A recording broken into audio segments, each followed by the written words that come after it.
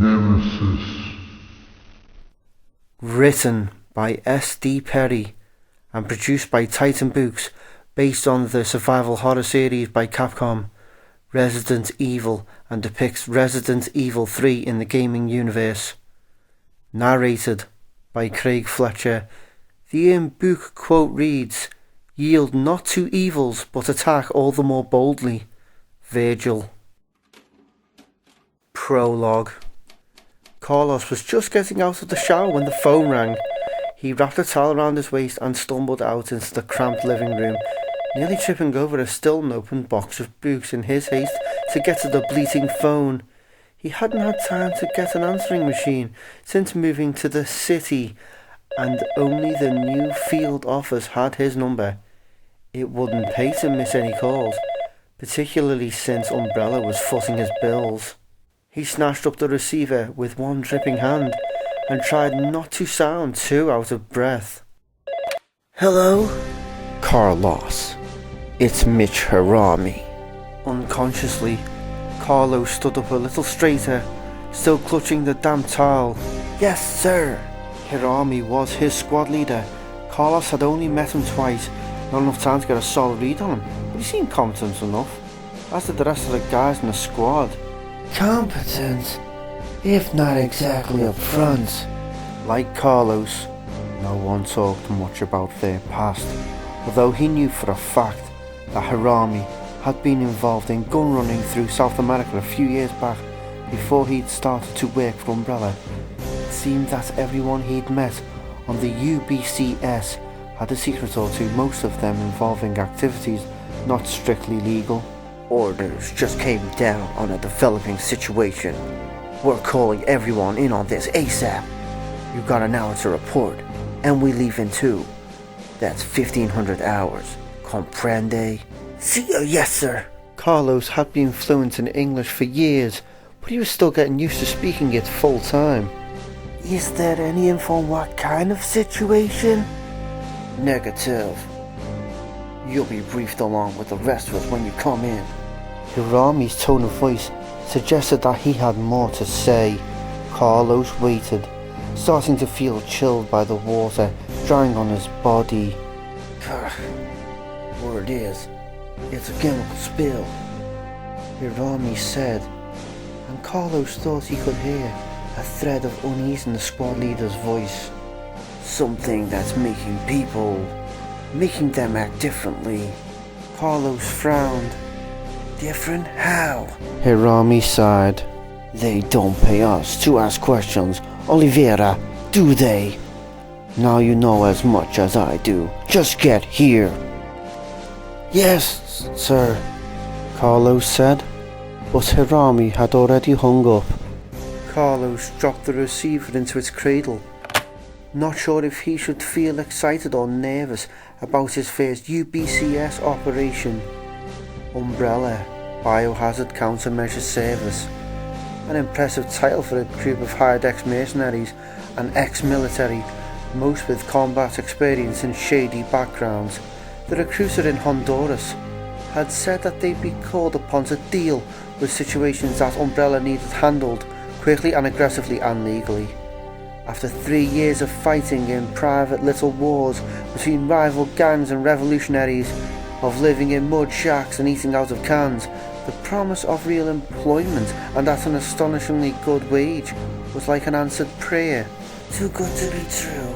That's what I thought. And what if it turns out that I was right?"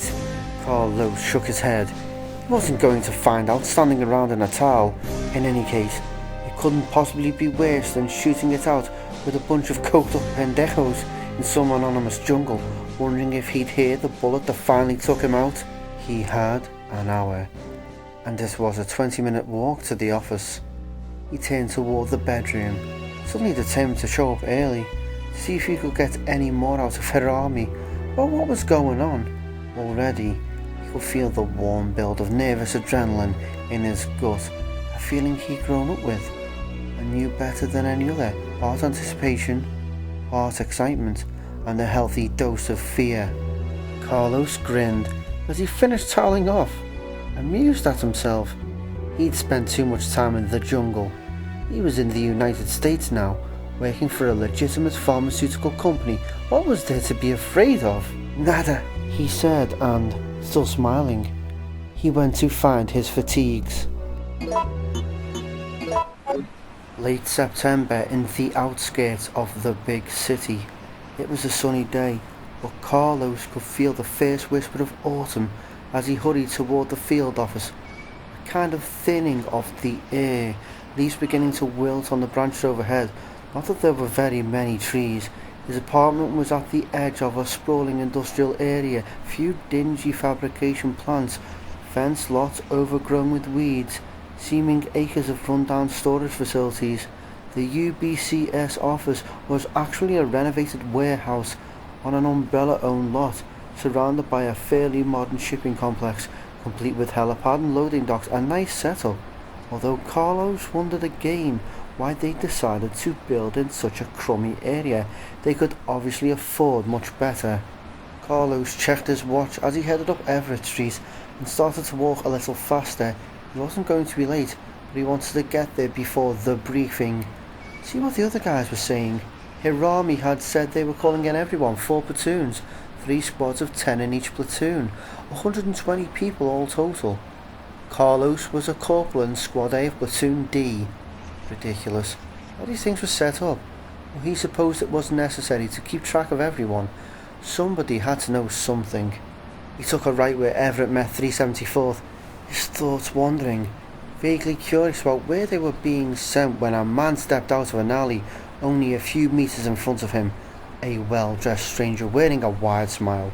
He stood there, hands jammed into the pockets of an expensive trench coat, apparently waiting for Carlos to reach him. Carlos kept his expression carefully neutral, studying the man warily. Tall, thin, dark hair and eyes, but definitely Caucasian, early to mid-40s, and grinning as though he meant to share an exceptionally funny joke. Carlos prepared to walk past him, reminding himself of how many crazies lived in any decent-sized city, an unavoidable hazard of urban life.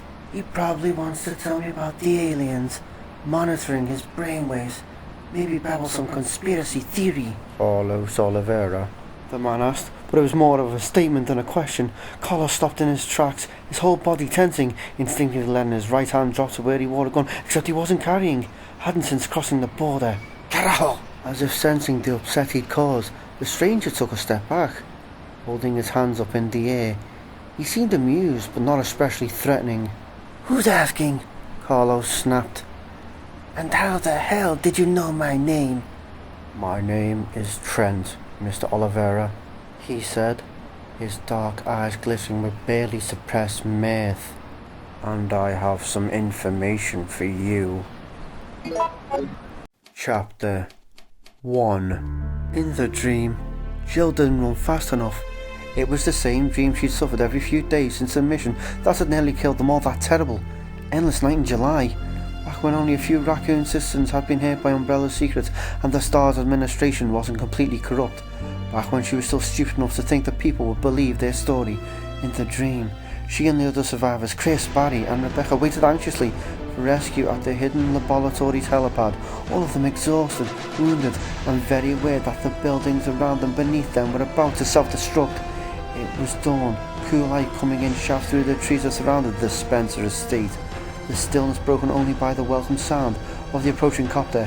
6 members of the Special Tactics and Rescue Service were dead, lost to the human and inhuman creatures that roamed the estate, and if Brad didn't set down quick, there wouldn't be any survivors. The lab was going to blow, destroying the proof of Umbrella's teeth at a spill and killing them all. Chris and Barry waved their arms, motioning for Brad to hurry.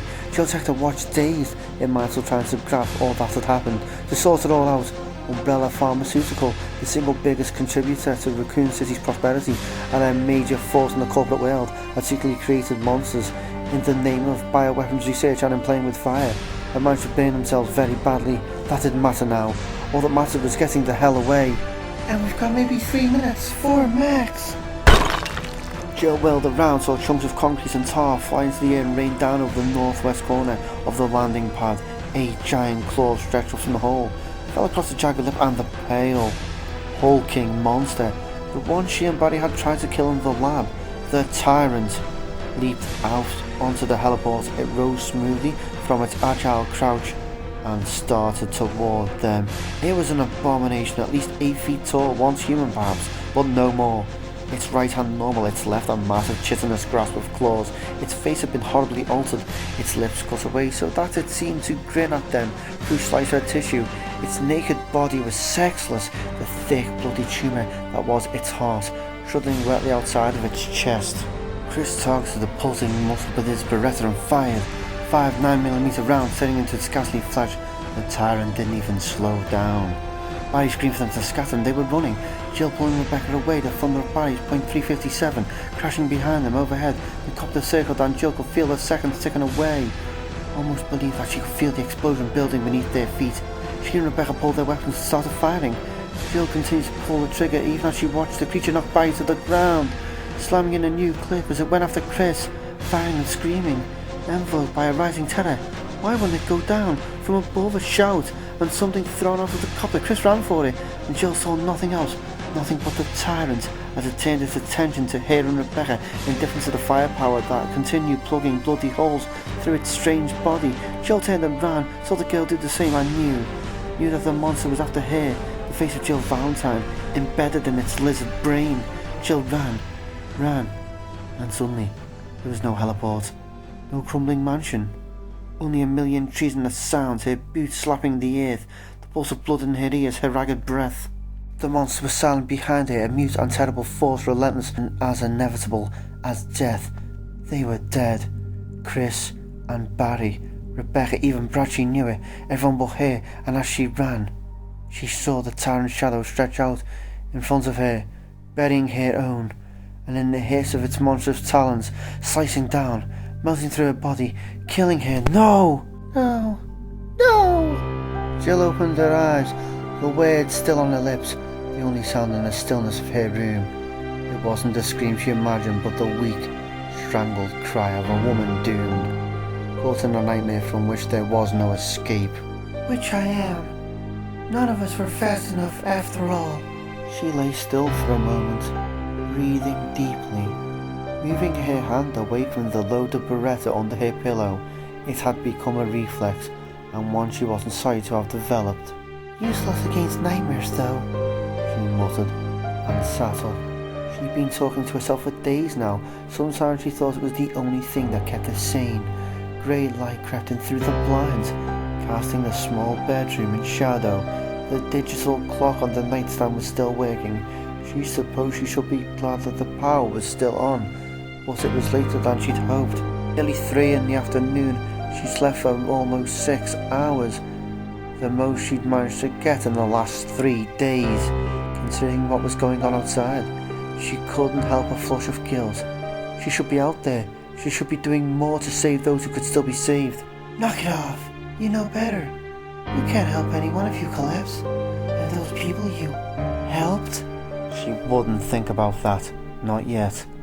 When she'd finally made it back to the suburbs this morning, after nearly 48 sleepless hours of helping, she'd been on the verge of a breakdown, forced to face the reality of what had happened to Raccoon. The city was irretrievably lost to the T-virus, or some variant of it. Like the researchers at the mansion. Like the tyrant. Jill closed her eyes, thinking about the recurring dream, about what it meant. It matched the real chain of events perfectly, except for the end. Brad Vickers, the Star's Alpha pilot, had thrown something out of the copter, a grenade launcher, and Chris had blown up the tyrant as it was going after her. They'd all gotten away in time, but in a way, that didn't matter. For all the good they'd been able to accomplish since then, they might as well have died. It's not our fault, Jill thought angrily, aware that she wanted to believe that more than anything. No one would listen. Not the Home Office, not Chief Irons, not the press. If they'd listened, if they'd believed. Strange. That all of it had happened only 6 weeks ago. It felt like years. The city officials and the local papers had enjoyed a field day with the Stars' reputation. 6 dead, the rest babbling fantastic stories about a secret laboratory, about monsters and zombies and an umbrella conspiracy. They had been suspended and ridiculed, but worst of all, nothing had been done to prevent the spread of the virus. She and the others had only been able to hope that the destruction of the spill site had put an end to the immediate danger. In the weeks following, so much had happened. They'd uncovered the truth about the stars, that Umbrella, technically White Umbrella, the division in charge of bioweapons research, was either bribing or blackmailing key members nationally in order to continue their research unimpeded. They'd learned that several of Raccoon City's council members were on Umbrella's payroll, and that Umbrella probably had more than one research facility experimenting with man-made diseases. They searched for information about Trent, the stranger who contacted her before the disastrous mission as a friend to the stars, had turned up nothing, but they'd come up with some extremely interesting background stuff on Chief Irons. It seemed that the chief had been in hot water at one point about a possible rape, and that Umbrella knew about it and had helped him get his position anyway. Perhaps most difficult of all, their team had been forced to split up to make hard decisions about what needed to be done about their own responsibilities to the truth. Jill smiled faintly. The one thing she could feel good about in all of this was that at least her friends had made it out.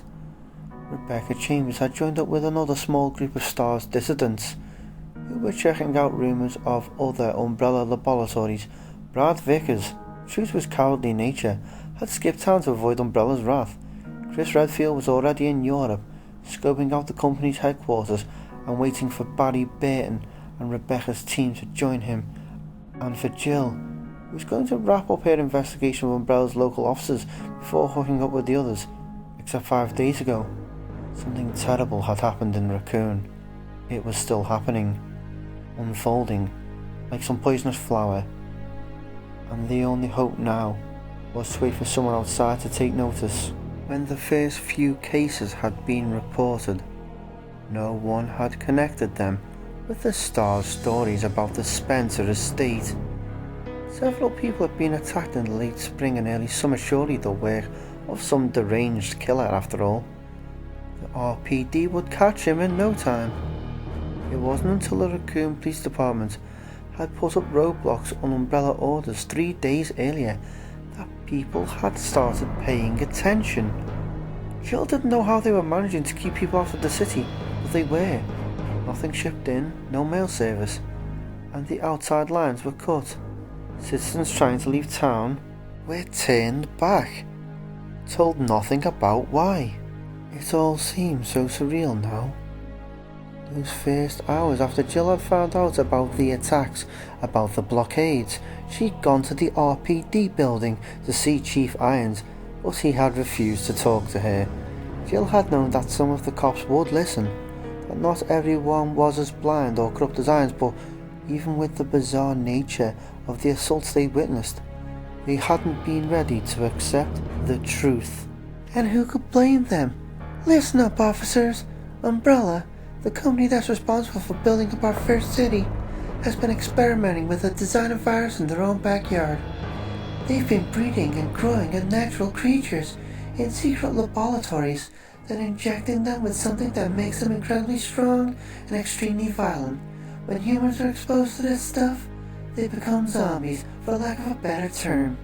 Flesh-eating, mindless, decaying, on-the-hoof zombies who feel no pain and try to eat other people. They're not really dead, but they're pretty close. So let's work together, okay? Let's go out there and start mowing down unarmed citizens in the streets. Your friends and neighbors, because if you don't, you could be next. Sitting on the edge of the bed, Jill sighed. She'd been a little more tactful. No matter how well worded, it was still an insane story. Of course they hadn't believed her. Not then. Not in the light of day and in the safety of their uniforms.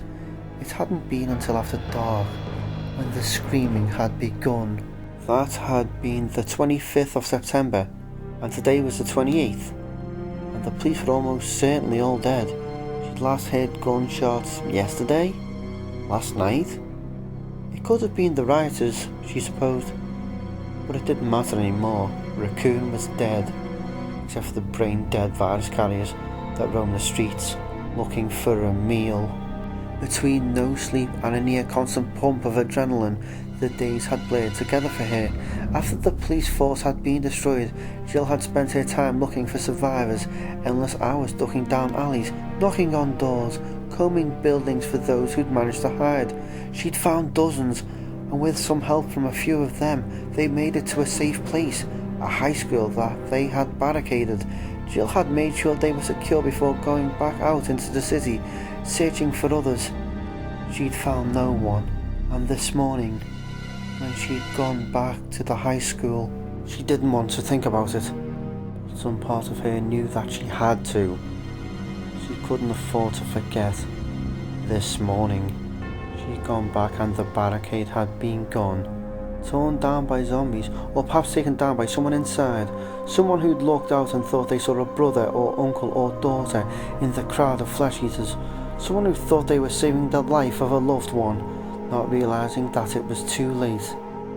It had been a slaughterhouse, the air fetid with the stink of shit and vomit, the walls decorated with great smears of blood.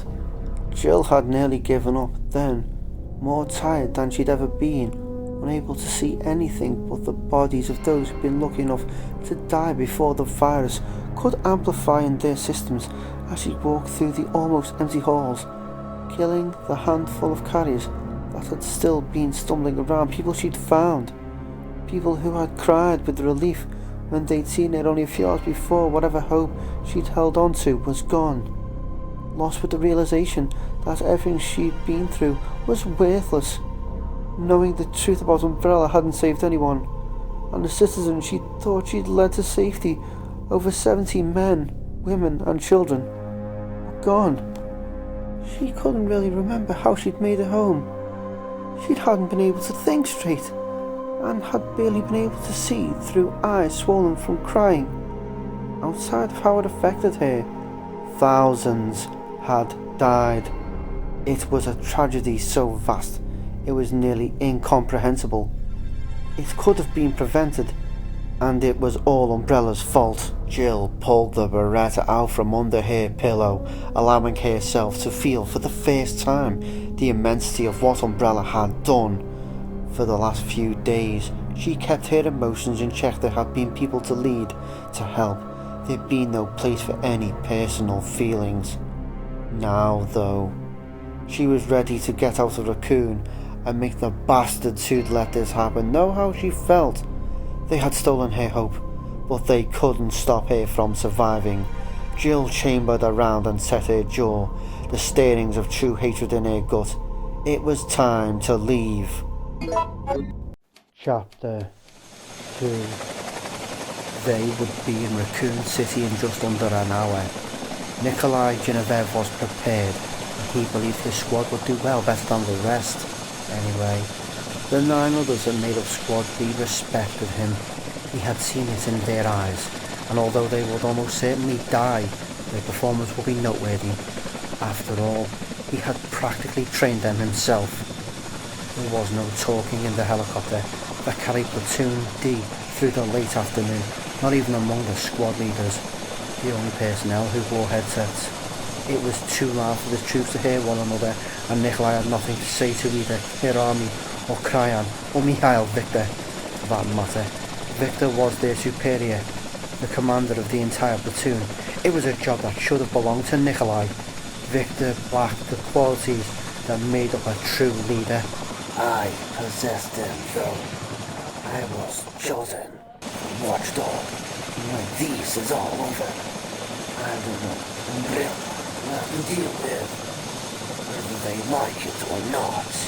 Nikolai kept his face a stone, but he smiled inside. When the time came, they, the men who controlled Umbrella from behind the scenes, would realise that they'd underestimated him. He sat near the A and C squad leaders against one wall of the cabin, soothed by the steady and familiar throb of the transport. The very air was charged with tension and heavy with the scent of masculine sweat. Again, familiar. He had led men into battle before, although, if everything went as planned, he would never have to again. He let his gaze wander over the taut faces of the troops, wondering if any of them would survive more than an hour or two. It was possible, he supposed. There was the scarred man from South Africa, In Crayan's group, and on his own squad, John Wispowski, who had taken part in an ethnic cleansing a few years back. Nikolai couldn't remember which one. Both men had the combination of deep suspicion and self-possession that might conceivably allow them to escape Raccoon, however unlikely, and it was unlikely. The briefing hadn't prepared any of them for what was ahead. Nikolai's own private briefing 2 days earlier had been a different matter. Operation Watchdog, they called it. He knew the projected numbers, had been told what to expect and how to most effectively dispatch the unclean, the walking diseased. They told him about the tyrant-like seeker units that were going to be sent in and how to avoid them. He knew more than anyone on the transport. And also read an umbrella can possibly imagine, because I know the name of the other books. Again, he suppressed a smile. He possessed additional information that Umbrella didn't know he had. That was worth a great deal of money, or would be, soon enough. On the surface, the UBCS was being sent in to rescue civilians. That was what they'd been told, anyway. But he was one of the 10 who'd been chosen to gather and record data on the T-virus carriers, human and otherwise, and on how they fared against trained soldiers. The real reason the UBCS was being sent in, aka Watchdog, in the helicopter, the Kai Platoon A, with 2 others, disguised as UBCS. There were 6 already planted in Raccoon, 3 scientists, 2 Umbrella paper pushers, and a woman who worked for the city. The 10th was a police officer, a personal assistant to the chief himself.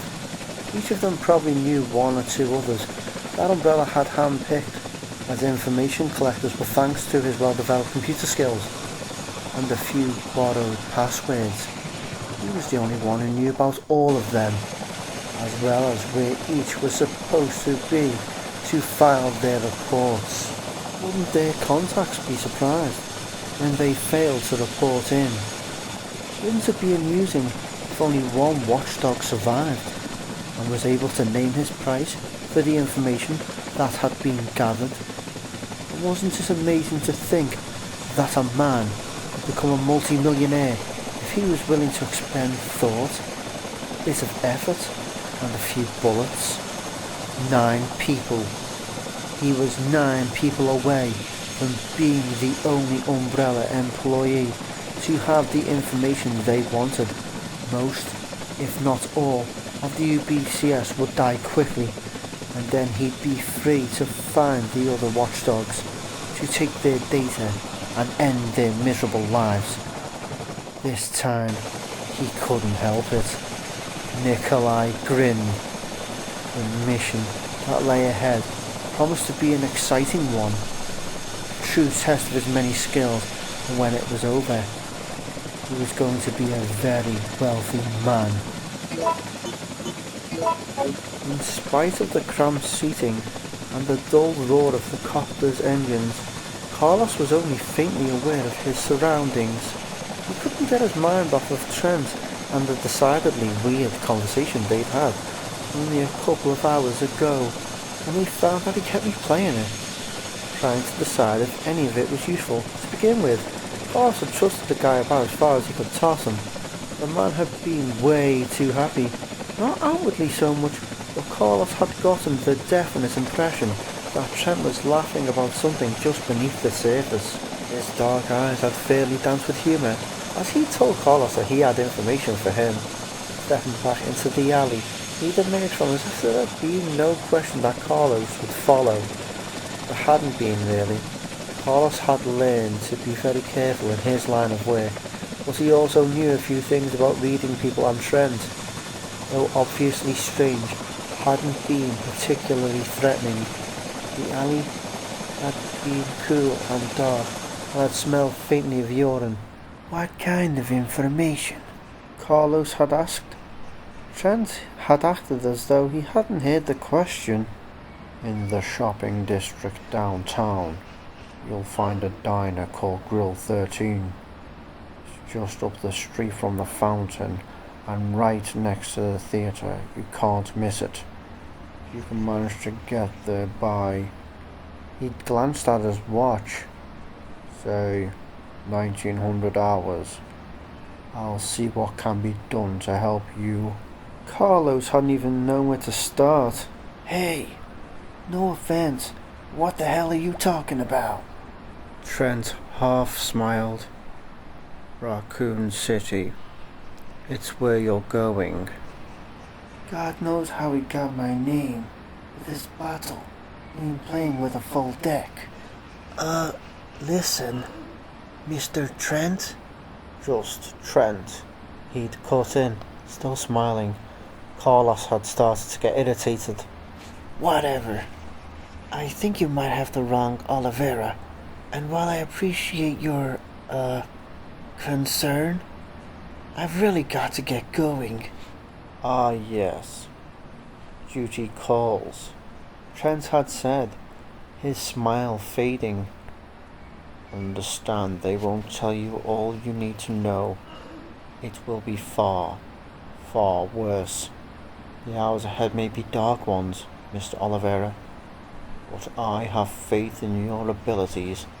Just remember, Grill 13, 7 o'clock, northeast corner of the city proper. Yeah. Sure, Carlos had said, nodding, backing away into the daylight, wearing a somewhat forced grin of his own. Good deal. I'll make a note of it. Trent had smiled again, stepping out after him. Be very careful who you trust, Mr. Oliveira, and good luck. Carlos had turned and started to walk quickly away, throwing a glance back at Trent. The man had watched him, hands in his pockets again, stance casual and relaxed. For a nutbag, he sure didn't seem crazy. And he seems a lot less crazy now, eh? Carlos had still made it to the office a little early, but no one seemed to have heard anything off the grapevine about what was up. After a short briefing presented by the UBCS platoon leaders, we'd all been told what few facts there were. A toxic chemical spill had occurred earlier in the week in an isolated community, causing hallucinations that bred violence. The chemicals had dissipated, but regular civilians continued to be harassed by those who'd been affected. There was evidence that the damage could be permanent, and the local police hadn't been able to get things under control. The UBCS was being sent in to help evacuate the citizens who hadn't been affected, and to use force if necessary to protect them from harm, top secret all the way, in Raccoon City, which meant that maybe Trent knew something. After all, what did that mean? If he was right about where we're going, what about the rest of it? Didn't they tell us what we need to know? And what could possibly be far, far worse than a mob of deranged and violent people? He didn't know, and he didn't like not knowing. He first picked up a gun at the age of 12 to help defend his family from a band of terrorists, and had gone pro at 17 for 4 years now. He'd been paid to put his life in danger for one cause or another, but he'd always known what the stakes were, and what he was up against. This was not at all cool, the thought of going in blind. The only consolation was that he was going in with over 100 experienced soldiers. Whatever it was, they'd be able to handle it. Carlos looked around, thinking that he was with a good crew. Not good men, necessarily, but adept fighters, way more important in combat. They even looked ready, their eyes hard and watchful, their faces determined, except for the B-Squad leader, who was staring off into space and grinning like a shark, like a predator. Carlos was suddenly uneasy, looking at the guy, Nikolai something or other, cropped white hair, built like a weightlifter. He'd never seen anyone smile quite like that. The Russian met his gaze, with his grin widening for just a moment, in a way that made Carlos want to sit with his back to a wall, a gun in hand, and then the moment was over, and Nikolai nodded absently at him and looked away. Just another soldier acknowledging a comrade. Nothing more. He was being paranoid. That meeting with Trent had him on edge, and he was always a little sketchy before a fight. Row 13, next to the theatre. He wouldn't forget, just in case. Chapter 3. Jill's plan was to skirt the town to the southeast, sticking to side streets and cutting through buildings as much as possible. The main streets weren't safe, and many of them had been blocked off in an attempt to corral the zombies before things got too bad. If she could make it far enough south, she should be able to cut across farmland to Route 71, one of the feeders to the main highway. So far so good. At this rate, I'll make it to 71 before it gets completely dark.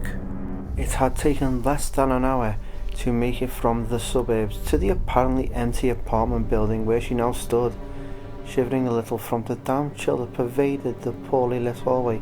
She dressed for ease of movement rather than protection from the elements, a tight shirt and miniskirt and boots, as well as a fanny pack to hold extra magazines. The body hugging outfit clung to her like a second skin and would allow her to move quickly. She'd also brought a plain white sweatshirt for when she made it out of the city, which she now wore tied around her waist for the time being. She'd rather suffer the chill and have her arms free. The Imperial was a slightly run-down apartment building at the southern edge of Uptown Raccoon. Jill had discovered from her earlier excursions that once infected, the T-virus zombies went in search of food as soon as they could, abandoning their homes and taking to the streets. Not all of them, of course, but enough so that cutting through buildings was generally safer than being out in the open. A noise. A soft moan coming from behind one of the apartment doors farther down the hall. Jill froze, gun in hand, straining to hear which side it came from, and realised at the same moment that she could smell gas. "Shit," she whispered, trying to recall the layout of the building as the oily, pungent scent filled her nostrils. A right turn where the corridor teed ahead, and another right? Or is the lobby right there? Think, you were here 2 days ago. Jesus, that's gotta be a massive leak. There was another groan from up ahead, definitely coming from the apartment on the left. It was the mindless, empty sound that the zombies made, the only sound they could make as far as she knew. The door was cracked open, and Jill had almost imagined she could see the shimmering waves of gas-thick air pouring out into the hall. She gripped the Beretta tighter and took a step backwards. She'd have to go back the way she'd come. She didn't dare risk firing, and she didn't particularly want to fend off one of the carriers barehanded. A single bite from one of them would pass the infection onto her. Another step backwards and Jill spun around, instinctively raising her weapon as a door swung open. Perhaps 5 meters back, a shuffling, stoop-shouldered man lurched out into the gloom, cutting her off from the back entrance. He had the sallow skin and dead eyes of a virus carrier, as if the fact that one of his cheeks had been ripped off wasn't proof enough. Zombies felt no pain, as this one opened its mouth to moan hungrily at her. She could see the base of its grey, swollen tongue, and even the reek of gas couldn't entirely overwhelm the sickly sweet odour of its decaying flesh. Jill turned, saw that the hallway ahead was still clear. She had no choice but to run past the apartment with the gas leak and hope that the resident was too slow to try for her. Go! Now!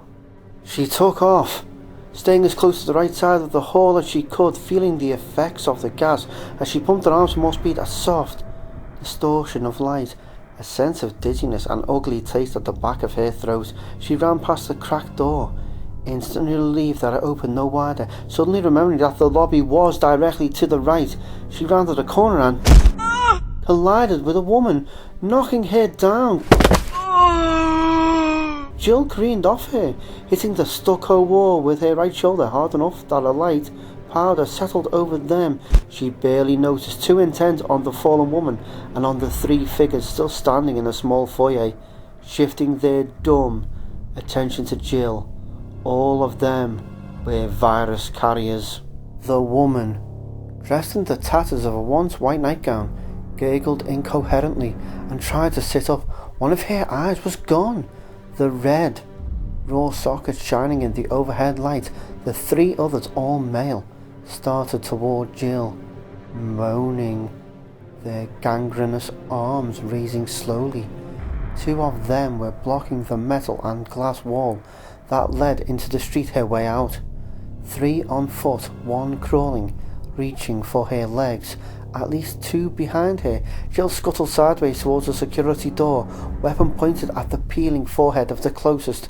Less than 2 meters away, the wall of mailboxes behind him were made of metal, but she had no choice. She could only hope that the gas fumes were weaker here. The creature lunged and Jill fired, simultaneously leaping for the door as the semi-jacketed round tore into its skull, and she felt as much as heard the explosion. Displacement of fiery air that shoved her in a direction. She jumped hard, everything moving too fast to separate, to understand chronologically, her body aching, the door dissolving, the world blotted out in shades of strobing white. She tucked and rolled hard asphalt biting into her shoulder, the horrific smells of flesh, fried meat and burning hair washing over her as shards of blackened glass peppered the street. Jill scrambled to her feet, ignoring all of it, as she spun around, ready to fire again as the flames begun to eat the remains of the Imperial. She blinked, her watering eyes widening them, trying to see past the swimming flash spots that covered everything around her. At least two of the zombies were down, probably dead, but two others stumbled around in the burning wreckage, their clothes and hair on fire. To Jill's right and rear were the remnants of a police blockade, barrier rails and parked cars. She could hear more of the human carriers on the other side, shuffling and moaning, and there, to her left, already turning its slack and lolling head in her direction, was a single male, his ripped clothes slathered in drying blood. Jill took aim and squeezed the trigger, sending a bullet through its virus-riddled brain. Walking toward it even as it crumpled, there was a dumpster just past the dying body, and past that, several uptown blocks of shopping district, now her best choice for escape. I have to head west, see if I can work around the blockades farther along. With the immediate danger past, she took a few seconds to catalogue her injuries, abrasions on both knees, and a bruised shoulder speckled with grit. It could have been a hell of a lot worse. Her ears rang and her vision suffered, but those would pass soon enough. She reached the dumpster and did her best to lean over it, to see down the other side of the overcast north-south street in front of her. The bin was wedged between the sidewall of a trendy clothes shop and a decidedly crunched car, limiting what she could see.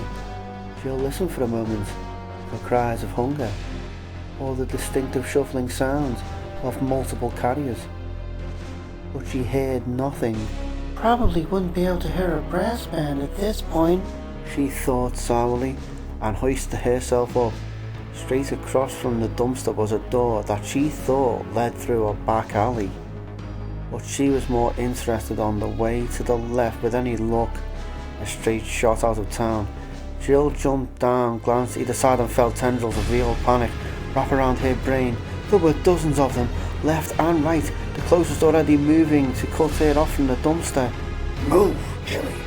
Her father's voice. Jill didn't hesitate, took 2 running steps and threw her uninjured shoulder against the rusty door straight ahead. The door shuddered but didn't give. Come on, she said, unaware that she'd spoken, focusing herself on the door. Doesn't matter how close they are, gotta get through. She rammed the door again, the cloying sense of their rotting flesh enveloping her, and still the door held. Focus. Do it. Now. Again, the authoritative voice of her father, her first teacher. Jill gathered herself. leaned back and felt a brush of cold fingers against the side of her neck, a rush of putrid, eager breath across her neck. The door flew open and slammed into the bricks behind, and Jill was through, running, remembering a warehouse ahead and to the right, her pulse racing behind her, rising wails of disappointment, of frustrated hunger, echoing through the alley that was her salvation. A door ahead. Please be open. Please. Jill grabbed for the handle, pushed, and the metal door opened into silence, into a well-lit, open space. Thank God. And she saw a man standing on the main floor, just below the landing she'd stepped onto. She raised the Beretta but didn't fire, quickly assessing him before lowering it again. In spite of his torn and blood-spattered clothes, she could tell by his desperate, fearful expression that he wasn't a carrier, or at least not one that had changed over yet. Jill felt relief course through her at the sight of another person, and suddenly realised just how lonely she'd been.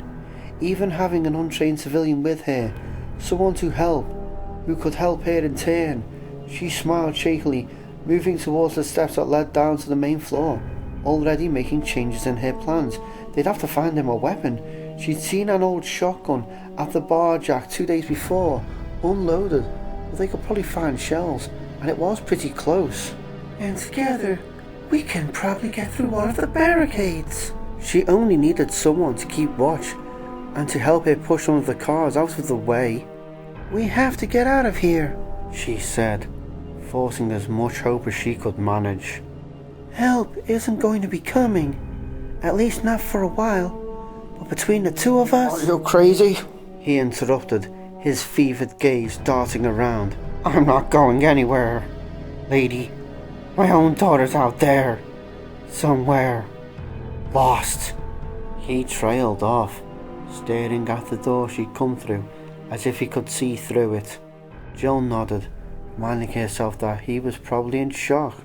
All the more reason to... Again, he cut her off, his panicky voice rising into a shout that reverberated through the open space.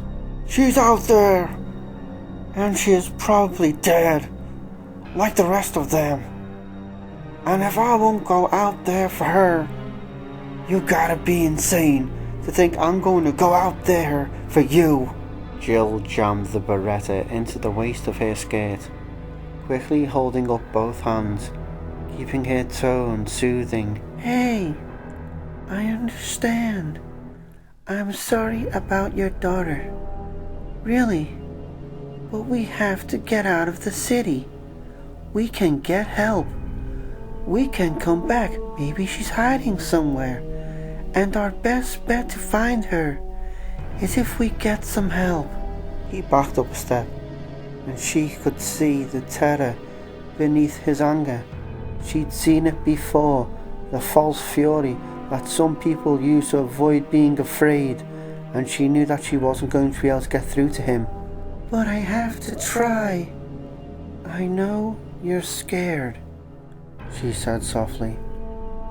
I am too, but I was one of the members of the Special Tactics and Rescue Service. We were trained for dangerous operations, and I truly believe that I can get us out of this. You'll be safer if you come with me. He backed up another step. Go to hell, you bitch! He spat, then turned and ran, stumbling across the cement floor. There was a storage trailer at the far side of the warehouse. He crawled inside, panting as he pulled his legs in. Jill caught just a glimpse of his red and sweating face as he pulled the doors closed after him. She heard the metal clink of a lock, followed by a muffled shout that left no question as to his decision. Just go away! Leave me alone! Jill felt her own burst of anger, but knew it was useless as trying to reason with him any further. Sighing, she turned and walked back to the steps, carefully avoiding the depression that threatened to take over. She checked her watch, it was 4:30, and then sat down, going over her mental map of Uptown Raccoon. If the rest of the streets out were as suddenly overrun She was going to have to veer back into town, try from another direction. She had 5 full magazines, 15 rounds in each, but she'd need more firepower, like a shotgun perhaps? If she couldn't find the shells, she could at least club the bastards with it. The barjack it is then, she said quietly, and pressed the heels of her hands into her eyes, wondering how she would ever make it. Chapter 4. They reached the city in the late afternoon, 1650 by Carlos's check, and prepared to drop out over a deserted lot. Apparently there was an underground facility or some such nearby, owned by Umbrella. At least that's what they had been told after briefing. Carlos got in line with his squad, assault rifle slung over his shoulder, as he hooked himself to the drop line and waited for Hirami to open the door. Directly in front of Carlos was Randy Thomas, one of the friendlier guys in A Squad. Randy glanced back at him and pretend growled, pointing his forefinger and thumb at Carlos. A mock gun. Carlos grinned, then clutched his guts as if shot. Stupid shit. But Carlos found himself relaxing a little as their leader pulled the door open and the roar of multiple choppers filled the cabin. 2 by 2, the men in front of Carlos slid down the dual rappelling lines anchored to the body of the helicopter. Carlos stepped closer to the opening, squinting against the whipping wind to see where they'd be landing. Their copter cast a long shadow in the late day sun, and he could see men from the other platoons on the ground, lining up by squad. Then it was his turn. He stepped out a second after Randy, the thrill of the practical freefall sending his stomach into his chest. A blare of passing sky and he touched down, unhooking from the line and hurrying to where Hirami stood. A few minutes later, they were all down. Almost in unison, the 4 transport copters swung west and buzzed away, their noise fading as dust settled around the assembled troops. Carlos felt alert and ready as the squad and platoon leaders started to point in different directions, assigning routes that had been plotted before they had left the field office. Finally, as the helicopters grew smaller, they could hear again, and Carlos was struck by the silence of their surroundings. No cars, no industrial sounds at all, and yet they were at the edge of a decent-sized city. Weird how one took those noises for granted, not noticing them at all until they weren't there.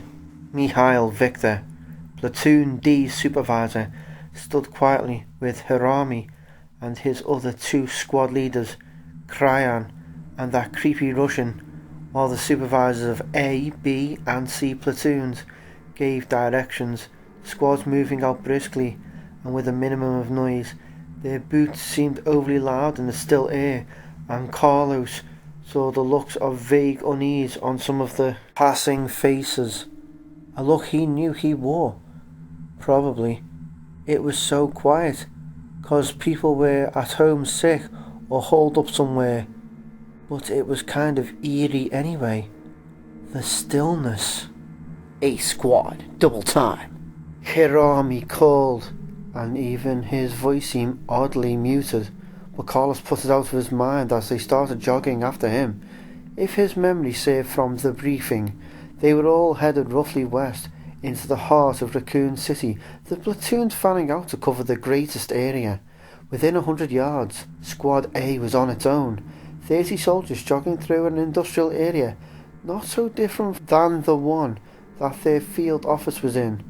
Run-down lots strewn with trash, weedy patches of dirt, fenced storage units. Carlos scowled, unable to keep quiet. Fuji, he said, half under his breath. Smelled like a fart in a bag full of fish. Randy lagged back a few steps to run alongside Carlos. You say something, bro? I said something stinks, Carlos muttered. You smell that? Yeah, thought it was you. Haha, you killed me, cabron. Carlos smiled sweetly. That means good friend, by the way. Randy grinned. Yeah, I bet. And I bet... Hold up, and shut up back there. Hirami called a stop. holding one hand up to ensure silence. Faintly, Carlos could hear another squad a block or two north. The beat of their boots on pavement, and after a second, he could hear something else. Moans and groans, coming from somewhere ahead of them, faint at first but getting louder, like a hospital population had been kicked out into the street. At the same time, the bad smell was getting stronger, worse and familiar like. "Oh shit," Andy whispered, his face paling, and Carlos knew at once what the smell was, just as Randy must know. Not possible. It was the smell of a human body rotting in the sun. It was death. Carlos knew it well enough, but never had it been so huge, so all-encompassing. In front of them, Mitch Harami was lowering his hand uncertainly, a look of deep concern in his eyes. The distressed, wordless sounds of people in pain were getting louder. Harami seemed about to speak when gunfire erupted from nearby, from one of the other squads, and in between the blasts of automatic fire that ripped through the afternoon air, Carlos could hear men screaming. "Line!" Harami shouted, holding up both hands with the palms turned up to the sky, his voice barely audible over the stutter of bullets. "Straight line. 5 men facing front, 5 back the way they'd come." Carlos ran to get in position, his mouth suddenly dry, his hands damp. The short bursts of automatic fire just north of their position were getting longer, drowning out whatever else there was to hear, but the stench was definitely getting worse. To cap his worries, he could hear distant fire, soft, clattering pops behind the closer blasts. Whatever was going on, it sounded like all of the UBCS was engaged. Carlos faced front rifle ready, searching the empty street that stretched out in front of them, and T'd 3 blocks ahead. An M16 loaded with a 30-round mag was nothing to scoff at, but he was that afraid of what he didn't know yet. Why are they still firing over there? What takes that many bullets? What is it? Carlos saw the first one, then a staggering figure that half fell from behind a building 2 blocks in front of them. A second lurched out from across the street, followed by a third, fourth. Suddenly, at least a dozen plodding, stumbling people were in the street, coming their way. They seemed to be drunk.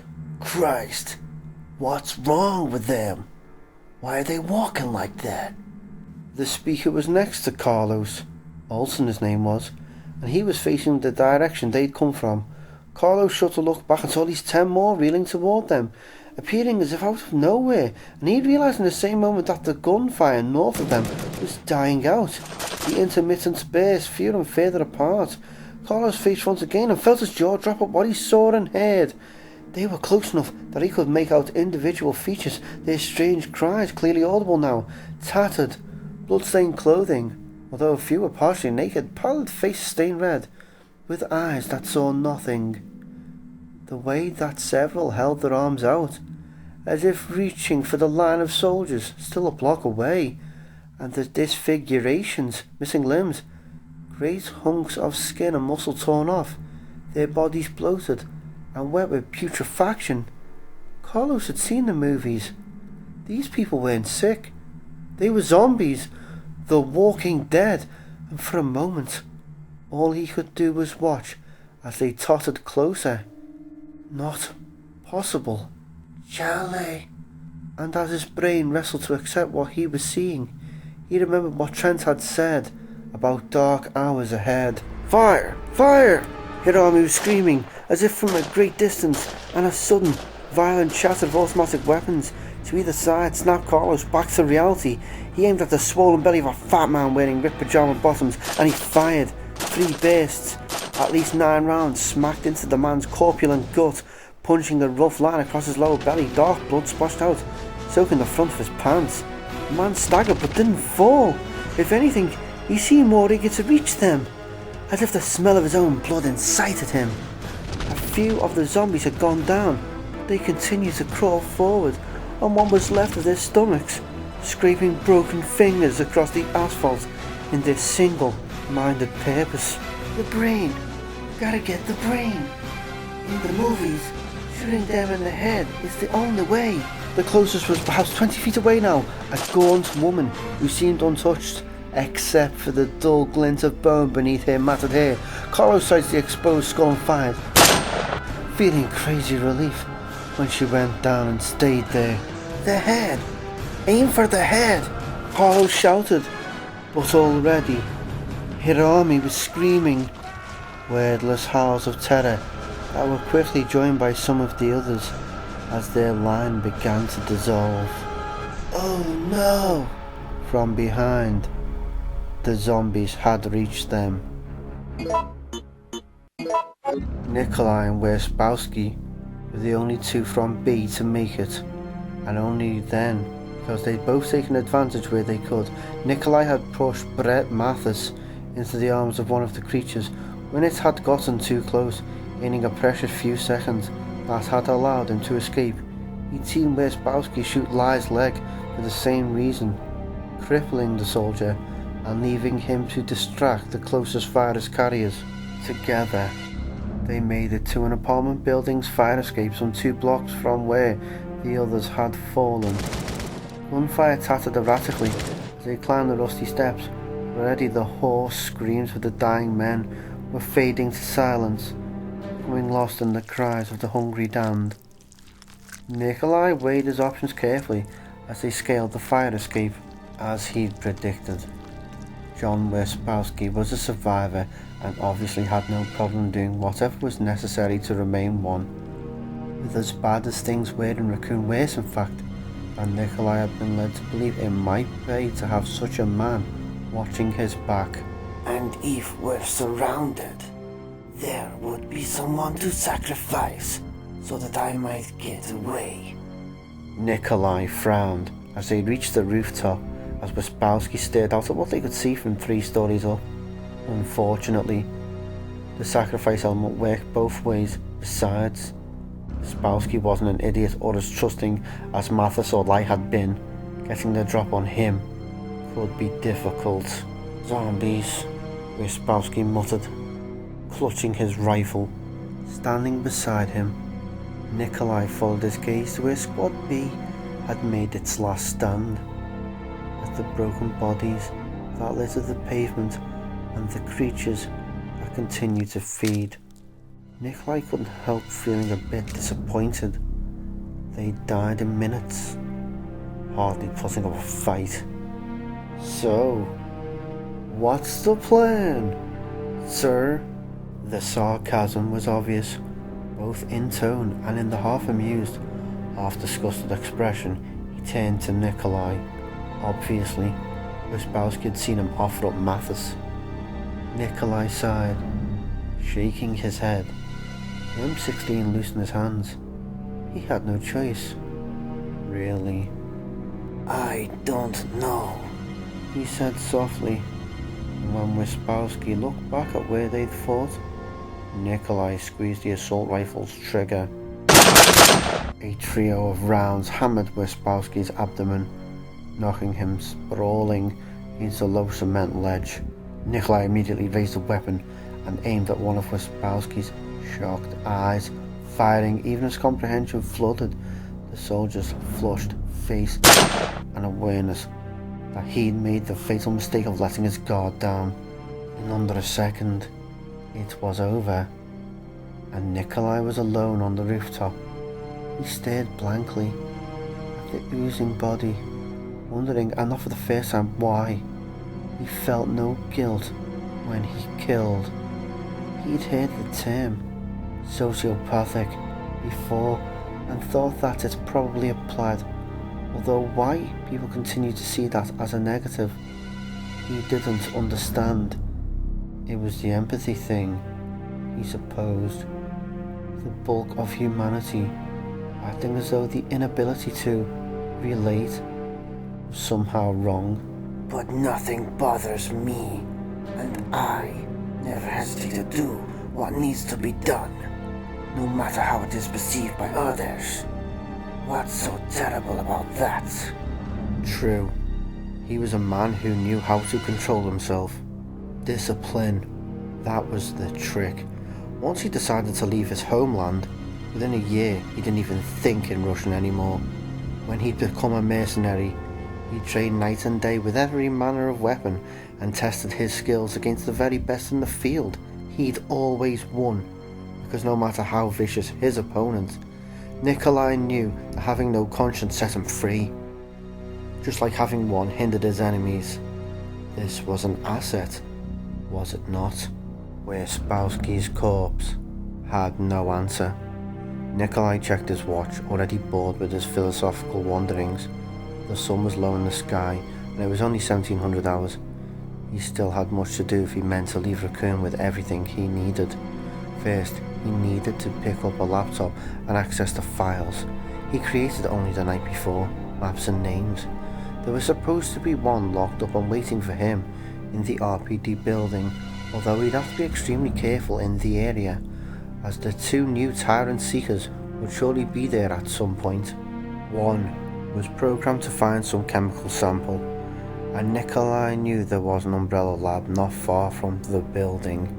The other unit, the more technologically advanced creation, would be set to take out renegade stars, assuming there were any still in Raccoon and the stars office was inside the RPD.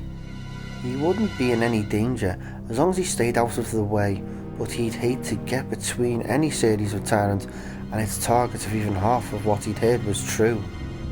Umbrella was taking full advantage of the Raccoon situation, taking proactive steps using the new Tyrant models, if that's what they were, exactly in addition to data gathering. Nikolai admired their efficiency.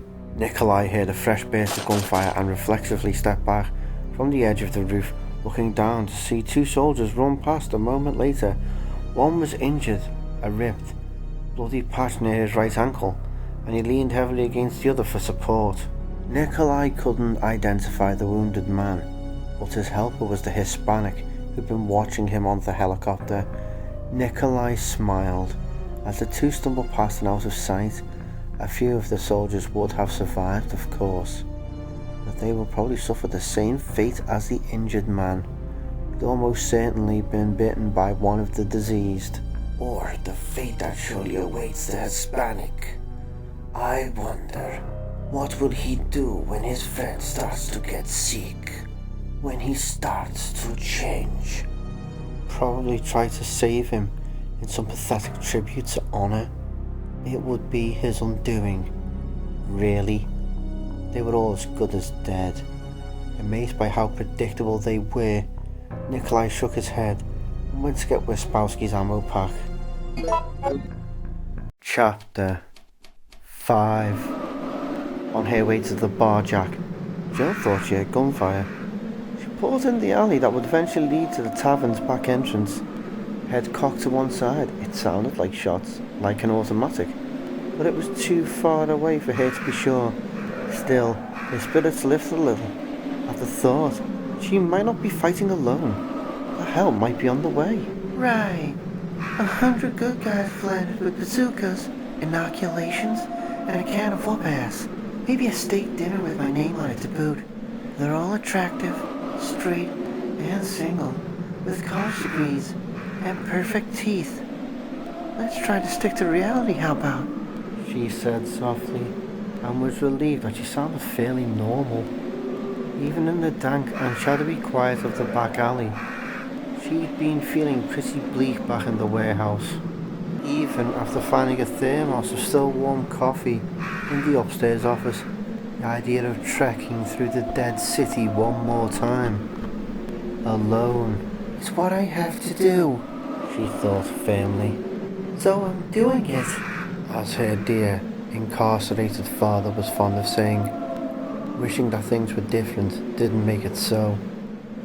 She took a few steps forward, pausing when she was about 5 feet from where the alley branched. To her right was a series of streets and alleys that would lead further into town. Left would take her past a tiny courtyard, with a path straight to the bar, assuming that she knew this area as well as she thought she did.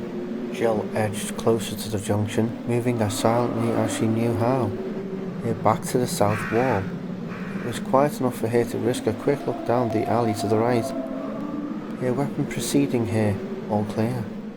She shifted position, stepping sideways across the empty path to look in the direction she meant to go and heard it. The soft, pining cry of a male carrier, half hidden by shadow, perhaps 4 meters away.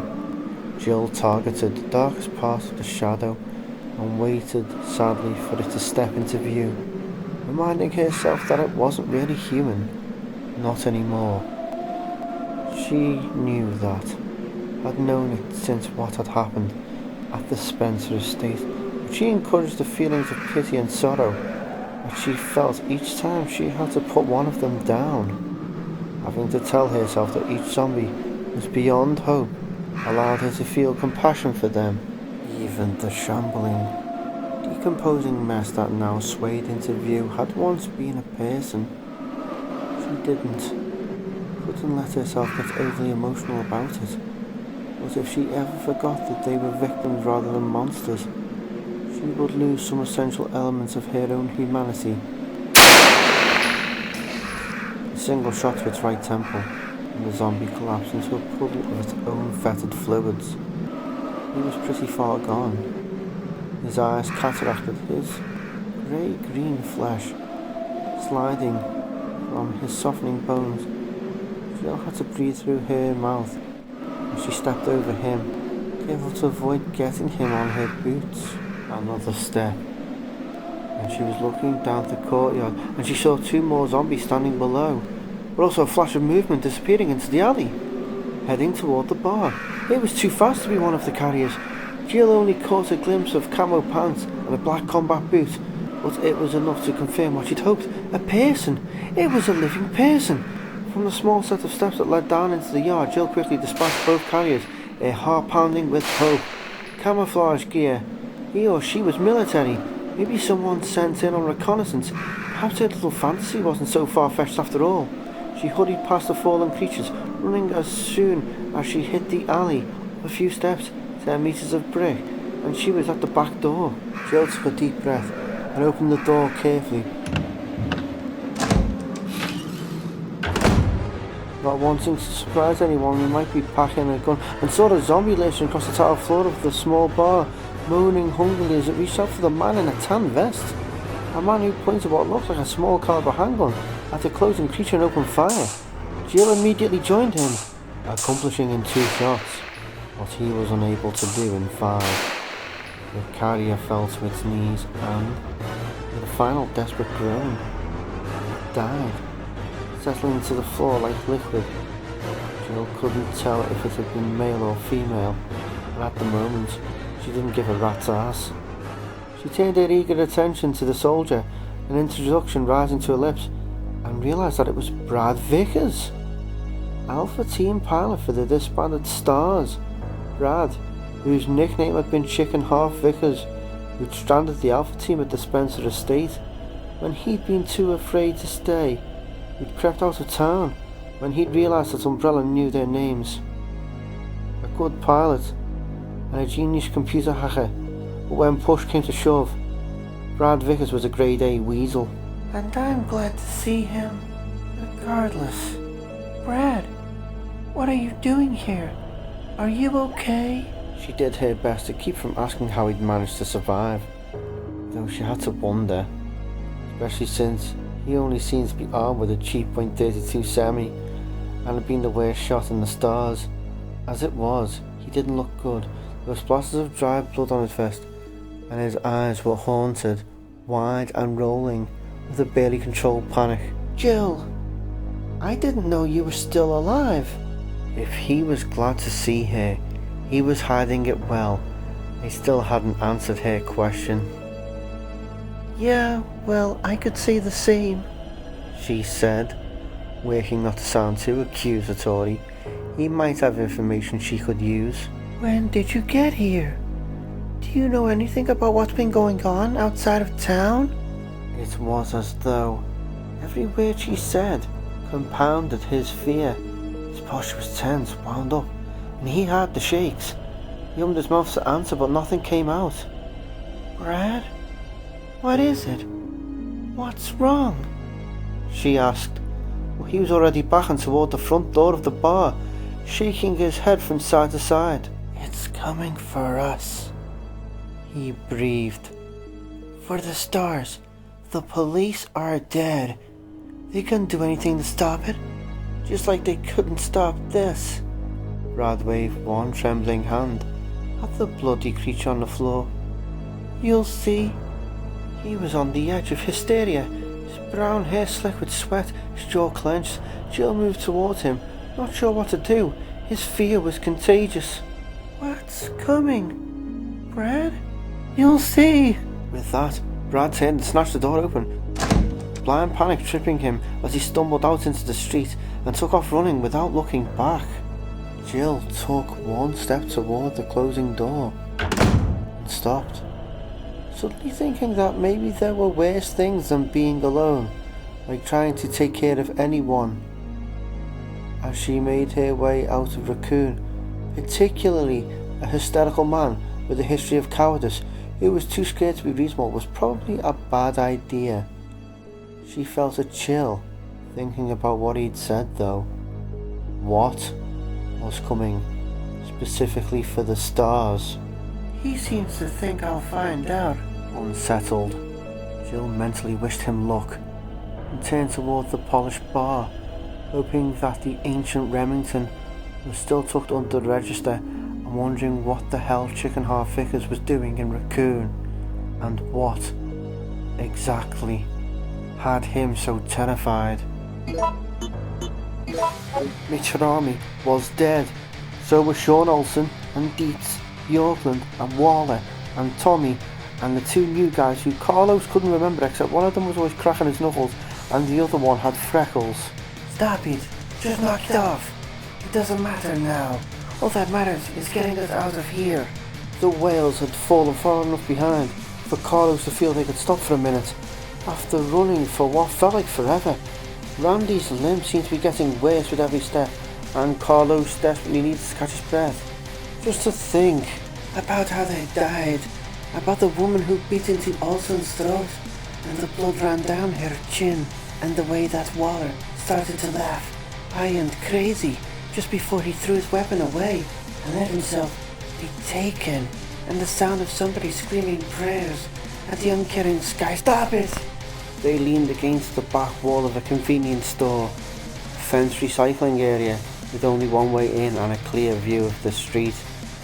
There was no sound, except for the faraway singing of birds wafting over them on a cooling, late afternoon breeze that smelled faintly of rot.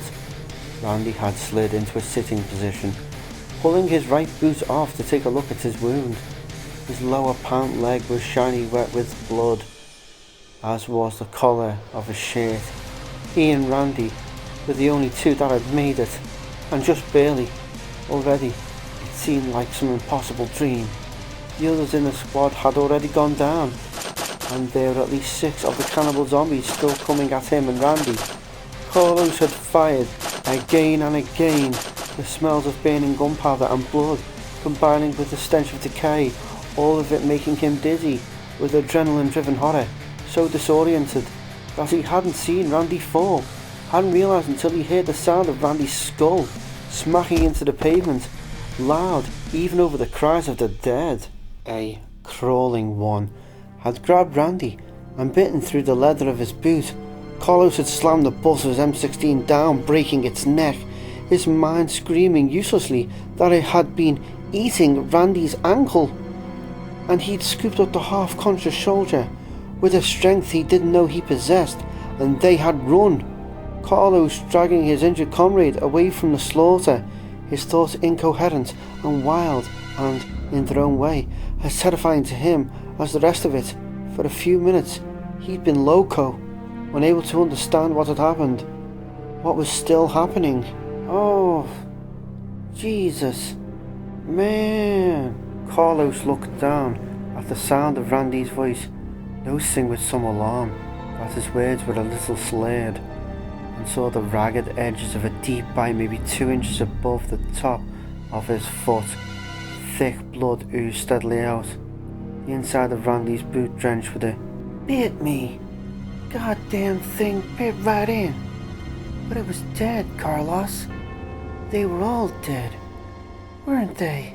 Randy looked up at him, his eyes dazed with pain and something more. Something that neither of them could afford confusion. Bad enough that Randy could barely focus. Concussion, maybe. Whatever it was, Randy needed a hospital.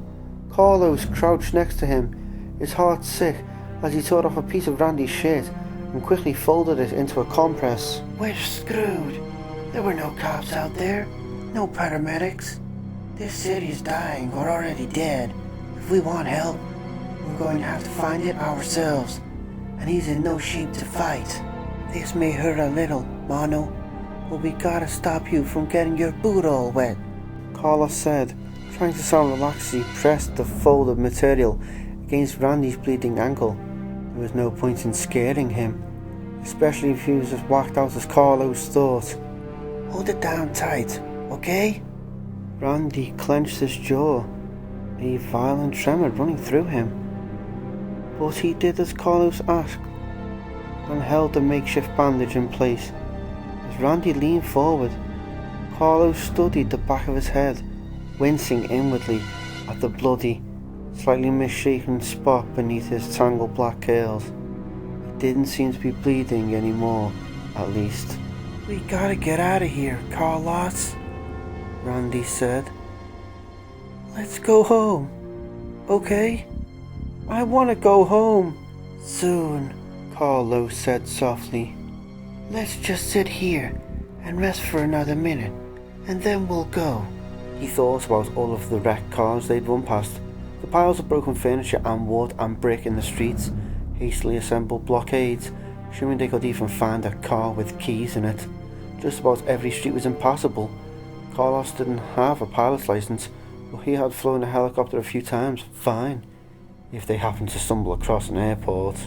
We'll never make it out on foot though, even if Randy wasn't hurt. The entire UPCS was taken out, or damn near close. There's gotta be hundreds, maybe thousands of those things out there. If they could find other survivors, grouped together, but tracking anyone down in this nightmare would be a nightmare all its own. The thought of Trent's restaurants occurred to him briefly, but he ignored it. To hell with that crazy shit. They needed to get out of town, and they needed help to do it. The squad leaders were the only ones who'd known the plan for pickup or had radios, and there was no way Carlos was gonna go back. But I don't have to, do I? He closed his eyes for a minute, realizing that he'd missed the obvious. Maybe he was more freaked than he thought. There was more than one radio in the world. All he had to do was find one, send out a call to the transport hell to anyone listening, and wait for somebody to show up. I don't feel so good, Randy said, so quietly that Carlos almost didn't hear him, the slur of his words more pronounced than before. Itches. It itches. Carlos squeezed his shoulder lightly, the heat from Randy's feverish skin radiating out from beneath his t-shirt. You're going to be okay, bro. Just hang on. I'm going to get us out of here. He sounded confident enough. Carlos only wished he could convince himself. Chapter 6. Ted Martin, a thin man in his late 30s, had been shot several times in the head. Nikolai couldn't tell if he'd been murdered or if he'd been put down after contracting the virus, and he didn't care. What mattered was that Martin, whose official title was Personal and Political Liaison to the Chief of Police, had saved Nikolai the time it would have taken to track him down. Most kind of you, Nikolai said, smiling down at the very dead Watchdog. He'd also had the courtesy to die near where he was supposed to be, in the detective squad room's office of the RPD's East Wing. An excellent start to my adventure. If they're all this easy, it will be a very short night. Nikolai stepped over the body and crouched down next to the door safe in the corner, quickly dialing in the simple 4-digit combination given to him by his umbrella contact. 2236. The steel door swung open, revealing a few papers. One looked like a map for the police station, a box of shotgun shells, and what would surely become Nikolai's best friend until he left Raccoon. A state-of-the-art cellular modem, designed to look like a piece of shit, but more advanced than anything on the market.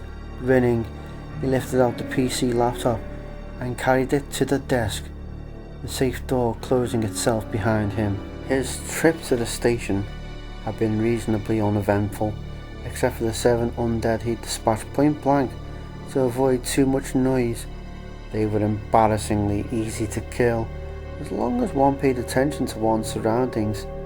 He hadn't yet come across any of Umbrella's pets, the only real challenge he expected to face. There was one, nicknamed Brainsucker, that he was very much looking forward to meeting. A multi-legged crawler with killing claws. One thing at a time. Right now, you need information. He'd already committed the names and faces of his victims to memory, and had a general idea of where each one was supposed to make contact, if not necessarily when. All of the watchdogs were on different schedules, subject to change but mostly accurate.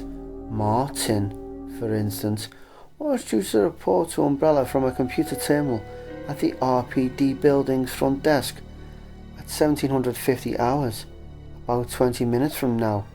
His last report should have been just after noon. Let's see if you succeeded, Officer Martin, Nikolai said, quickly punching in the codes he'd acquired to access Umbrella's updated progress reports. Martin. Ah, there you are. The policeman had missed his last 2 assigned windows, suggesting that he'd been dead or incapacitated for at least 9 hours now. No information to collect there. Nikolai carefully read the numbers on the other watchdogs, pleased with what he saw. Of the 8 watchdogs left after Martin, 3 others had failed to make their last assigned reports. One of the scientists, one Umbrella worker, and the woman who worked for the city's water department. Assuming they were dead, and Nikolai was willing to bet they were, that left only 5. 2 soldiers, 2 scientists, and the other Umbrella man. Nikolai frowned, looking at the designated contact points for each of them. One scientist, Janice Tomlinson, would be in the underground laboratory facility, the other at the hospital near the city park. The Umbrella worker was to report in from an allegedly abandoned water treatment facility on the outskirts of town, a cover for its use as an Umbrella chemical testing site. Nikolai didn't foresee any problems finding them. Both of the soldier watchdogs had been taken off the map. Where are you going to be, men? Nikolai said absently, tapping at the keys, his frustration growing. At his last check, only the night before, they had both been assigned to call in from the St. Michael clock tower. Shit! There they were, their names listed next to his. Both men had been moved to portable status, just like him. They'd report in from Umbrella laptops, or whatever was most convenient, and were only required to file once a day, which meant they could be anywhere in Raccoon City, anywhere at all. A seething haze of red enveloped him. Tearing at him. Without thinking, Nikolai charged across the office and kicked Martin's body as hard as he could. Once, twice, venting his rage, feeling a deep satisfaction at the wet sounds his boot made, the jerking movements of the body and the crunch of ribs giving way. And then it was over, and he was himself once again, still frustrated but in control. He exhaled sharply and moved back to the desk, ready to revise his plans. It was simply going to take longer to find them, that was all. It wasn't the end of the world, and perhaps they would fail to report in, conveniently dying, just like Martin and the other 3. He could hope, but wouldn't count on it. What he could count on was his own perseverance and skill. Umbrella wouldn't send in their pickup for nearly a week, the longest. They believed that they could keep the disaster quiet unless the watchdogs called in with complete results. Unlikely at best. With 6 days to find only 5 people, Nikolai was certain that he would be the only one left to pick up. I won't even need all 6, Nikolai said, nodding firmly at Martin's sprawled, lumpy corpse. 3 days. I'm sure I can do it in 3. With that, Nikolai leaned forward and started to call up the maps he would need. Happy again. Jill hadn't been able to find any shells for the 12 gauge, but she took it anyway. Aware that her ammo wouldn't last forever, it would make a good club, and she might find shells for it later. She just about decided to try climbing over one of the western blockades when she saw something that changed her mind. Something she had fervently hoped never to see again. A hunter, like the ones at the estate in the tunnels. She stood on the fire escape outside of an uptown boutique, seeing it in the street just past one of the vans that blocked the fire escape's alley. It didn't see her.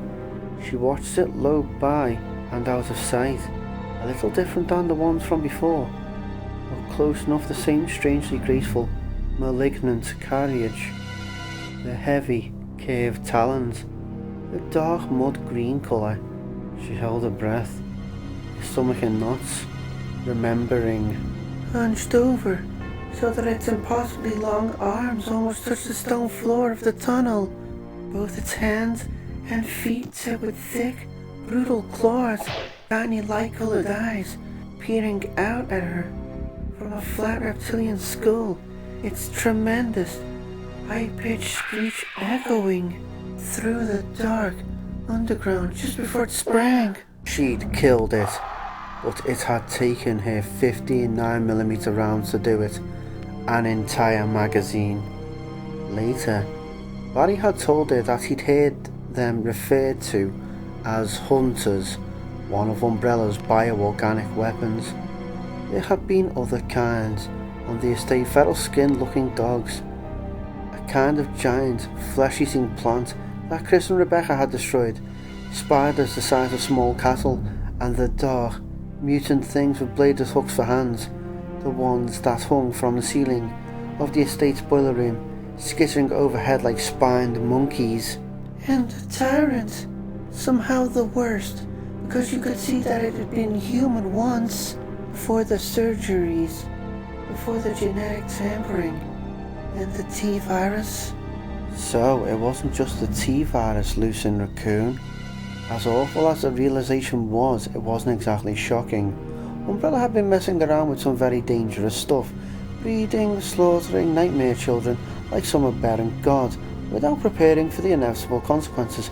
Sometimes, nightmares didn't just go away. Unless they did this on purpose? No! If they meant to destroy Raccoon City, they would have evacuated their own people, wouldn't they? It was a question that haunted her on her journey to the police station. Seeing the hunter had made up her mind for her about what to do next. She simply had to have more ammo. She knew there'd be some in the STARS office, in the gun safe 9mm, probably shotgun shells, maybe even one of Barry's old revolvers. The station wasn't too far away, at least. She stuck to the growing shadows, easily dodging the few zombies she passed. Many of them had decayed too much to move any faster than a slow walk. One of the gates she had to pass through to get to the station had been heavily roped and knotted, the knots soaked with oil. She gave herself a mental kick for forgetting to bring the knife. Luckily for her, she picked up a lighter at the bar jack, although she worried some about the smoke drawing attention to her position until she got through the gate and saw the heap of burning debris farther ahead, just in front of Umbrella's medical sales offices. Damage left over from the riots, she guessed. She thought about stopping to put out the flames, but there didn't seem to be any danger of their spreading in the cement and brick alleyway.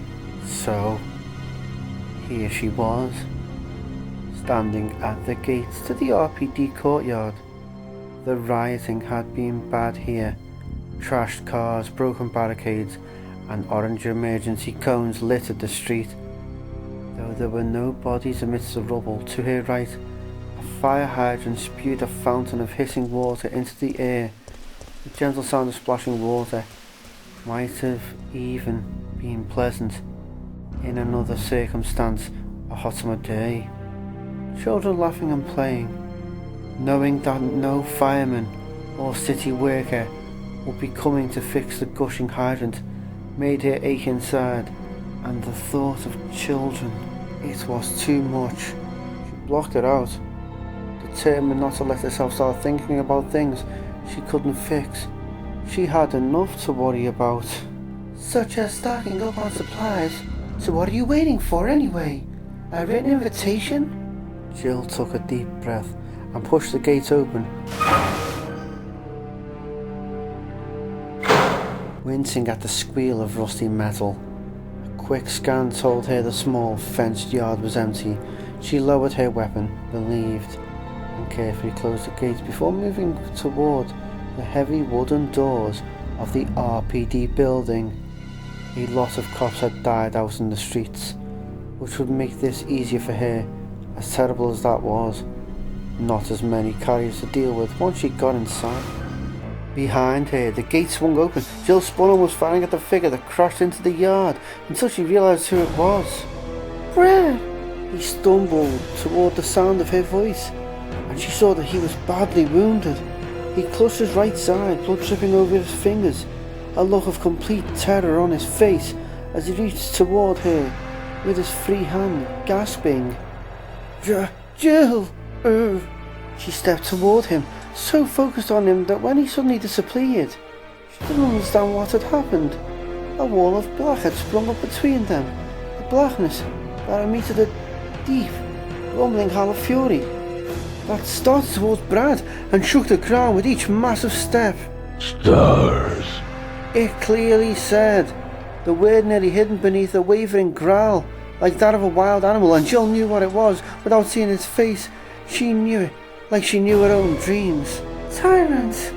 Brad fell backwards, shaking his head as if to deny the approaching creature, staggering in a half circle and stopping when his back hit brick. In the split second before it reached him, Jill could see it in profile. Time seemed to stop for that instant, allowing her to really see it, to see that it wasn't her nightmare tyrant, but no less horrible for that. In fact, it was worse.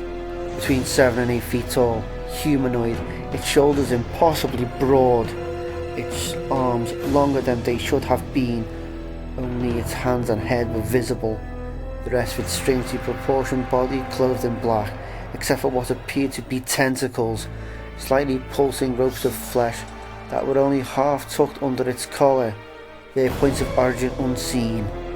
Its hairless skin was the colour and texture of badly healed scar tissue, and its face looked as though whoever had designed the creature had decided not to bother, instead pulling a too tight sack of torn leather over its rudimentary skull. Misshapen white slits for eyes were set too low and separated by an irregular line of thick surgical staples. Its nose was barely formed, but the dominant feature by far was its mouth, or lack thereof. The lower half of its face was teeth, giant and square, lipless, set against dark red gums.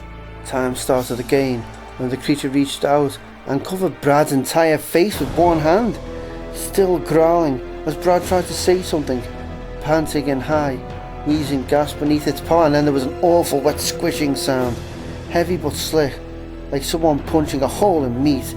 Jill saw the flesh tentacles sticking out the back of Brad's neck and understood that he was dead, that he would bleed out in seconds. Numbly, she saw that the rope-like appendage was moving, swaying like a blind snake, droplets of blood falling from its muscular length. The tyrant thing grasped Brad's skull and in a single fluid motion, it lifted the dead pilot and tossed him aside, retracting its killing tentacle back into its sleeve before Brad hit the ground. Stars. It said again, turning to face her.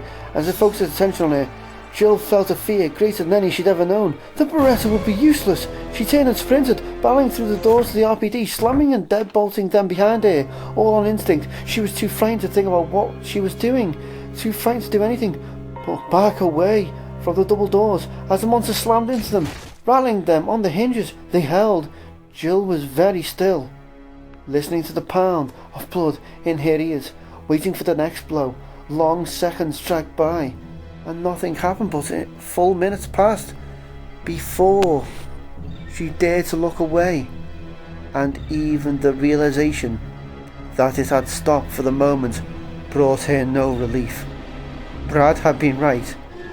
It was coming for them, and now that he was dead, it would be coming for her.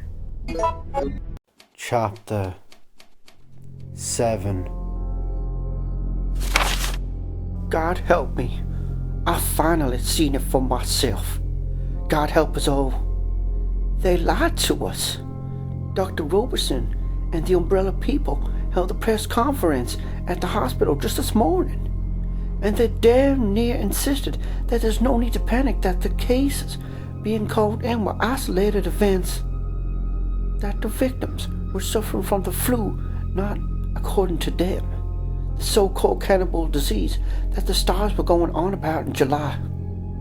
In spite of what a few paranoid citizens are now saying, Chief Irons was there too. He backed the docs up and reiterated his views on the defunct stars' incompetence. Case closed, right? Nothing to worry about. We were on our way back to the office from the press conference south on Cold Street, and there was a commotion holding up traffic. A couple of stopped cars and a gathering crowd. No cops on the scene. I thought it was a minor accident and started to back up, but Dave wanted to get a few shots. He still had 2 rolls of film left from the hospital. What the hell? We got out and suddenly people were running, screaming for help, and we saw 3 pedestrians down in the middle of the street, and there was blood everywhere. The attacker was young, barely 20, white male. He was straddling an older woman, and my hands shaking. I don't know how to say it. I don't want to say it, but it's my job. People have to know. I can't let this get to me. He was eating one of the older man's eyes. The other 2 victims were dead, slaughtered. An elderly woman and a younger one. Both of them with bloody throats and faces. The younger woman's abdomen had been ripped open. It was chaos, total hysteria, crying, shouting, even some crazy laughter. Dave stopped and snapped 2 pics and then threw up on himself. I wanted to do something, I did, but those people were already dead, and I was afraid. The young man slurped away, digging his fingers into the other man's eye. Seemingly oblivious to everything else, he was actually moaning like he couldn't get enough. Gore all over him. We heard the sirens and backed off along with everyone else. Most people left, but a few stayed, pale and sick and frightened. I got the story from a chubby shopkeeper who couldn't stop wringing his hands, though there wasn't much else to tell of the kid. Apparently just wandered on the street and grabbed a woman, started biting her. The shopkeeper said the woman's name was Joelle something or other, and she was walking with her mother, a Miss Murray. The shopkeeper didn't know her first name. Miss Murray tried to stop the attack, and the kid turned on her. A couple of men tried to help, jumping the kid, and he managed to get one of them too.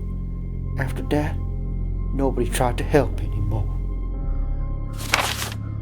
The cops showed up, and before they even looked at the mess in the street, at the freak show kid lunging on his fellow man, they cleared and secured the scene. 3 squad cars surrounded the attacker, blocking him from view. The shopkeeper was actually told to close up and go home, along with the rest of us. When I told one of the officers that Dave and I were with the press, he confiscated Dave's camera, said it was evidence, which is total and utter bullshit, like they have a right. Listen to me. Worried about the freedom of the press at this point. It doesn't matter. At 4 o'clock this afternoon, 1 hour ago, Mayor Harris declared martial law. Blockades have been set up all over the place, and we've been cut off from the outside. According to Harris, the city's been quarantined so that the unfortunate illness that is plaguing some of our citizens won't spread. He wouldn't call it the cannibal disease, but there's obviously no question, and according to our police scanner, the attacks are multiplying exponentially. I believe that it may already be too late for all of us. The disease isn't airborne, or we'd all have it, but the evidence strongly suggests that you get it when you get bitten by one of them, just like in the movies I used to watch on the double creature feature when I was a boy. That would explain the incredible growth rate of the attacks, but it also tells me that unless the cavalry comes in very soon, we are all going to die, one way or another. The cops have closed down the press, but I'm going to try and get the word out anyway. Even if I have to go door to door. Dave, Tom, Kathy, Mr. Branson, everyone else has gone home to be with their families. They don't care about that and the people know anymore, but it's all I have left. I don't want to. I just heard glass breaking downstairs. Somebody's coming. There wasn't any more. Carlos lowered the crumpled sheets he'd found, placing them on the reporter's desk, his mouth a grim line.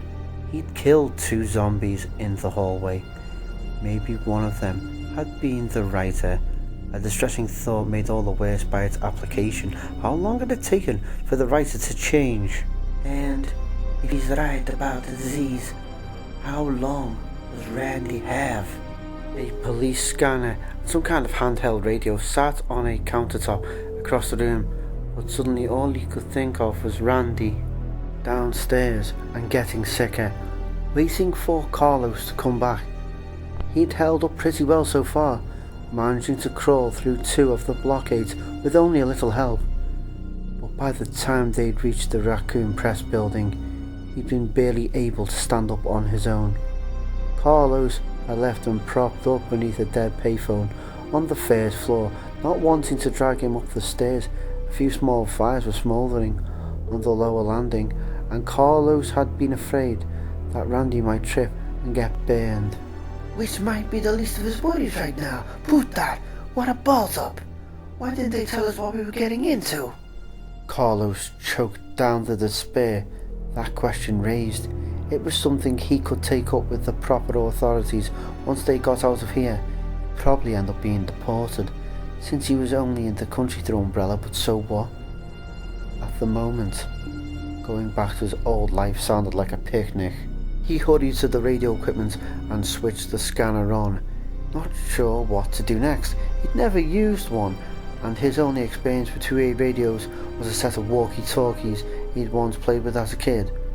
200 channel multi-band was written on top of the scanner, and there was actually a scan button. He pushed it and watched a small digital readout flash meaningless numbers at him. Except for a few static bursts and clicks, nothing happened. Great. That's real helpful. The radio was what he wanted anyway, and it at least looked like a walkie-talkie, though it said AM SSB transceiver on the side. He picked it up, wondering if there were channels or if there was some memory control button. And heard footsteps out in the hall, slow, dragging footsteps.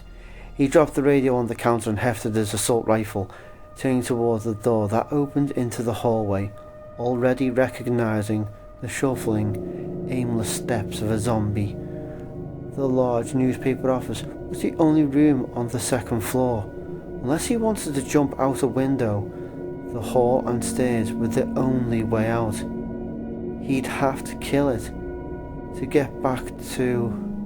Oh, shit. It had to go past Randy. What if it got to him? What if it was Randy? Please. No, he whispered. But once the possibility occurred to him, he couldn't not think about it. He backed across the room, feeling sweat slide down the back of his neck. The footsteps continued, getting closer, and was that a limp he heard? The sound of one foot dragging. Please, don't be. I don't want to have to kill him. The footsteps paused just outside the door, and then Randy Thomas' steps lurched into view, his expression blank and free of pain, strings of drool hanging from his lower lip. Randy, stop there. Mano, okay? Carlos heard his voice break with dismal fear. Say something. Okay? Randy? Kind of dread, acceptance filled Carlos as Randy tilted his head toward him and continued forward, raising his arms, a low, gurgling moan erupted from his throat, and it was the loneliest sound Carlos thought he'd ever heard. Randy didn't really see him, didn't understand what he was saying. Carlos had become food, nothing more. Lo siento mucho, he said, and again, in English, in case there was any part of Randy left. I'm sorry. Sleep now, Randy. Carlos aimed carefully and fired, looking away as soon as he saw the grouping of holes appear just above Randy's right eyebrow. Hearing, but not seeing, his comrade's body hit the floor. For a long time he simply stood, shoulders slumped, as he gazed at his own boots, wondering how he'd gotten so tired so fast, and telling himself there was nothing else he could have done. At last, he walked over and picked up the radio, hitting the switch and thumbing the send control. This is Carlos Oliveira, member of Umbrella's UPCS team, Squad Alpha, Platoon Delta. I'm at the Raccoon City newspaper office. Can anyone hear me? We were cut off from the rest of the platoon, and now I need help. Request immediate assistance. If you can hear this, please respond. Nothing but static. Maybe he needed to try specific channels. He could go through them one by one, just keep repeating the message. He turned the radio over, looking at all of the buttons, and saw stamped into the backing, range 5 miles. Which means I can call anybody in town. How useful, except no one's gonna answer. Because they're dead. Like Randy. Like me. Carlos closed his eyes, trying to think, trying to feel anything like hope. And he remembered Trent. He checked his watch, realizing how crazy this was, thinking that it was the only thing that made sense anymore. Trent had known.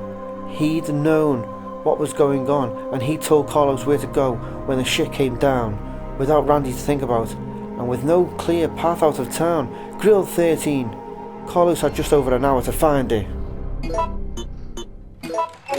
Jill had just reached the Star's office when the communication console at the back of the room crackled to life. She slammed the door behind and ran to it, words spitting out through the haze of static. Carlos! Raccoon!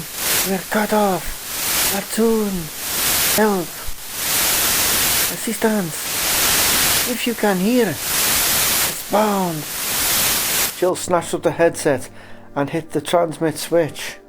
This is Jill Valentine, Special Tactics and Rescue Service. You're not coming in very clear. Please repeat, what's your location? Do you read me? Over. She strained to hear something, anything, and then saw that the light over the transmit relay switch wasn't on. She tapped several buttons and jiggled the switch, but the little green light refused to show itself. Damn it! She knew dick about communications too. Whatever was broken, she wasn't going to be the one to fix it. Well, at least I'm not the only one of Shit Creek without a paddle. Sighing, Jill dropped the headset and turned to look at the rest of the office. Other than a few loose papers scattered on the floor, it looked the same as always. A few desks cluttered with files, PCs, and personal items. Some overloaded shelves, a fax machine, and behind the door, the tall, reinforced steel gun safe that she'd hoped to God wasn't empty. That thing out there isn't going to die easy. That STARS killer. She shivered, feeling the knot of fear in her lower belly clench and grow heavier. Why hadn't it broke down the doors and killed her? She didn't know. It was easily strong enough. Just thinking about it made her want to crawl into a dark place somewhere and hide. It made the few zombies she'd passed on her way through the building seem as dangerous as infants. Not true, of course, but after seeing what the tyrant thing did to Brad, Jill swallowed hard and pushed it out of her mind. Dwelling on it wasn't going to help. Time to get to business. She stepped to her desk, randomly thinking that when she'd last sat there, she'd been a totally different person. It seemed like a lifetime had gone by since then. She opened the top drawer and started to dig, and there, behind a box of paper clips, was the set of tools she'd always kept at the office. Yes! She lifted the small cloth bundle and unrolled it, looking over the picks and torsion bars with a practiced eye. Sometimes, having grown up as the daughter of a professional thief, paid off big. She'd been having to shoot at locks for the last few days, which wasn't nearly as easy or safe as people seem to think. Having a decent lockpick set along would be an enormous help. Besides which, I don't have the key for the gun safe, but then, that never stopped me before. She'd practice when no one was around, just to see if she could do it, and had experienced very little trouble. The safe was ancient. Jill crouched in front of the door, inserted the bar and peg, and gently felt for the tumblers. In less than a minute, she was rewarded for her efforts. The heavy door swung open, and there, in plain sight, was the stainless steel answer to at least one of her recent prayers. Bless you, Barry Burton, she breathed, lifting the heavy revolver off the otherwise empty lower shelf. A Colt Python .357 Magnum 6-shot with a swing-out cylinder. Barry had been the weapons specialist for the Alpha team and was a total gun nut besides. He'd taken her shooting several times, always insisting that she try out one of his Colts. He had 3 that she knew of, all different calibers, but the .357 packed the biggest wallop. That he'd left it behind, either by mistake or on purpose, seemed like a miracle, as did the 20+ rounds in a box on the floor of the safe. There weren't any shotgun shells, but there was 1 magazine's worth of 9mm rounds loose in one of the drawers. Worth a trip, at least, and with the pics, I can go through the downstairs evidence room now. Check for confiscated materials. Things were looking up. Now all she had to do was sneak out of the city in the dark, avoiding zombies, violence, genetically altered animals, and a tyrant creature that had proclaimed itself Nemesis to the stars, a nemesis made for her. Amazingly, the thought made her smile. Add an impending explosion and some bad weather to the mix, and she'd have herself a party. Eee! She said softly, and started to load the magnum with hands that weren't quite steady and hadn't been for a long time. Chapter 8. As he slogged his way through the sewer system underneath the city streets, Nikolai found himself fascinated by the careful planning that had gone into Raccoon's design. He'd studied the maps, of course, but it was another thing entirely to actually wander through it, to experience the arrangement firsthand. Umbrella had built a perfect playground. How unfortunate that they'd ruined it for themselves. There were several underground passages that connected key Umbrella-owned facilities to one another, some more obvious than others. From the basement of the RPD building, he'd entered the sewers that would lead him all the way to the multi-level underground laboratory, where Umbrella had done its most serious research. Research had also been conducted at the Arclay Spencer Mansion lab in Raccoon Forest, and there were 3 abandoned factory or warehouse test sites on the outskirts of town. But the best scientists had worked in and under the city. It would certainly make his job much easier. Moving from one area to another would be much less hazardous underground. Not for much longer, Joe. In another 10 or 12 hours, nowhere will be safe. The bioorganics that Umbrella worked with were kept sedated, grown in Raccoon but usually shipped elsewhere for field trials. With the operation in virtual ruin, they'd break out in order to find food. Some had surely escaped already, and the majority would undoubtedly make an appearance once they'd missed a few injections. And won't that be fun? A little target practice to clear my ballot between searches, and with the firepower to enjoy it. Holding the assault rifle in the crook of his right arm, he reached down and patted the extra mags he'd taken from Spowski. He hadn't thought to check them before, but the quick look before he descended into the sewers had left him quite pleased. UBCS soldiers were issued magazines of fully jacked .223s, designed to shoot cleanly through a target, where Spowski had loaded up with hollow points. Rounds that expanded and flattened on impact for maximum damage. Nikolai had already planned to raid the lab's small arsenal. With an additional 60 rounds of HP, he'd be walking easy. Unlike... no. The cold, murky water that ran through the poorly lit tunnels came almost to his knees and smelled terrible, like urine and mould. He'd already come across several undead, most wearing Umbrella lab coats, though there were a few civilians, maintenance people, or perhaps just unlucky souls who'd ventured into the sewers thinking to escape the city. He dodged them, mostly, not wanting to waste bullets or alert anyone to his whereabouts. He came to a T-junction and hung a right after checking for movement in either direction. As with much of his journey so far, there was nothing but the soft lap of polluted water against grey stones. The ripple of sullen yellow light against the oily surface. It was a dank and miserable environment, and Nikolai couldn't help but think of the A334s, the sliding worms. At the Watchdog briefing, they'd been listed as something like giant leeches that travelled by water in groups, one of Umbrella's newest creations.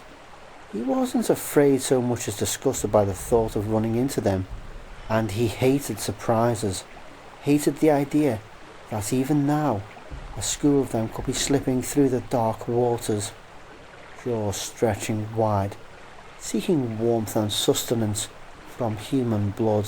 When he saw the raised ledge at the end of the tunnel, he was ashamed that the relief he felt quickly blocked the feeling, preparing himself for his meeting. A look at his watch as he stepped out of the water told him he was right on time. Dr. Tomlinson will be filing her next report within 10 minutes. Nikolai hurried down the short corridor in front of him, annoyed by the faint squelching in his boots. As he reached the door to the warehouse anteroom, he listened for a moment, heard nothing. gave a soft push at the door and it opened, revealing an empty break room for the city workers' table, a few chairs, lockers, and, bolted to the far wall, a descending ladder. He crept in, gently closing the door behind him. The ladder went down into the small warehouse from which Dr. Tomlinson would report. A computer terminal was hidden behind some cleaning equipment on one of the shelves. Assuming Tomlinson would be coming from the lab, she'd enter via the small elevator platform in the corner of the room. If he'd read the map correctly, Nikolai sat down to wait, unhooking his shoulder bag and removing the laptop. He wanted to recheck his maps after the appointment with the good doctor. Tomlinson was punctual, arriving a full 4 minutes before she was supposed to file. At the sound of the grinding lift monitor, Nikolai trained the rifle's muzzle into the corner, resting his finger on the trigger. A tall, dishevelled woman rose into view, a distracted look on her smudged face. She wore a stained lab coat and carried a handgun she kept pointed at the floor. Obviously, she'd expected her checkpoint to be safe. Nikolai didn't give her a chance to react to his presence. Drop your weapon and step away from the lift. Now! She was a cool one. He had to give her that. Except for a slight widening of her eyes, there was no visible sign of alarm across her even features. She did as he asked, the clatter of the semi-automatic loud as she warily moved a few paces into the still room. Anything new to report, Janice?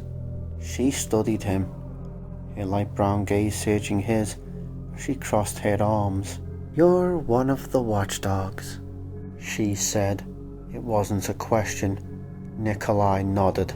Empty your pockets. Onto your table, Doctor. Slowly. Tomlinson smiled. And if I won't, will you take it from me? Her voice was throaty, deep, and alluring. Nikolai thought for a few seconds about what she was suggesting, then pulled the trigger, obliterating her lovely smile in a sudden cough of fire. Really, he didn't have time to play that particular game. He should have shot her on sight so as not to be tempted. Besides, his feet were cold and wet, which he detested. Nothing like wet boots to make a man miserable. Still, it was a shame. She was his type, tall and curved, obviously intelligent. He walked to her slumped body and fished a disc out of her breast pocket without looking at the blood and bone confusion that had been her face, reminding himself that this was business. Only 4 to go. Nikolai slipped the disc into a plastic pouch, sealed it, and placed it in his bag. There'd be time to pour over its contents later. Once he'd collected everything, he turned on the portable and called up the sewer system map, frowning as he traced his next path. At least another half mile of wading through the dark before making it topside. He glanced at Dr. Tomlinson again and sighed. Perhaps he'd made a mistake. A quick tussle would have warmed him up, though he disliked having to kill women after enjoying them. On any level, the last time he'd experienced feelings of true regret. No matter, she was dead. He had the information and it was time to move on. 4 left and he could forget about business for the rest of his extremely wealthy life, concentrating instead on the kinds of pleasure that poor men could only dream about. Carlos knew he was close. From the area near the newspaper building, where the street sign had all begun with North, he'd ended up lost in a series of alleys to the east what had to be Trent's shopping district. He said shopping district, northeast, so where's the theater? And he said something about a fountain, didn't he? Carlos stood in front of a boarded up barbershop at the intersection of 2 alleys, no longer sure which way to go. There weren't any street signs, and twilight had given its last gasp. It was full on dark, and he only had 10 minutes for the 1900-hour deadline, thanks to an initial blunder that had led him back toward the industrial part of town, not really what could be considered the city proper, as Trent put it. 10 minutes. And then what? Once he found the infamous Grill 13, what was supposed to happen? Trent had said something about helping. So if he blew the appointed time, would Trent be able to do anything for him? Taking a left that would lead him back to the newspaper office, he thought, or was that behind him? Straight ahead was a dead end and a door that he hadn't tried yet. Might as well give it a shot. He didn't see it coming, but he heard it.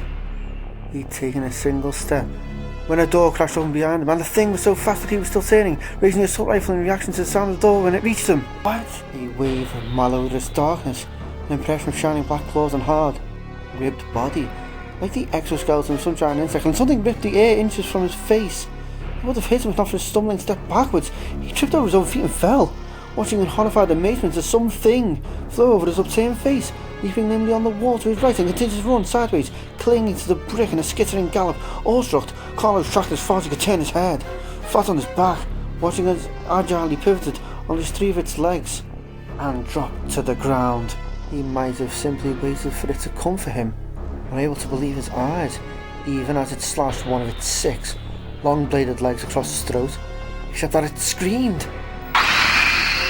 And the trumpeting, triumphant whine that erupted from its inhumanely curved and bloated face, enough to get him moving. In a flash, Carlos rolled into a crouching open fire on the screeching, running thing, unaware that he was screaming too. A low, raspy cry of terror and disbelief. The creature faltered as the round soared into its bristled flesh, its limbs flailing wildly, the quality of its shriek changing to a howl of furious pain.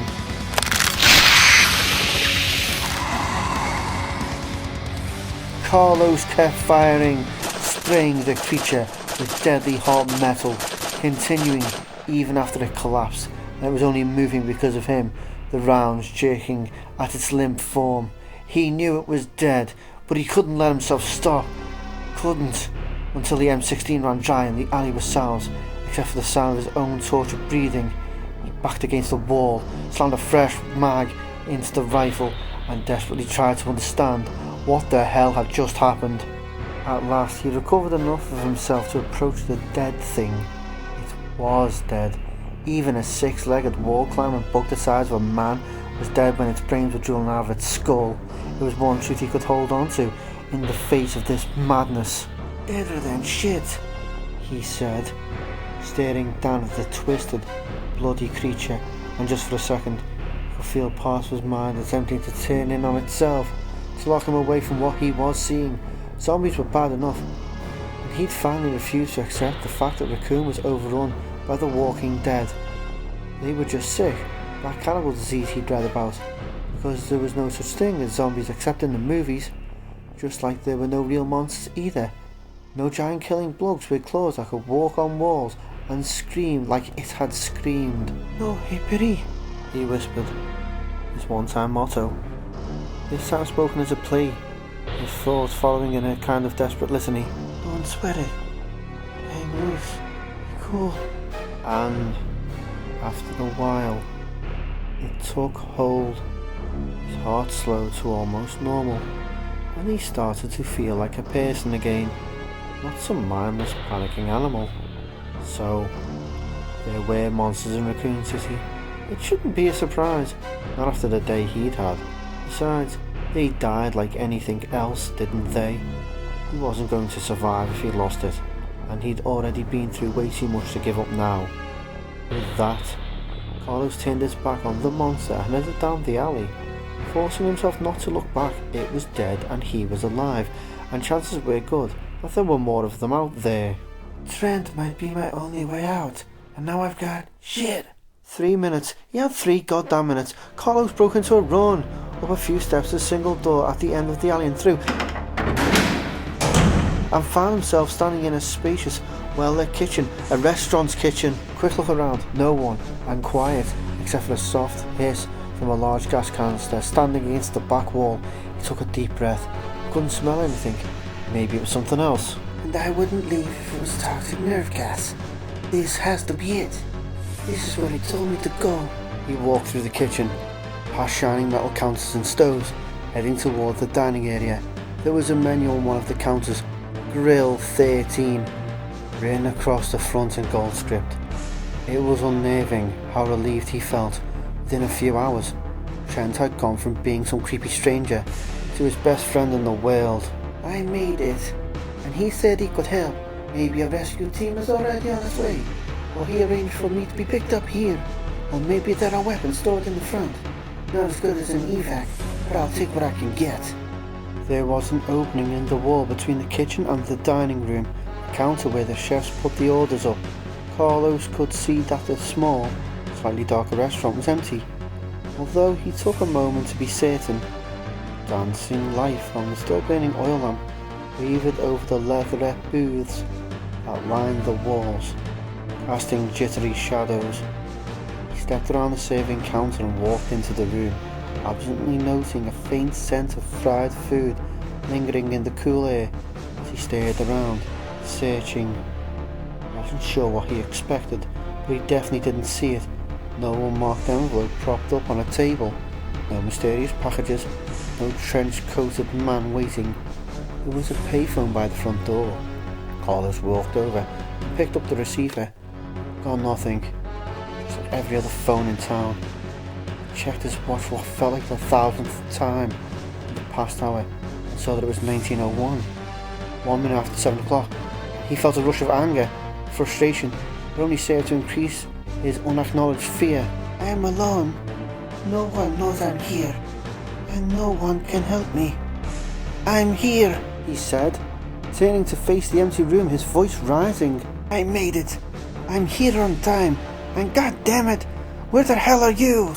As if on cue, the telephone rang, the shrill sound making him jump. Carlos fumbled for it, his heart thumped dully in his chest, his knees suddenly weak with hope. Trent, is that you?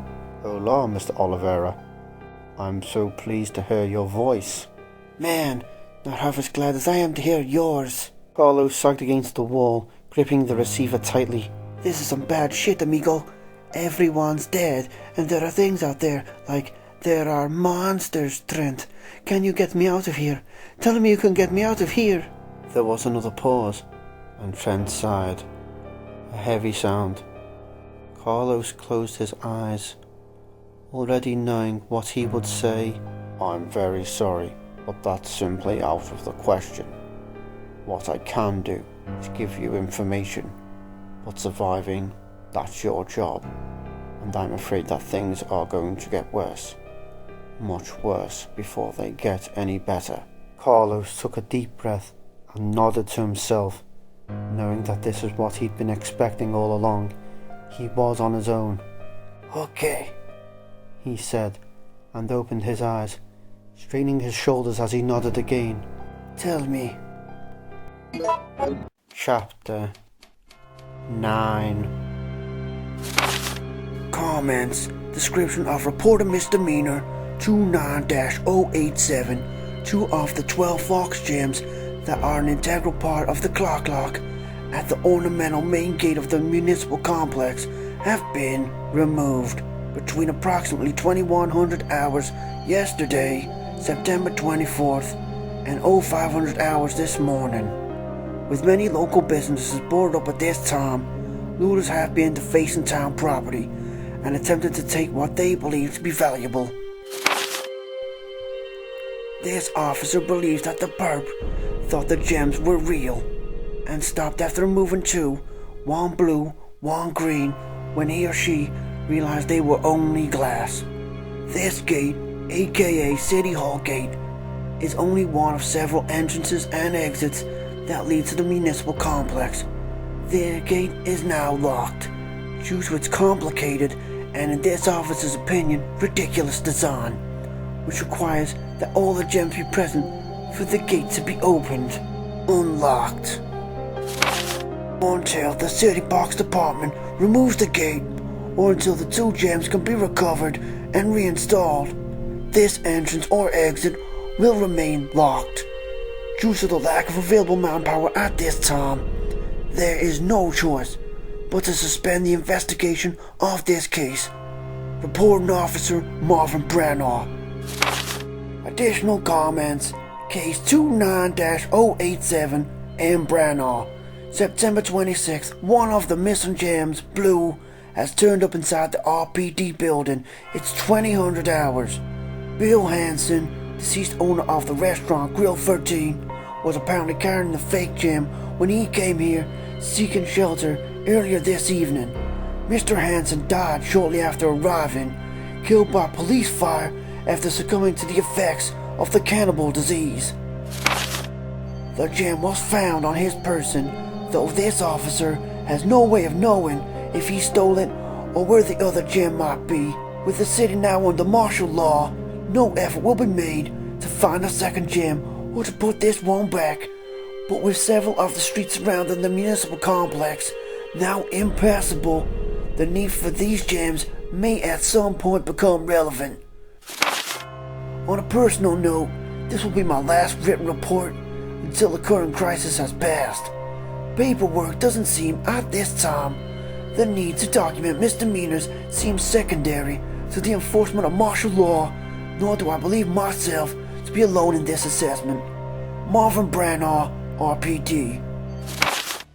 Jill put the typed report and handwritten addendum back into the evidence drawer, sadly wondering if Marvin was still alive. It seemed unlikely, which was a thoroughly depressing thought. He was one of the best officers in the RPD, always nice as hell, without sacrificing a professional demeanour. Right up till the end. A real pro. Goddamn umbrella. She reached into the drawer and took out the diamond-shaped piece of blue glass, gazing at it thoughtfully. The rest of the evidence room had been a bust, the locked cabinets and drawers yielding nothing useful as far as weapons went. Obviously, she wasn't the only one who'd thought to check it for guns and ammo. The gem, on the other hand, Marvin was right about the streets being blocked all around the City Hall gate. She tried to get through the area once already, and had found most of it barricaded. Not that there was much over there. The gate opened into a small garden with paved walkways, really a showcase for a rather boring statue of ex-Mayor Michael Warren. Past that was City Hall, not used for much since the new courthouse had been built uptown, and a couple of paths that led north and west, respectively an auto shop, a few used car lots if you veered north, and to the west. Oh shit! The trolley! Why hadn't she thought of it before? Jill felt a rush of excitement, hammered only slightly by the urge to slap her forehead. She'd totally forgotten about it. The old-fashioned two-car train scenic route was a tourist thing.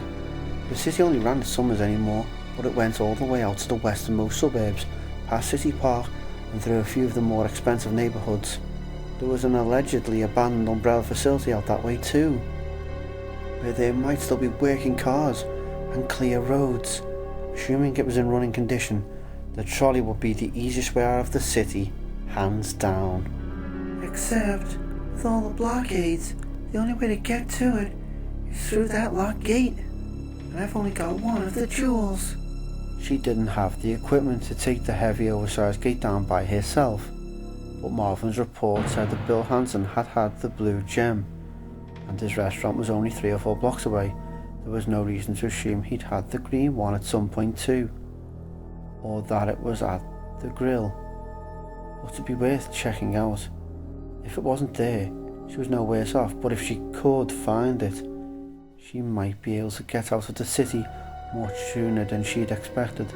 With the Nemesis running around out there, it couldn't be soon enough. So, it was decided. Jill turned and walked toward the hall door, slipping the blue gem into her fanny pack. She wanted to check out the RPD stockroom before she left, see if she could find one of the photographer's vests laying around. She didn't have any speed loaders for the Colt, and she wanted a few pockets to carry the loose rounds. While she was at it, she thought she might as well leave the shotgun behind. She rigged up an over-the-shoulder strap using a belt she'd taken off a dead man, so carrying it wasn't too bad. But without shells and with the .357 as additional firepower, she didn't see the point in lugging it around anymore. She stepped into the hall and took a left, deliberately not looking at the one slumped body beneath the windows that faced south. It was a young woman carrier she'd shot at from the stairs to the second floor, just around the corner, and she was pretty sure that she'd known the girl a secretary receptionist who worked at the front desk on weekends, Mary something. The dark room faced the opening beneath the stairs. She'd have to pass within a few feet of the corpse. She thought she could avoid looking too closely if she... Two of the windows imploded, a driving rain of glass spraying over the receptionist's body, shards of it slicing at Jill's bare legs. In the same instant, a giant black mass was hurled inside, bigger than a man, as big as Stars Killer. It was all she had time to think. Jill sprinted back the way she'd come, slamming into the evidence room door while behind her. She heard the crunching glass as it rolled to its feet, heard the ugly opening note of its single-minded cry. She ran, snatching the heavy revolver underneath her waist-pack strap, through the evidence room to the next door, through that into the patrol squad room with sharp left as soon as she was inside, and desk blared past, chairs and shelves and overturned tables splattered with the blood and fluids of at least 2 cops. Their sprawled bodies reduced to obstacles in a path. Jill leaped over the twisted legs, hearing the door open, disintegrate behind her. A roar of splinters and cracking wood that couldn't drown out the Nemesis' fury. Go faster! She hit the door, running, ignoring the dull blossom of pain that enveloped her bruised shoulder. Twisting to the right, she pounded into the lobby. A flare of brilliant light and smoke shot past her, blowing a jagged, burning hole in the floor. Not 3 feet to her left, shards of blackened marble and ceramic tile flew, exploding up and outward in a fountain of noise and heat. Jesus, it's armed! She ran faster down the ramp into the lower lobby, remembering she'd deadbolted the front doors. The realization like a punch in the stomach. She'd never get them open in time. No chance. Another blast from what had to be a grenade launcher, or bigger, close enough that she could feel the air part next to her right ear, could hear the whistle of incredible speed just before the front doors blasted open in front of her.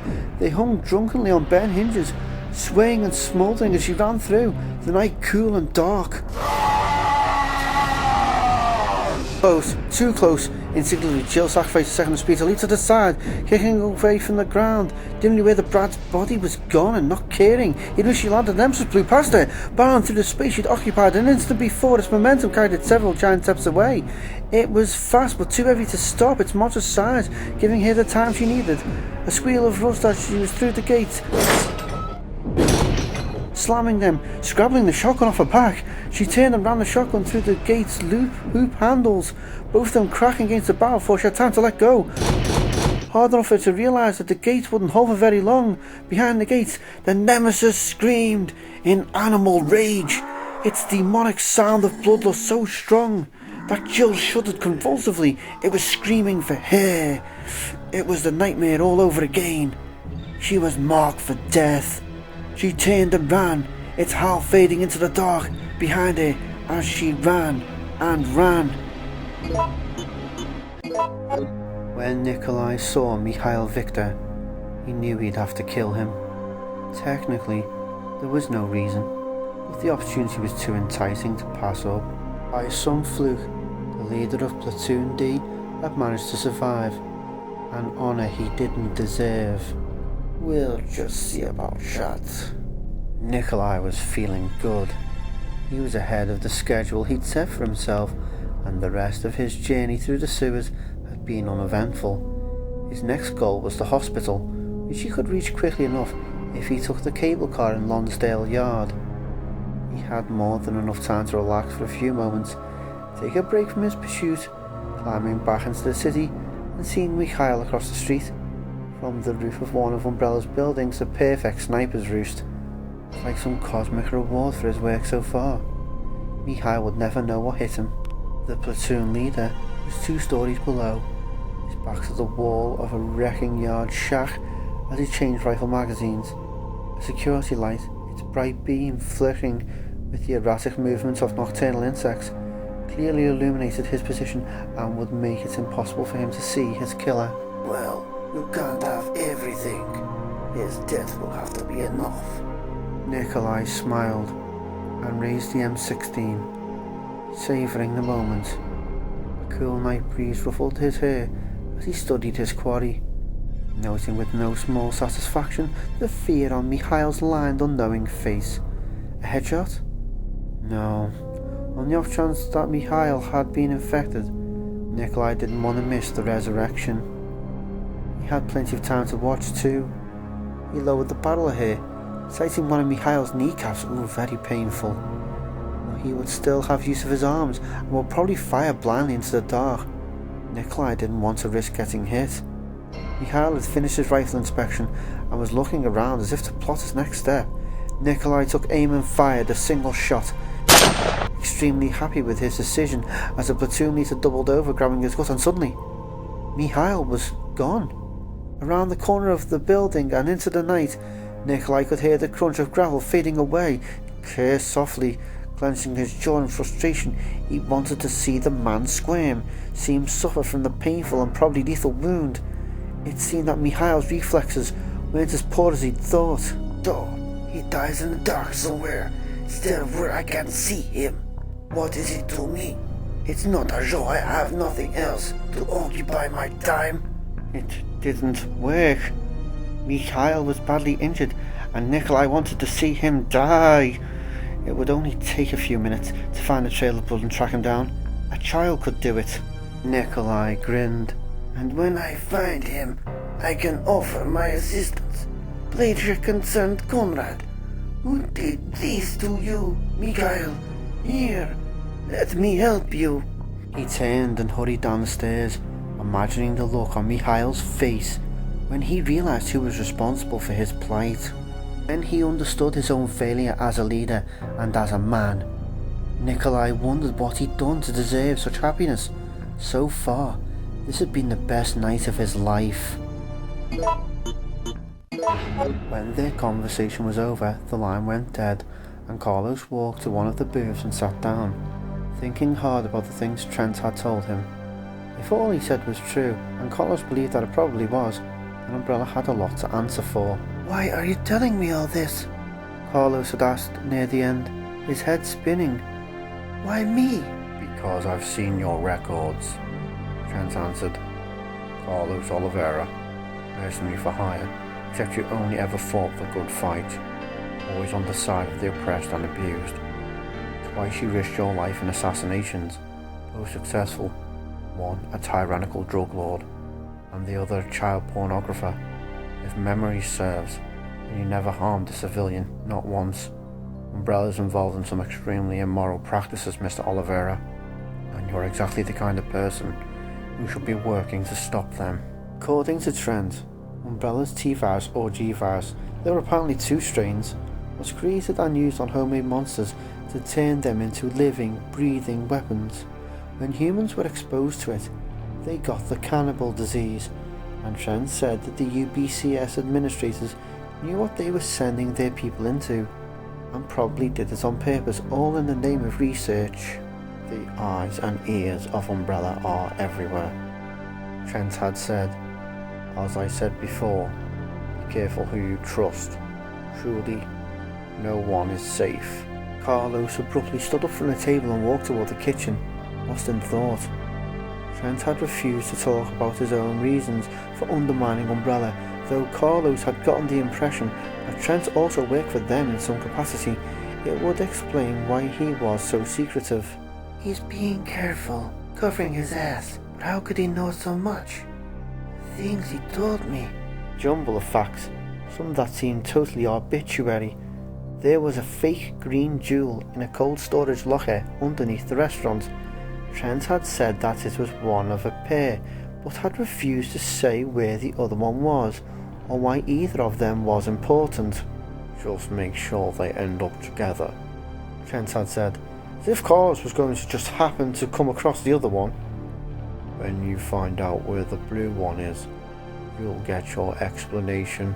For as cryptically useless as that seemed to be, Trent had also told them that Umbrella kept two helicopters at the abandoned water treatment plant, west and north of the city. Perhaps most useful of all, Trent had said that there was a vaccine being worked on at the city hospital, and while it hadn't been synthesized yet, there was at least one sample there. Although there's a good chance the hospital may not be there for much longer, he'd said, leaving Carlos to wonder again how Trent came by his information, what was supposed to happen to it, and how would Trent know that?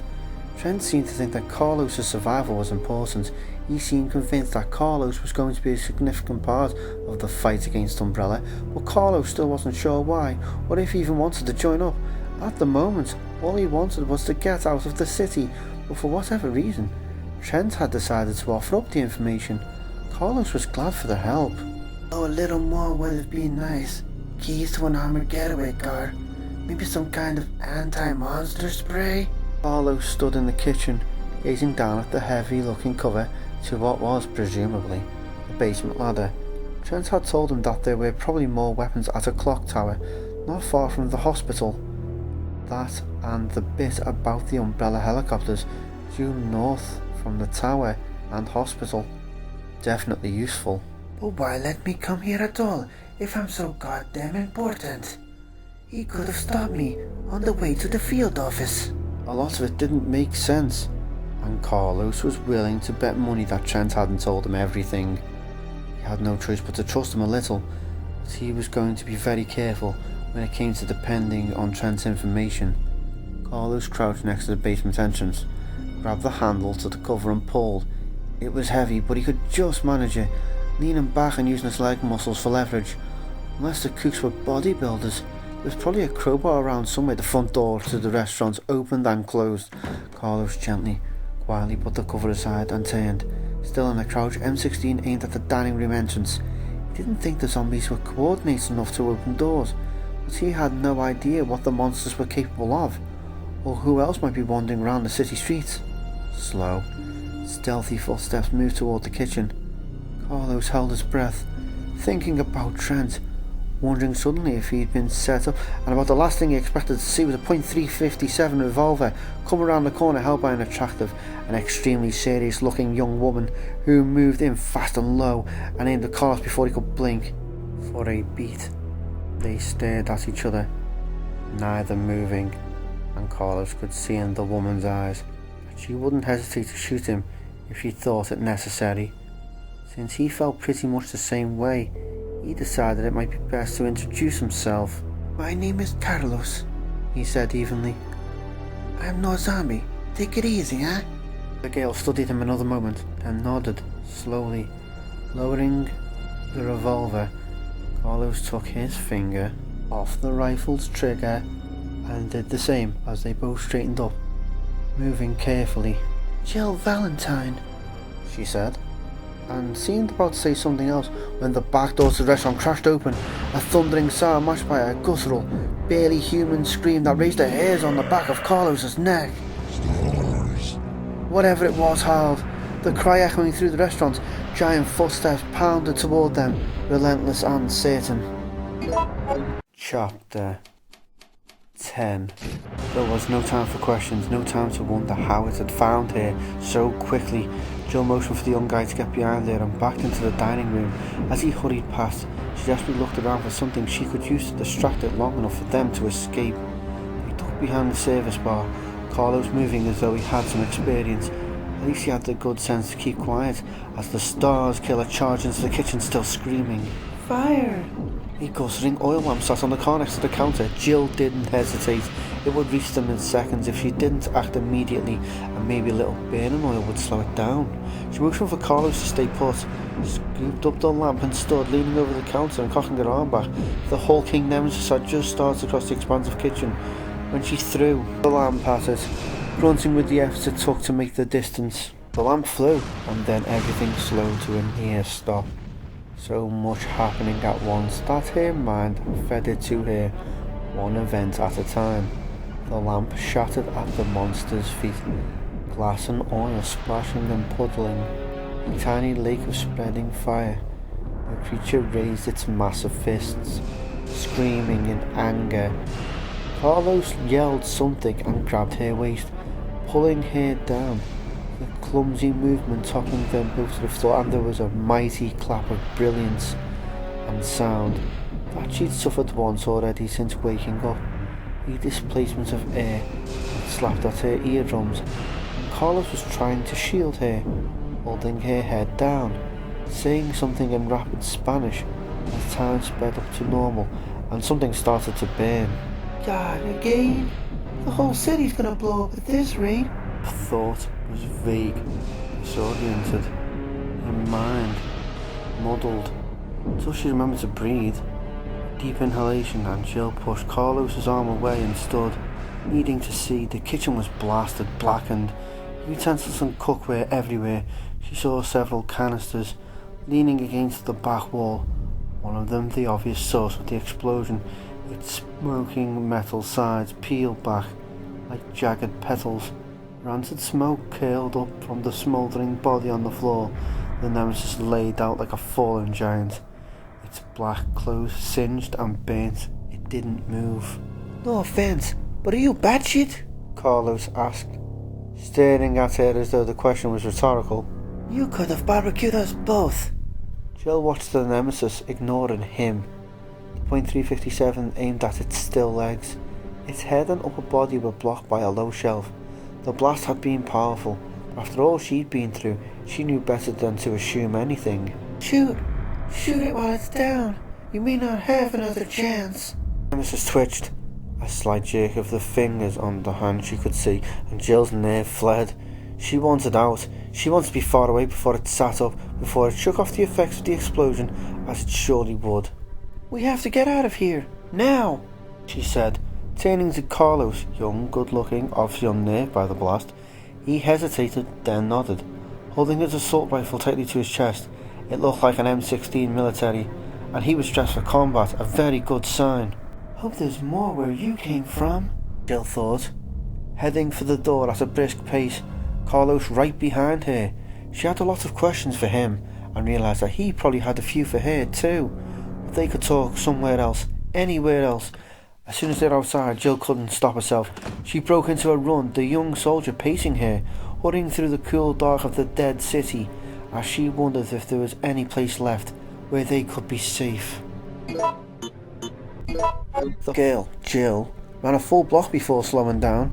She seemed to know where they were going, and it was obvious that she'd had some kind of combat training. Cop, maybe? Though she sure as hell wasn't in uniform. Carlos was desperately curious, but saved his breath, concentrating instead on keeping up with her. From the restaurant they ran downhill, past the theatre Trent had mentioned, taking a right at a decorative fountain at the end of the block. Another half block, and Jill signalled at the door on the left for a standard sweep. Carlos nodded, standing to one side of the door, rifle up.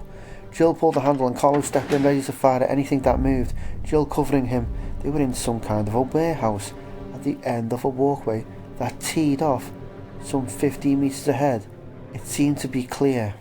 It should be alright, Jill said quietly. I came through this way a few minutes ago. Better safe than sorry though, right? Carlos said, keeping the rifle up but feeling some of the tension leave his body. She was definitely a pro. They edged into the warehouse, carefully checking it out before saying another word. It was cold and not very well lit, but it didn't smell as bad as most of the rest of the city, and by standing at the T-junction in the middle of the warehouse, they'd be able to see anything coming well before it got to them. In all, it felt like the safest place he'd been since the helicopter. I'd like to ask you something, if you don't mind, Jill said, finally turning her full attention to him. Carlos opened his mouth and the words just spilled out. You want to ask me out, right? It's the accent. Cheeks love the accent. You hear it and you just can't help yourselves. Jill stared at him, eyes wide, and for a moment he thought he'd made a mistake, that she wouldn't realise he was kidding. It was a stupid call, joking around in these circumstances. Just as he was about to apologise, one corner of her mouth lifted slightly.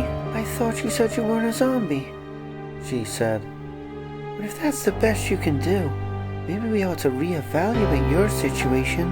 Carlos grinned, delighted with her comeback, and suddenly thought of Randy, of him playing around just before they'd landed in Raccoon. The smile faded, and he saw the bright glitter of humour leave her face too, as if she'd also remembered where they were and what had happened. When she spoke again, her tone was much cooler. I was going to ask if you were the same Carlos who sent out a message about an hour ago. Hour and a half, maybe? You heard that? Carlos asked, surprised. When no one answered, I didn't think. Be careful who you trust.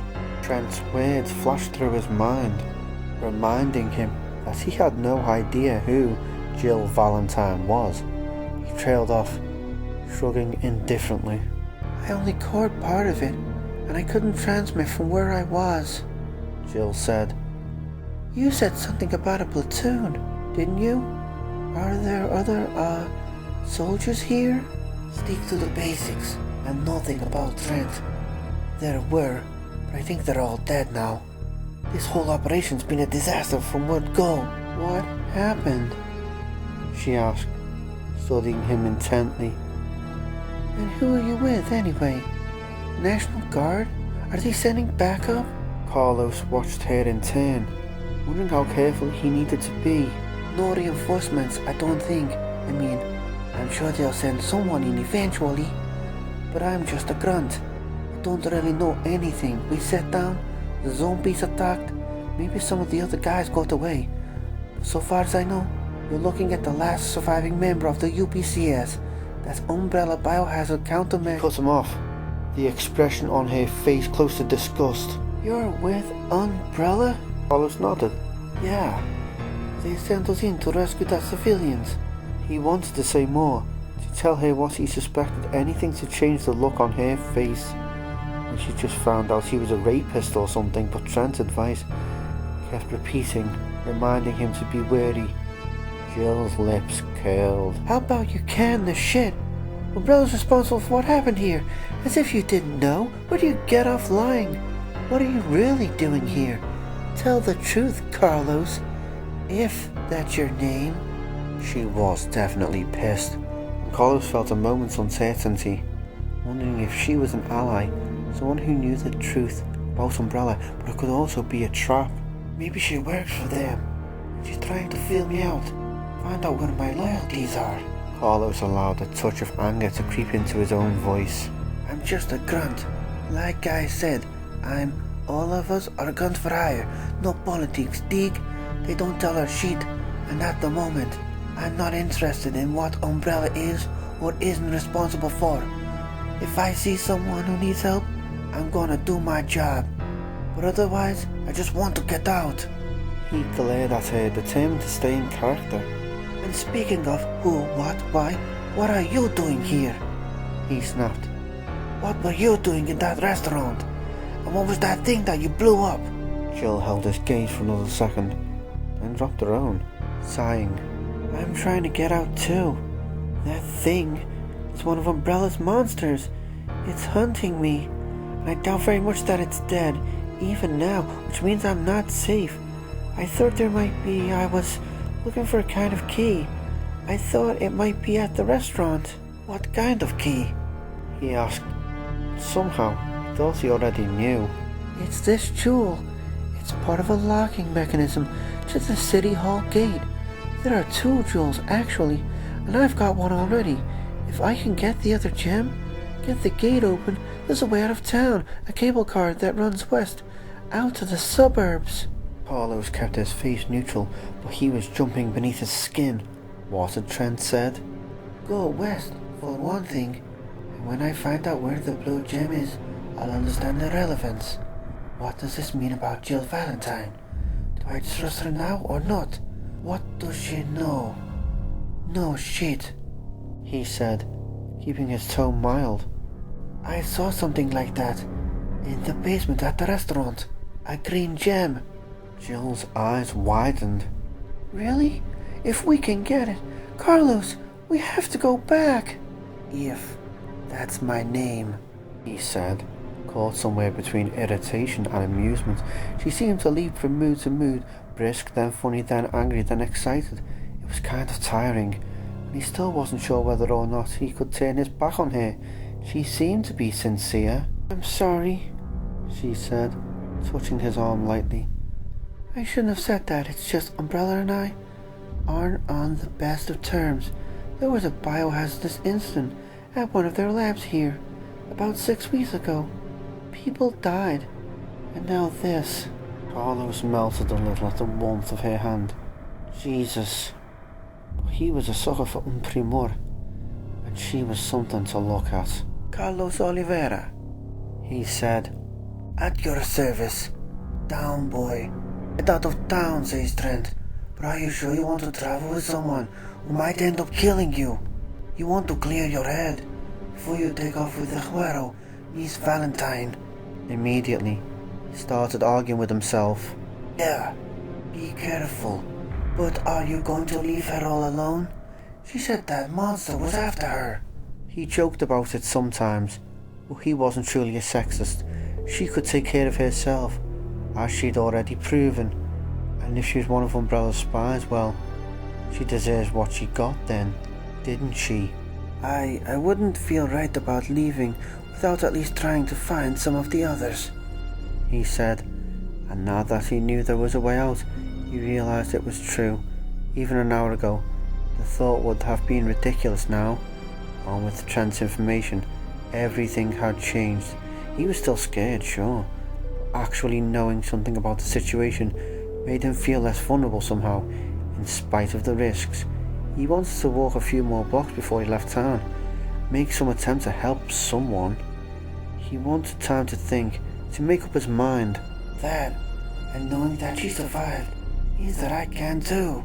I saw the gate you're talking about, the one over by the newspaper office, see? Why don't I meet you there, or better yet, at the cable car? Jill frowned, then nodded. Okay, I'll go back to the restaurant while you look around, and I'll wait for you at the trolley. Once you go through the gate, just follow the path and keep to the left.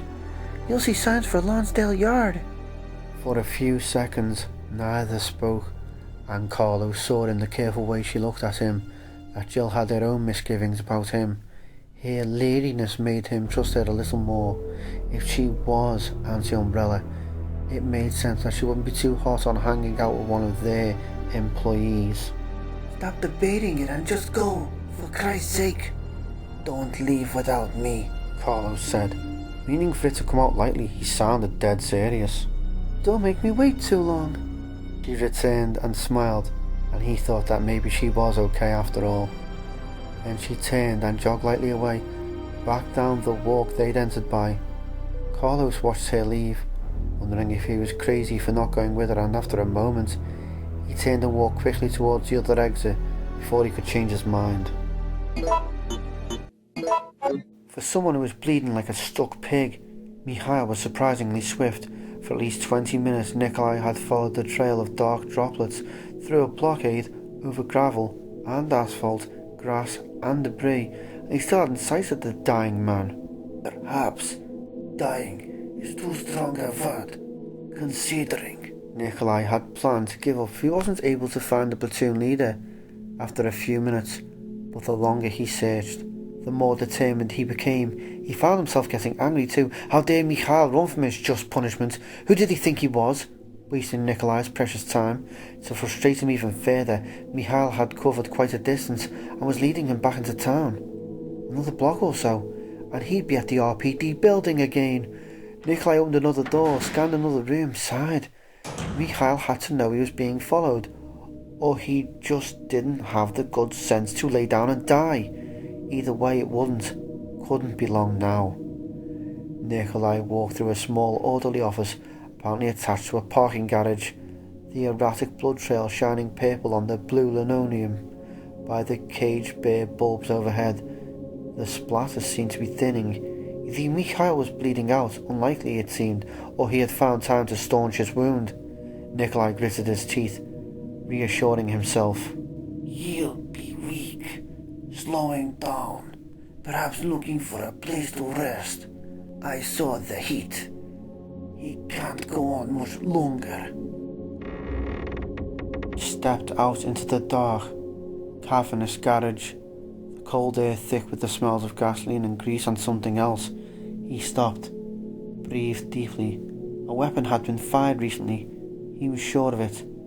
He moved quickly and silently across the cement, edging around a white van that blocked one of the rows of cars, and saw what appeared to be a dog, sprawled in a puddle of blood, its strange body curled in a fetal position. He hurried toward it, disgusted and thrilled at once. They'd warned him about the dogs, how quickly they became infected, and he knew the research had been conducted on their viability as weapons at the Spencer estate. And they were deemed too dangerous when they turned on their handlers, untrainable, and their decay rate higher than the other organics. Truly, the half-skinned animal at his feet looked and smelled like a piece of raw meat that had sat in the sun for too long. Accustomed as he was to death, Nikolai still felt his gorge rise at the stench, but he continued to study the creature, certain that the canine had been the target of recent gunplay. Sure enough, 2 entry wounds below the torn flap of its left ear, but not from an M16. The holes were much too big. Nikolai backed away, frowning. Someone besides Mikhail Victor had come through the garage in the last half hour, and probably not a UBCS soldier, unless they brought their own weapon. Probably a handgun. Nikolai heard something. His head snapped up, his attention on the exit door. Ahead at 2 o'clock, a soft sliding sound, an infected human brushing against the door, perhaps a wounded man, slumped and dying against the exit, too exhausted to press on. Nikolai moved toward the door, hopeful, and grinned at the sound of Mikhail's voice, strained and weak, floating past the aging metal. No! Get away! Nikolai eagerly pushed the door open, wiping the smile off his face as he assessed the situation. A vast wrecking yard, gated, vehicles piled in a useless barricade, 2 more dead dogs limp on the cold ground. Mikhail lay next to the garage door, partially propped against the wall and trying desperately to lift his rifle. His pale face was beaded with sweat and his hand shook wildly. 5 meters away, half of a person was pulling itself toward the downed man on shredded fingertips, its rot-sexless face corrupted into a leering permagrin. Its progress was achingly slow, but constant. It seemed that having no lower body, certainly not a complete digestive system, didn't stop the carrier from wanting to eat. Do I, play the hero, save my leader from being gnawed to death? Or do I enjoy the show? Nikolai, help me, please, Mikhail rasped, rolling his head to look up at him, and Nikolai found he couldn't resist. The idea that Mikhail would be grateful to him for saving his life seemed extraordinarily funny, for lack of a better term. Hang on, Mikhail, Nikolai said forcefully. I'll take care of it. He dashed forward and jumped, slamming his boot heel into the carrier's skull, grimacing as a large section of matted scalp sloughed wetly away from the bone. He brought his heel down again, and a third time, and the once human died in a thick splintering crunch, its arm spasming, its fleshless fingertips dancing briefly on the asphalt. Nikolai turned, hurrying back to kneel next to Mikhail. What happened? He asked, voice heavy with concern as he gazed down at Mikhail's bloody stomach. Did one of them get you? Mikhail shook his head, closing his eyes as if too exhausted to keep them open. But they shot me. Who? Why? Nikolai did his best to sound shocked. Don't know who or why. I thought someone was following me too, but maybe they just thought I was one of them. A zombie, actually. That's not so far from the truth.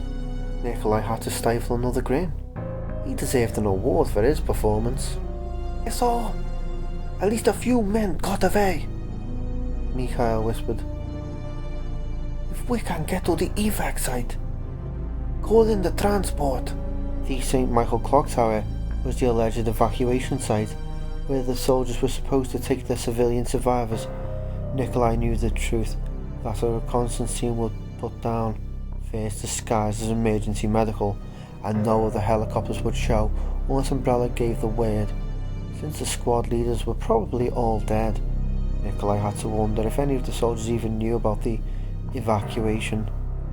Though he supposed it wasn't important, wouldn't affect his plans either way. He found he wasn't enjoying this game as much as he thought he would. Mikhail was too pathetically trusting. It was as much of a challenge as hunting a friendly dog.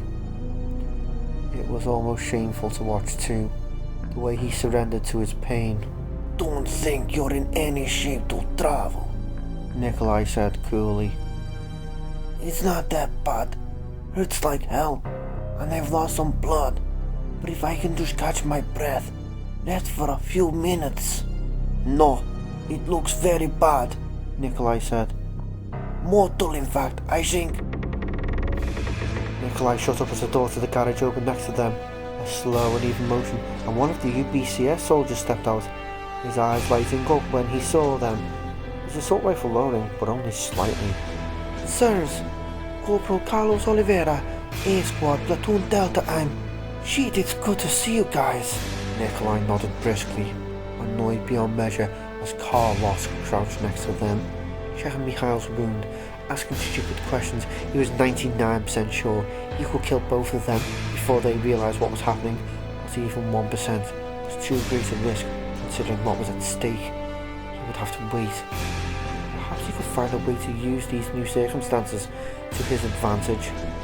And if not, well, people turned their backs on their friends all the time, didn't they? Neither of them had reason to believe that Nikolai was anything but. What was the saying about how an obstacle was only a disguised opportunity? Things were going to be fine. Chapter 11. Jill slid to a stop at the City Hall gate, both gems held tightly in one sweaty hand. The area was clear, at least as far as she could see, but the restaurants had been empty, the Nemesis gone, and that meant she needed to hurry. She didn't know how, but it was tracking her. She wanted to get gone.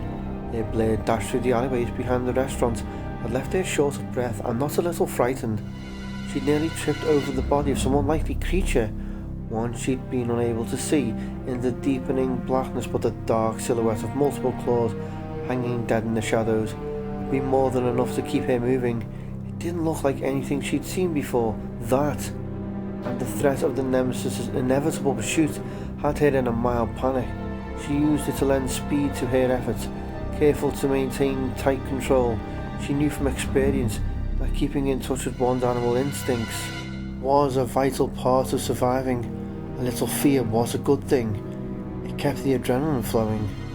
The ornamental clock was set into a raised dais next to the gate. She fumbled the blue jewel into place, the diamond-shaped glass setting off a faint electrical hum, a circular chain of lights that bordered the jewels flickering on. The green diamond went in just as easily, turning the light chain into a complete circle. There was a heavy grinding sound, and the gate's two sets of doors slid open, revealing a shadowy path surrounded by overgrown hedges. It didn't look bad from where she stood. She eased into the silent walk, opening her senses. Cool, dark, a mild breeze promising rain, the only thing that moved. Rustling the trees, rushing leaves, chilling the sweat on her face and arms. She could hear the soft wailing of a distant virus zombie drift through the air, and she saw the pale smudges of early moonlight on the path stones. Alert, sensing no immediate danger, she stepped further inside, her thoughts turning to Carlos Oliveira. He was telling the truth about being one of Umbrella's hired hands, and probably about not knowing what the company was really up to, but he was also holding something back.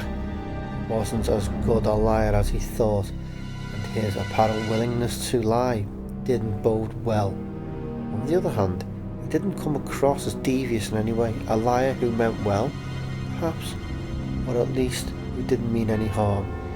Probably just being careful, doing exactly what she was doing. Whatever the case, she didn't have time to do any major interpreting, so she was going with her first impression. He was one of the good guys. Whether or not that would be of any help to her was another story. For the moment, she was willing to settle for any ally who didn't have plans to kill her. But should I be hooking up with anyone? What happens if he gets in the way of the Nemesis and... As if on cue, she heard it. A malevolent coincidence that seemed unreal, like some deadly joke. Stars! Speak of the devil. Oh shit. Where is it? Jill was almost at the centre of the small park, where 3 trails intersected, and the sound came from somewhere ahead or was it behind? The acoustics were strange.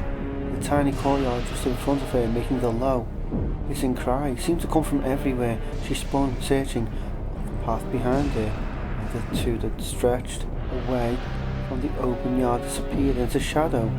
Which way?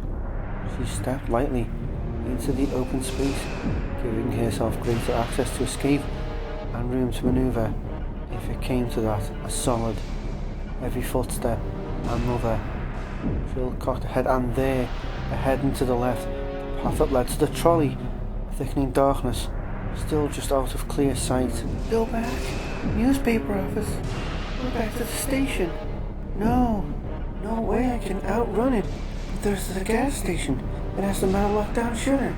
And there's a shitload of cars. The better to hide. Ahead and to the right, a simple plan was better than none, and she'd run out of time to consider her options any further. Jill took off the light pads of her boots, lost beneath a sudden clash of motion, the rising howl and dense tread of semi-synthetic feet bearing down on the courtyard. She was deeply conscious of herself, her muscles contracting, the sounds of her heart and breath. She flew over the stones. In an instant she was at the small gate that led her further north, that would take her down a block packed with abandoned cars, past a gas station and repair shop towards... She couldn't remember. If the street was clear, she could head through the industrial section of town. Hope that she didn't run into any more of the zombie packs. If the blockades had been put up, then I'm screwed, and it's too late anyway.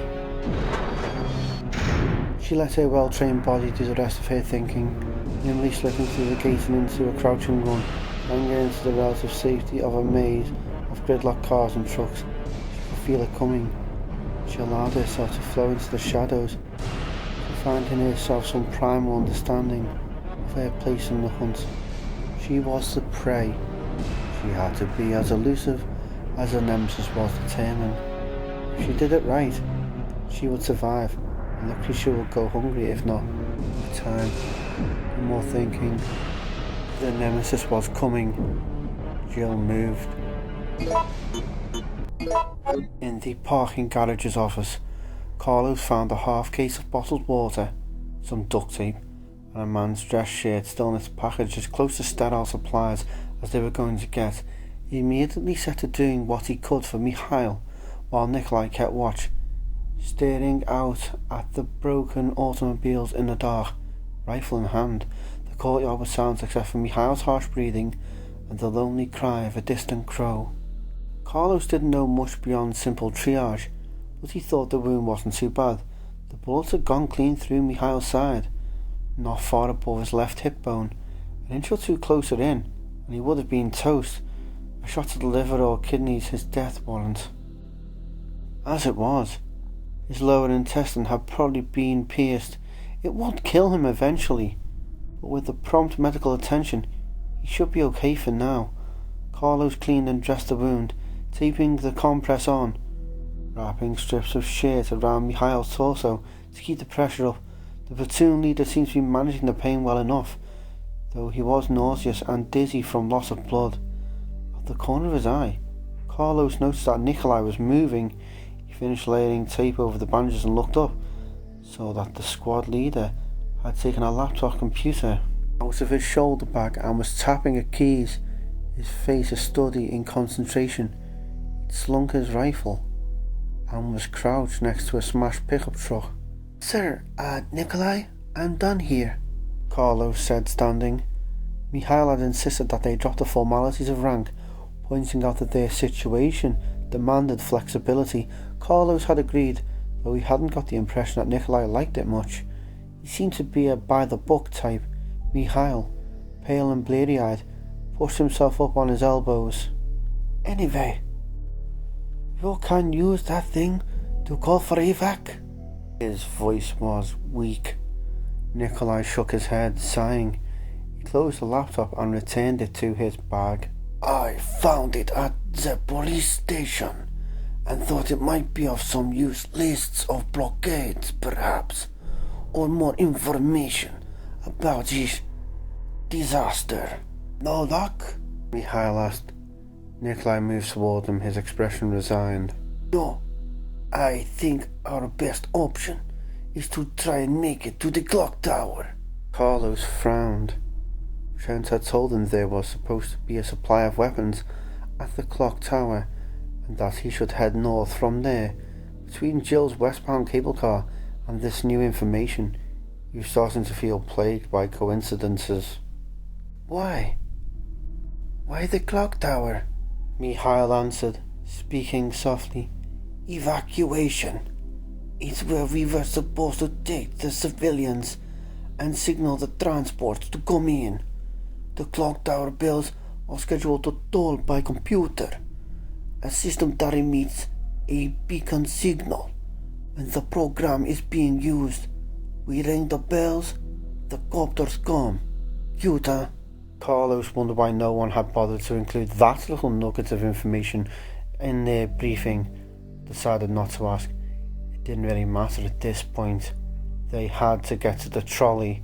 He didn't know Nikolai well, but Mikhail Victor was no threat, not in his condition, and he needed to get to a hospital.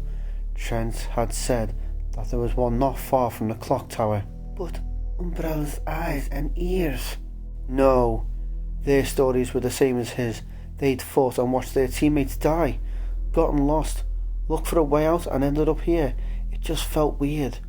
Suddenly having two more people involved.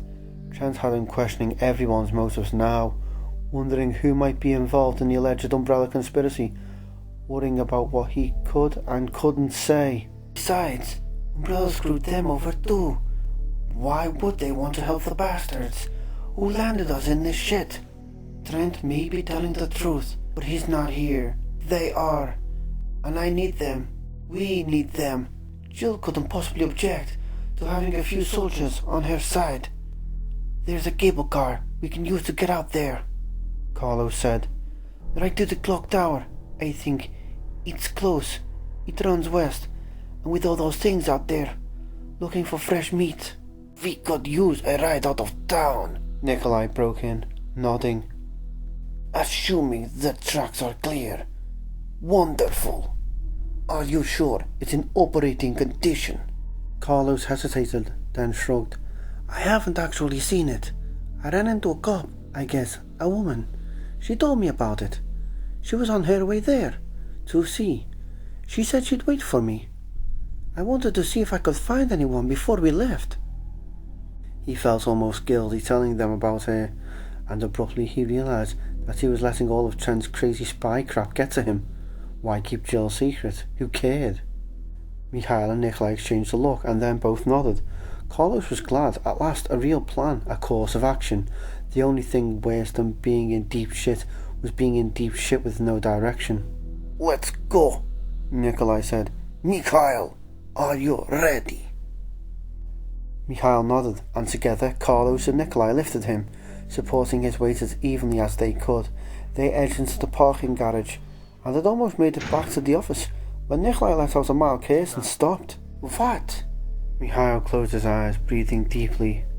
The explosives, Nikolai said. I can't believe I forgot why I came back this way. After I found Mikhail, I just... Explosives? Carlos asked. Yes. Just after the zombies attacked, and my squad... Nikolai swallowed, obviously struggling to maintain his composure. After the zombies attacked, I ended up near a construction site, back in the industrial area. A building was being torn down, I think, and I saw a few discarded boxes with high explosive warnings. There was a locked trailer. I was going to break in, but another wave of them came after me. He met Carlos's gaze squarely.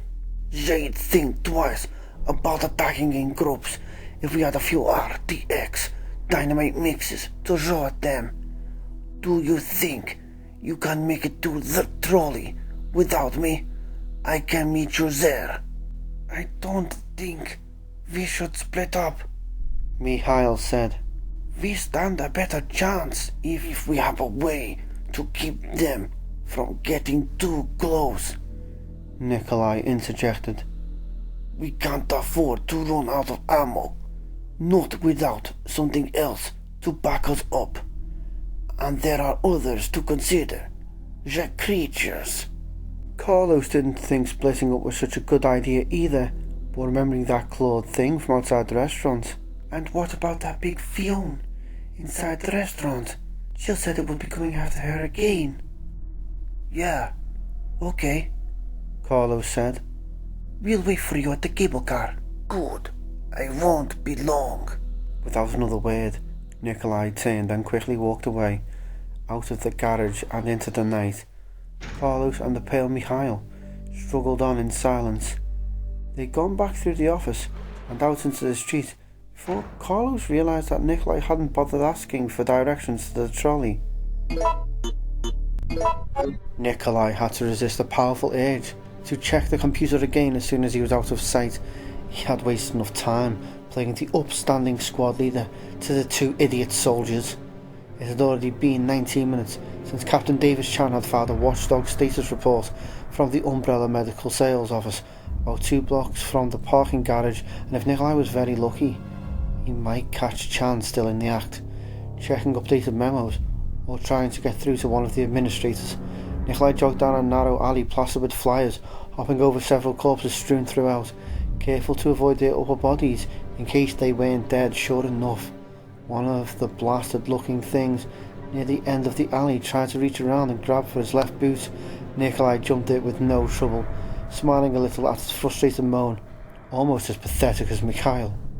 Carlos Oliveira though, tougher than he looked and definitely brighter, no match for him, of course, but Nikolai wants to get rid of him sooner rather than later. Or not. I could bypass that charade entirely. Nikolai pushed through a metal door to his right, into another alley littered with human remains. Considering his options as he hurried along, he didn't need to go to the clock tower for any reason. Just the hospital, and he didn't have to take the trolley. Toying with Mikhail and now Carlos was enjoyable, but not a necessity. He could even let them live, if he chose.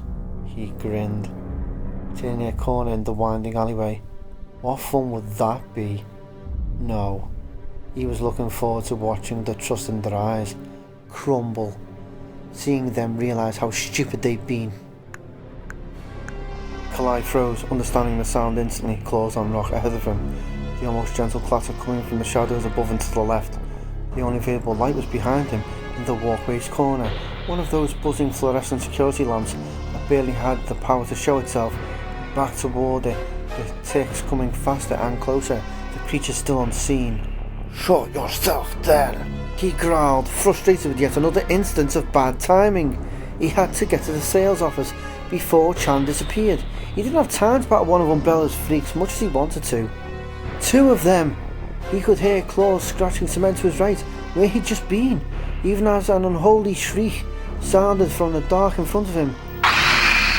A sound like madness, like souls being ripped apart, and there it was, screaming, leaping from the dark as another joined in its monstrous song, moving black hell in stereo. Nikolai saw the raised hooked claws of the one in front of him, the snapping dripping mandibles, the gleaming insectile eyes, and knew the other was only a second behind its sibling, preparing to jump even as the first landed. Nikolai opened up. The rattle of automatic fire lost beneath the twin owls. The rounds found their mark on the first.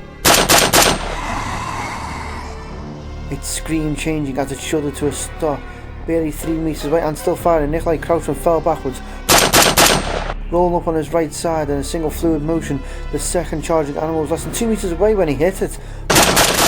Bloody divots appearing in its shining black exoskeleton, like flowers in explosive bloom. Like the first, it twitched and spasmed to a halt before collapsing, its shrill cry becoming a gurgle, becoming silence. Nikolai got to his feet, unnerved, not sure if the species either Brainsucker or the more amphibious Deimos, another multi-legged breed. He'd expected the viciousness and the attack method, but he hadn't understood how fast they were. If I'd be even a second later. No time to consider this. He was in a hurry. He edged forward, quickly stepping over the dark, oozing sprawl of limbs, breaking into a run as soon as he was past. With each step away from the dead creatures, he felt his composure returning, felt a flush of accomplishment warm him from inside out. They were fast, but he was faster, and with such monsters loose in the city, he wouldn't have to worry about Mikhail or Carlos, or anyone escaping what they were due. If he didn't get to enjoy the pleasure himself, he could revel in the knowledge that his comrades would certainly fall prey to any of a dozen horrors, their inadequate reflexes failing them, their lack of skills ensuring their doom. Nikolai tightened his grip on the M16, a rush of elation adding spring to each agile step. Raccoon was no place for the weak. He had nothing to fear. Chapter 12. The steel shutter that protected the front of the machine shop was down and locked, but Jill managed to get in through the garage, picking her way past a side door. The shop was sturdy enough, well protected from the average thief, and certainly any zombie, but Jill had no doubt that if the Nemesis wanted to get in, it probably could. She'd just have to hope that it hadn't tracked her this far. However it does that, exactly. Jill had no idea. Did it smell her? That didn't seem likely, considering her careful, breathless walk to the gas station. She dodged from shadow to shadow, hearing the Nemesis's thundering but clumsy progress as it searched for her amongst the crowd of abandoned cars. If it tracked her by scent, it would have caught her. Though how did it know who she was specifically? If another woman her size stumbled across its path, would it mistake that woman for Jill? Jill walked through the well-lit garage, her boots making soft, wet noises against the oil-sticky floor, her thoughts wandering as she took in the layout and checked doors. She didn't know how the Nemesis had been programmed to find and kill stars, or why it seemed to break off its pursuit from time to time either. With Brad dead, she was the only STARS member still in Raccoon. Unless Police Chief Irons had been a B team member some 20 years back, and he was probably still in town. Jill shook her head. Ridiculous. Chris had dug up enough information on Irons to make it a near certainty that he was working for Umbrella, just as they suspected their mysterious Mr. Trent. What's the difference? Being that Trent seemed to want to help them, while Irons was a money-grubbing creep, didn't give a shit about anyone but himself. If Irons was on the Nemesis' hit list, Jill was pretty much okay with that. From the garage, she stepped into a kind of combination office break room, a shoulder machine, a small table with a couple of chairs, a cluttered desk. Jill tried the telephone on general principles, receiving dead air as she expected. Now I wait, I guess, she said to no one in particular, leaning against the counter. If the Nemesis didn't show up after a few moments, she'd slip out again, head back to the trolley. She wondered if Carlos was there yet, and if he'd found any survivors from his platoon. What was it? Umbrella Biohazard something? Probably one of their semi-legitimate branches. It would be good PR. Once the news got out about Raccoon, Umbrella's admin would be able to point to their special task force, tell the media how quickly and decisively they'd acted when they'd realised there'd been an accident. Except they won't call it an accident, because that could mean negligence on their part. No doubt they've already got a scapegoat lined up and ready to hang. Some unlucky yes-man they can frame for the murder of thousands. Not if she could help it. Not if her friends could. One way or another, the truth was going to come out. It had to. Jill noticed a few tools lying around, a set of socket wrenches, a couple of crowbars, and it occurred to her that it might be handy to pack a few things for the trolley. It'd suck to get there and end up needing a screwdriver or the like, something they'd have to come back for. She was a mechanical illiterate herself, but maybe Carlos had some experience. Jill dropped into a crouch behind the counter as soon as she heard the slow, heavy knocks at the garage's side door, insistent and steady. Nemesis? No. The rappings were loud, but not powerful. It was either a human or... The gently hungry cry filtered through the door, joined by another, then a third, then a chorus. Virus carriers, and it sounded like a large group of them. Any relief she felt upon realising that it wasn't the Nemesis quickly faded. A dozen zombies hammering on the door was the equivalent of a flashing neon sign that read "Good Eats." And how exactly am I going to sneak out of here now? Her simple plan to hide until the Nemesis went away had pretty much crapped out. She needed a new plan, preferably one she had more than a few seconds to map out. So come up with something already, unless you mean to go charging out there and start kicking ass. Jill sighed, the low gnaw of dread in her stomach so constant that she no longer noticed it. Outside, the decaying carriers continued to shuffle and cry, beating helplessly against the door. Might as well run through her options. She had a few minutes to kill. They made it to the trolley without any trouble. Carlos was feeling hopeful as they staggered into the station yard lit by an expanse of metally burning debris. To one side, no zombies, no monsters, and Mikhail didn't seem to be getting any worse. The city hall gate had been opened. A dozen jewels set into a kind of clock on a nearby pedestal, which meant Jill had already gone through. Carlos had expected her to make it, but it was still a relief. There it is, Mikhail said, and Carlos nodded, squinting as a gust of foul-smelling smoke washed over them. To their right was a grand old building, either the trolley station or the alleged city hall. In front of them, past a stack of crates that blocked their path, was an old-fashioned trolley car, its red paint slightly faded. As they got closer, Carlos could see that a second car was attached, most of it hidden in the shadow of the building overhang.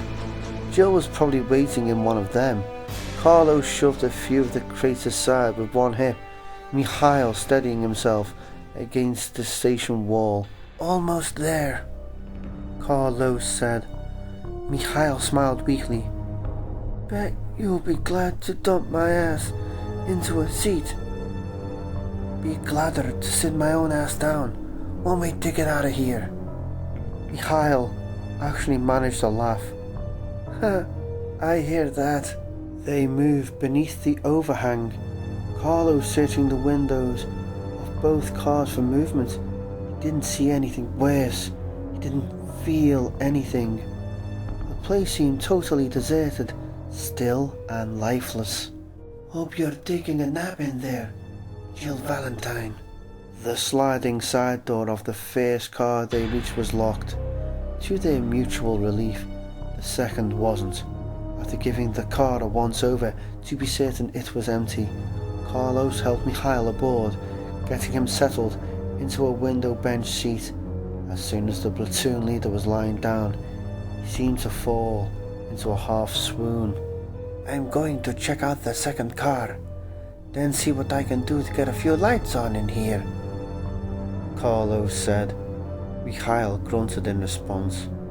Not surprisingly, Jill wasn't in the other car either, but Carlos did find the electrical controls next to the driver's seat. At the touch of a button, a row of overhead lights switched on, illuminating an aging wood floor and red vinyl padded seats lining both walls. Where are you, Jill? Carlos muttered, feeling real worry for her. If something had happened, he was going to feel at least partly responsible for not accompanying her back to the restaurant. Mikhail was barely conscious when Carlos checked in on him, but it was more like sleep than coma until a doctor looked at the wound. Rest was probably the best thing for him. There was an open control panel at the back of the car, which Carlos knelt to examine. His heart dropped when he saw that it was part of the primary power setup and that a few parts had been removed. He didn't know anything about cable cars, but it didn't take a genius to understand that you couldn't run a machine when the wires had been pulled, particularly on such an ancient system. It looked like there was a missing fuse too. Hijo de la chingada, he whispered, and heard a feeble laugh behind him. I know just enough Spanish to know you shouldn't kiss your mother with that mouth, Mikhail said. What's wrong? There's a fuse missing, Carlos said. And these circuits have got to be shorted out. We'll have to bypass them if we want to get this thing moving. Just northeast of here. Mikhail started, but he had to pause for a few breaths before going on. There's a gas station, repair shop. It was one of the landmarks on the city map. It's suburbs past that. Probably have equipment there. Carlos thought about it. He didn't want to leave Mikhail alone, and Jill or Nikolai could show up any minute. But we ain't going no place without a power cable and a high amp fuse, and Mikhail's on a downhill slide. What choice have I got? Yeah, okay, Carlos said lightly. Walking over to Mikhail, he gazed down at him, concerned about the high colour of his cheeks, the waxy pallor of his brow. Guess I'll go check that out. Wanna come with? Ha ha, Mikhail whispered. Be careful. Carlos nodded. Try to get some sleep. If anyone shows up, tell them I'll be right back. Mikhail was already slipping back into a doze. Sure, he mumbled. Carlos checked Mikhail's rifle to make sure it was loaded, and he placed it next to the padded bench, within easy reach. He hunted around for something else to say, some words of reassurance, and finally just turned and walked to the exit. Mikhail wasn't stupid. He knew what the stakes were. His life, among other things. Carlos took a deep breath and opened the door, praying that the gas station wasn't too far away.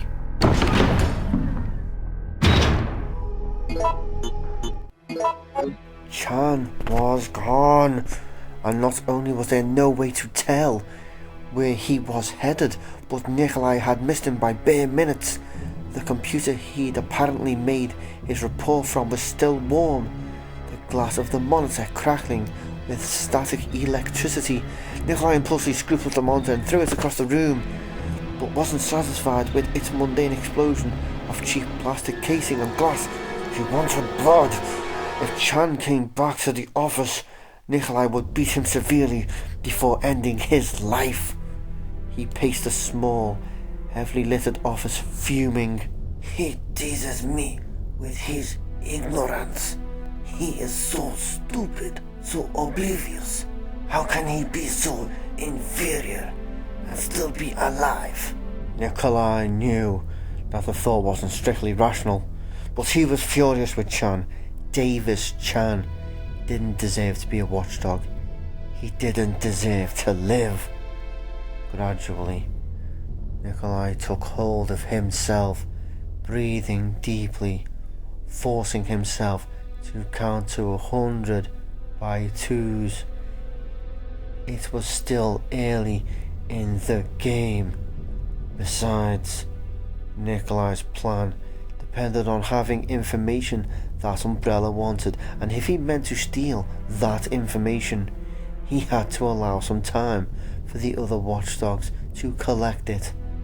The daily field reports were a bare summary of conditions and body counts, used as much as a check-in as anything else. The real stuff was being stored on disk, transcribed from found documents, or picked out of someone else's files, only downloaded by Cell if the Watchdog considered it of critical importance. And while I'm waiting, I can check in with my comrades at the trolley. Nikolai stopped pacing, struck by the realization that he had truly enjoyed his deception of Carlos and Mikhail. Somehow, that there were two of them had turned it into a more exciting game. Would they suspect him? What were they saying about his sudden departure? What did they think of him? And what would it be like to witness Mikhail's slow, excruciating loss of life? Watch him lose his capacity for reason as the young protagonist, Carlos, vainly struggles to beat the odds. Nikolai could disable the bell mechanism once they reached the clock tower. Perhaps bravely volunteer to seek out the hospital to bring back supplies. Nikolai laughed suddenly, a harsh barking sound in the stillness of the room. He had to kill Dr. Aquino, the scientist who was supposed to report in from the hospital, the one working with the vaccine anyway, and he knew that Aquino had been ordered to see to the hospital's destruction before leaving Raccoon to eliminate trace evidence from his research, and there was also a specific species of organic stored at the hospital that Umbrella had decided to abandon, the Hunter Gamma series. So blowing up the hospital meant two objectives met for the price of one. It seemed that the HGs weren't cost effective, although there had been serious disagreement within the administration about whether or not to destroy the prototypes. If Nikolai could lure Carlos into combat with one of them, he would have some valuable information of his own to sell, and he too would be meeting more than one objective with a single action. It all came together. There was a kind of symmetry to it all. He dropped the entire scheme if anything went wrong, of course, or if he found it wouldn't mesh with his plans. He wasn't an idiot, but having a project to fill his downtime would keep him from becoming overly frustrated. Nikolai turned and started for the door, amused by his own indulgence. Raccoon City was like some haunted kingdom, where he was the ruler, able to do as he wished, anything he wished, lie, murder, bathe in the glory of another man's defeat. It was all his for the taking, and with a payoff at the end, he felt like himself again. It was time to play. Chapter 13. Jill had finally decided to open the metal shutter and make a break for it when she heard shots outside. The high-pitched chatter of an assault rifle. To say she was relieved was an understatement. The relentless thumping of the mostly dead outside had been eating at her nerves, almost tempting her to shoot herself, just so she wouldn't have to hear it anymore. And now, in a matter of seconds, it was quiet once again. She moved quickly to the side door in the garage, ducking beneath a disemboweled red compact on a lift and pressing her ear to the cold metal. All was silent. The virus carrier surely dead. Jill jerked back as someone hammered on the door, her heart keeping time. Hey, is somebody in there? The zombies are dead. You can open up now. No mistaking the accent, it was Carlos Oliveira. Relieved, Jill turned the lock, announcing herself as she threw the door open. Carlos, it's Jill Valentine. She was happy to see him, but the look on his face was so sincerely elated that she felt almost shy suddenly. She moved back from the door so he could step inside. I'm so glad you're okay. When you weren't at the trolley, I thought... Carlos trailed off, his thought obvious enough. Anyway, it's really good to see you again. His apparently serious concern for her was a surprise, and she was uncertain how to respond. Irritation? That she was being patronised? She didn't feel irritated. Having someone interested in her well-being, particularly considering the kind of chaos they were in, was, well, kind of nice. The fact that someone is tall, dark, and handsome isn't such a terrible thing either. Jill instantly clamped down on the thought, cutting it short. True or not, they were in a survival situation. They could make eyes at each other later if they made it out alive. Carlos didn't seem to notice her slight discomfort. So, what are you doing here? Jill gave him a half smile. I got sidetracked. Don't suppose you saw Frankenstein's monster wandering around out there? Carlos frowned. You saw him again?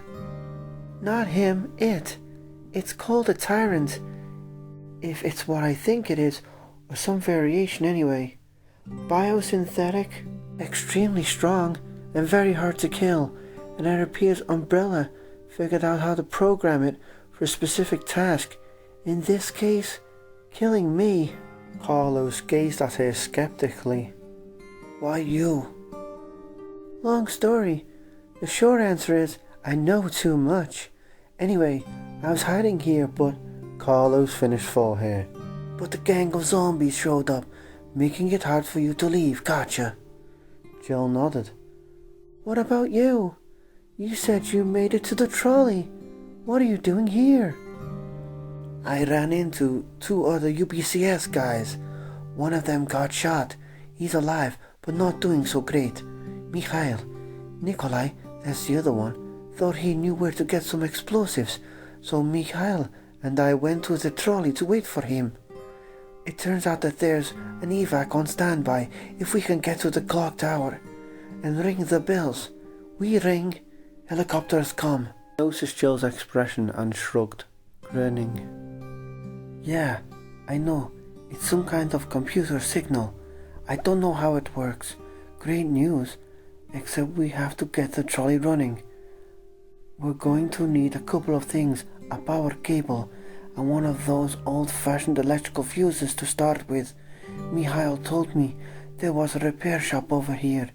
He's one of the platoon leaders. He got a good look at the map before we landed.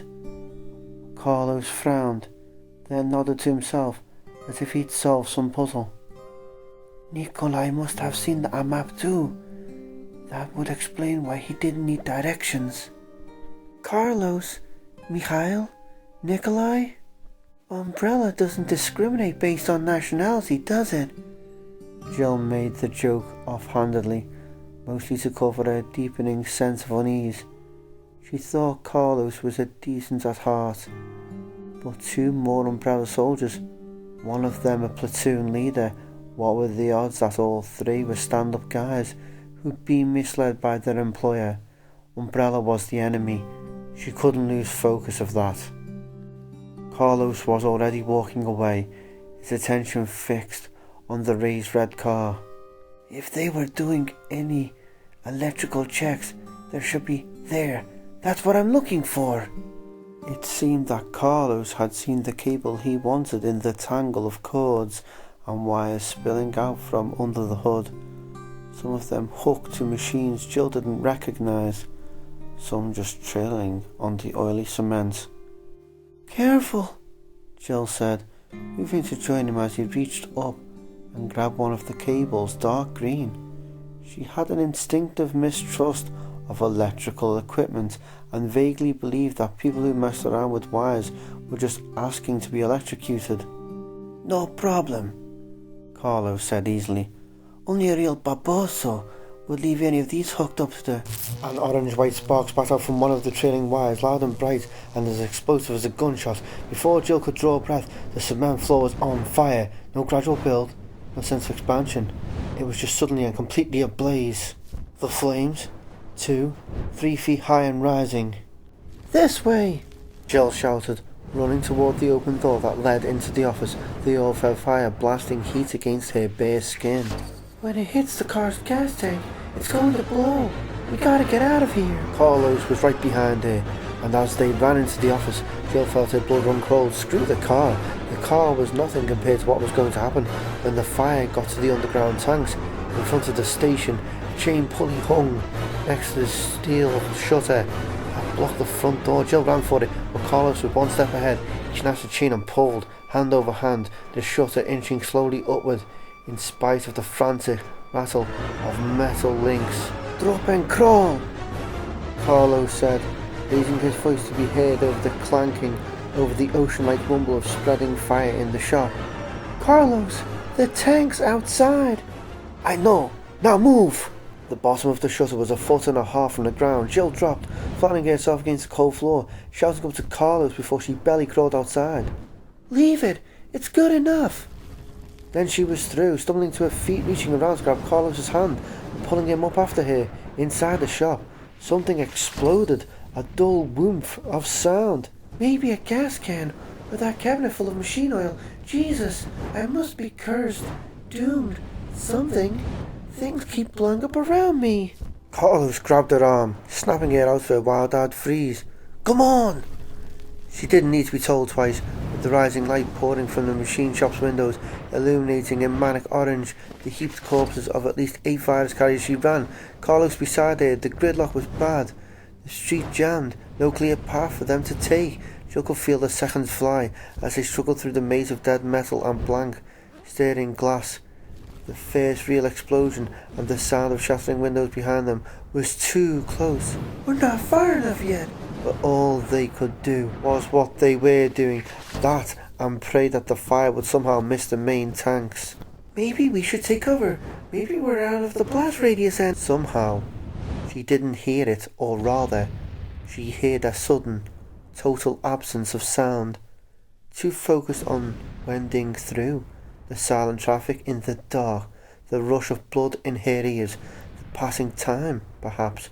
All she knew was that she was running, and then there was a mammoth wave of pressure that boosted her from behind, lifting her up and forward at once, the side of a beaten panel truck rushing at her, and Carlos screaming something, and then there was nothing but blackness, nothing but a distant sun that laughed at the edges of her dark, sending her dreams of angry light. Mikhail was sinking, descending into the fevered delirium that would undoubtedly kill him. All Nikolai had been able to get out of the dying man was that Carlos had gone to get equipment to repair the trolley, and that he would be back soon. If there was any more, Nikolai would have to wait until Mikhail's fever broke or Carlos returned, neither of which seemed likely. Mikhail was only going to get worse, and the deep rumbling explosion that had quaked the ground beneath the trolley, that had preceded a lightening of the night sky to the north, suggested that there had been a fire at the gas station. Not necessarily Carlos's fault, but Nikolai suspected that it probably was, and that Carlos Oliveira had burned to a crisp. "Which means I'll have to find a power cable myself if I want to ride to the hospital." Irritating, but it couldn't be helped. Nikolai had found a box of spare fuses inside the station, as well as a 5-gallon container of properly mixed machine oil. More than enough to get the cable car to the hospital, but no power cable, no wiring at all with which to bypass the shorted circuits. Nikolai wondered why Carlos hadn't thought to break into the station's maintenance room, and decided it was probably due to an absence of imagination. No, it can't. Fire at will. I think. Nikolai looked up from his inspection of the trolley's control panel, curious, but whatever Mikhail thought was lost as he dropped back into a troubled slumber. The ancient bench, creaking beneath his restless movements. Pathetic. He could at least babble out something interesting. Nikolai stood up and stretched, turning toward the door. He'd already added the oil to the engine's rudimentary tank system, but he'd taken the wrong kind of fuse. He'd get another one on his way back into town, probably all the way back to that same damn parking garage where he'd tracked Mikhail. He'd noticed some shelves of equipment there. All of the running back and forth was becoming tiresome, but at least most of the cannibals in the area had already been killed, so it wouldn't take too long, and when he returned, he could reward himself for his efforts by telling Mikhail he was responsible for his impending death. He stepped out into the train's yard, thinking vaguely about where he might sleep for the night, when he saw two figures stumbling toward the trolley, their forms half hidden in the sparse light from a dying fire in the northwest corner of the yard. They drew closer, and he saw that Carlos had managed to escape death after all, and had brought a woman with him, undoubtedly the same woman who told him about the trolley. Both of them singed, their exposed skin reddened and grimy with ash. Perhaps he hadn't been too far off the mark about who had started that fire. And once again, let your games begin. Carlos, are you injured? Either of you? He stepped forward so they could see him clearly, could see the deep concern on his face. Carlos was obviously glad to see him. No, we're both fine. Just a little banged up. The gas station caught fire and blew. Jill backed out for a minute or two, but she's... Carlos abruptly cleared his throat, nodding toward the woman. Jill Valentine? This is Sergeant Nikolai Genevieve, UPCS. Nikolai, please, he offered, and she stared at him, an expression unreadable. It seemed that Miss Valentine wasn't interested in making friends. That pleased him, though he wasn't sure why. She carried a .357 revolver and had what looked like a 9mm tucked into the waistband of an extremely snug skirt. We are indebted to you for telling Carlos about the trolley. You're with the police? Nikolai asked. Jill's gaze was fixed on his, and there was no mistaking the tone of challenge in her response. The police are dead. I'm with the STARS, Special Tactics and Rescue Service. Well, how ironic. I wonder if she's encountered Umbrella's little surprise yet. If she had, she probably wouldn't be standing in front of him, unless it was malfunctioning. A tyrant could break a full-grown man in half without even exerting a quarter of its strength. Someone like Jill Valentine didn't stand a chance against something even more advanced. Umbrella's new toy that had been scheduled to appear. Nikolai was pleased with the strange coincidence of meeting a STARS member. It made him feel like everything was in order, that connections in his mind were reflected in the world around him. How's Mikhail? Nikolai looked away from Jill's unwavering stare to answer Carlos, not wanting to seem combative. Not very well, I'm afraid. We should leave as soon as possible. Did you find anything useful? Mikhail said you were going to get repair equipment. It's all gone, burned up, Carlos said. I guess we'll have to Did you get your explosives? Jill interrupted, still watching him carefully. Where were they? Not openly hostile, very close. Not surprising, considering the inside line on the STARS was that they had uncovered information about Umbrella's real research at the Spencer State Lab. They'd been discredited later, of course, but Umbrella had been trying to get rid of them ever since. If they're all as suspicious as this one, it's no wonder Umbrella hasn't succeeded.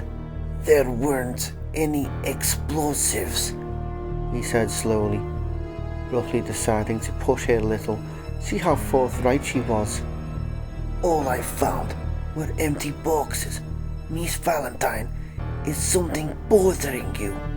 You seem tense. He deliberately shot a sharp glance at Carlos, as if angry that he brought the mistrustful woman along. Carlos flushed and quickly spoke up, trying to redirect the conversation. I think we're all on edge, but the important thing right now is Mikhail. We've got to get him out of here. Nikolai held Jill's gaze a beat longer, then nodded and turned his attention to Carlos. Agreed. If you can come up with a cable, I'll see what I can do about the fuse. There's a power station not too far from here. I'll look there, back at the garage where we found Mikhail. I'm sure I saw battery cables. You should try there. Regardless of our success, we meet back here in a half hour. Carlos nodded. Nikolai made a point of ignoring Jill's response, addressing Carlos instead. Good.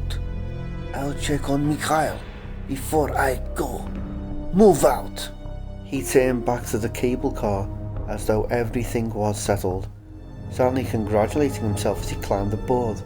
They would fetch the cable for him, while all he had to do was walk a dozen steps into the trolley station and reach into a box. Which means I'll have plenty of time left over. I wonder what they'll talk about when I'm not around. Perhaps he'd arranged to meet them on their way back, watched them for a moment or two before revealing his presence. Nikolai walked to where Mikhail was sleeping and grinned at him, well pleased. Things were getting interesting. Finally, Carlos was working for him.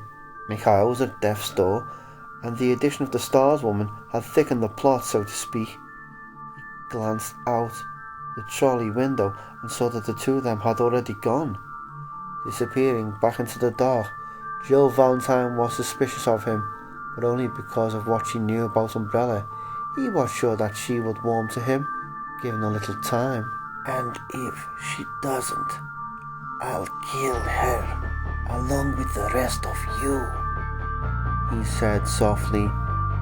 Mikhail let out a soft sound of distress, but slept on, and after a moment, Nikolai quietly left.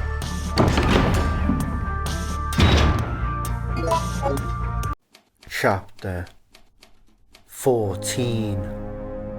Although there was probably a lot they could talk about, Jill didn't feel like it, and neither did Carlos. They had to get a power cable, get back to the trolley, and not get killed in the process. Not exactly the time for small talk, even if the streets did seem to be clear. And after the near-death experience they just shared, running from the gas station, Carlos couldn't imagine chatting. What would we talk about anyway? The weather? How many of her friends are dead?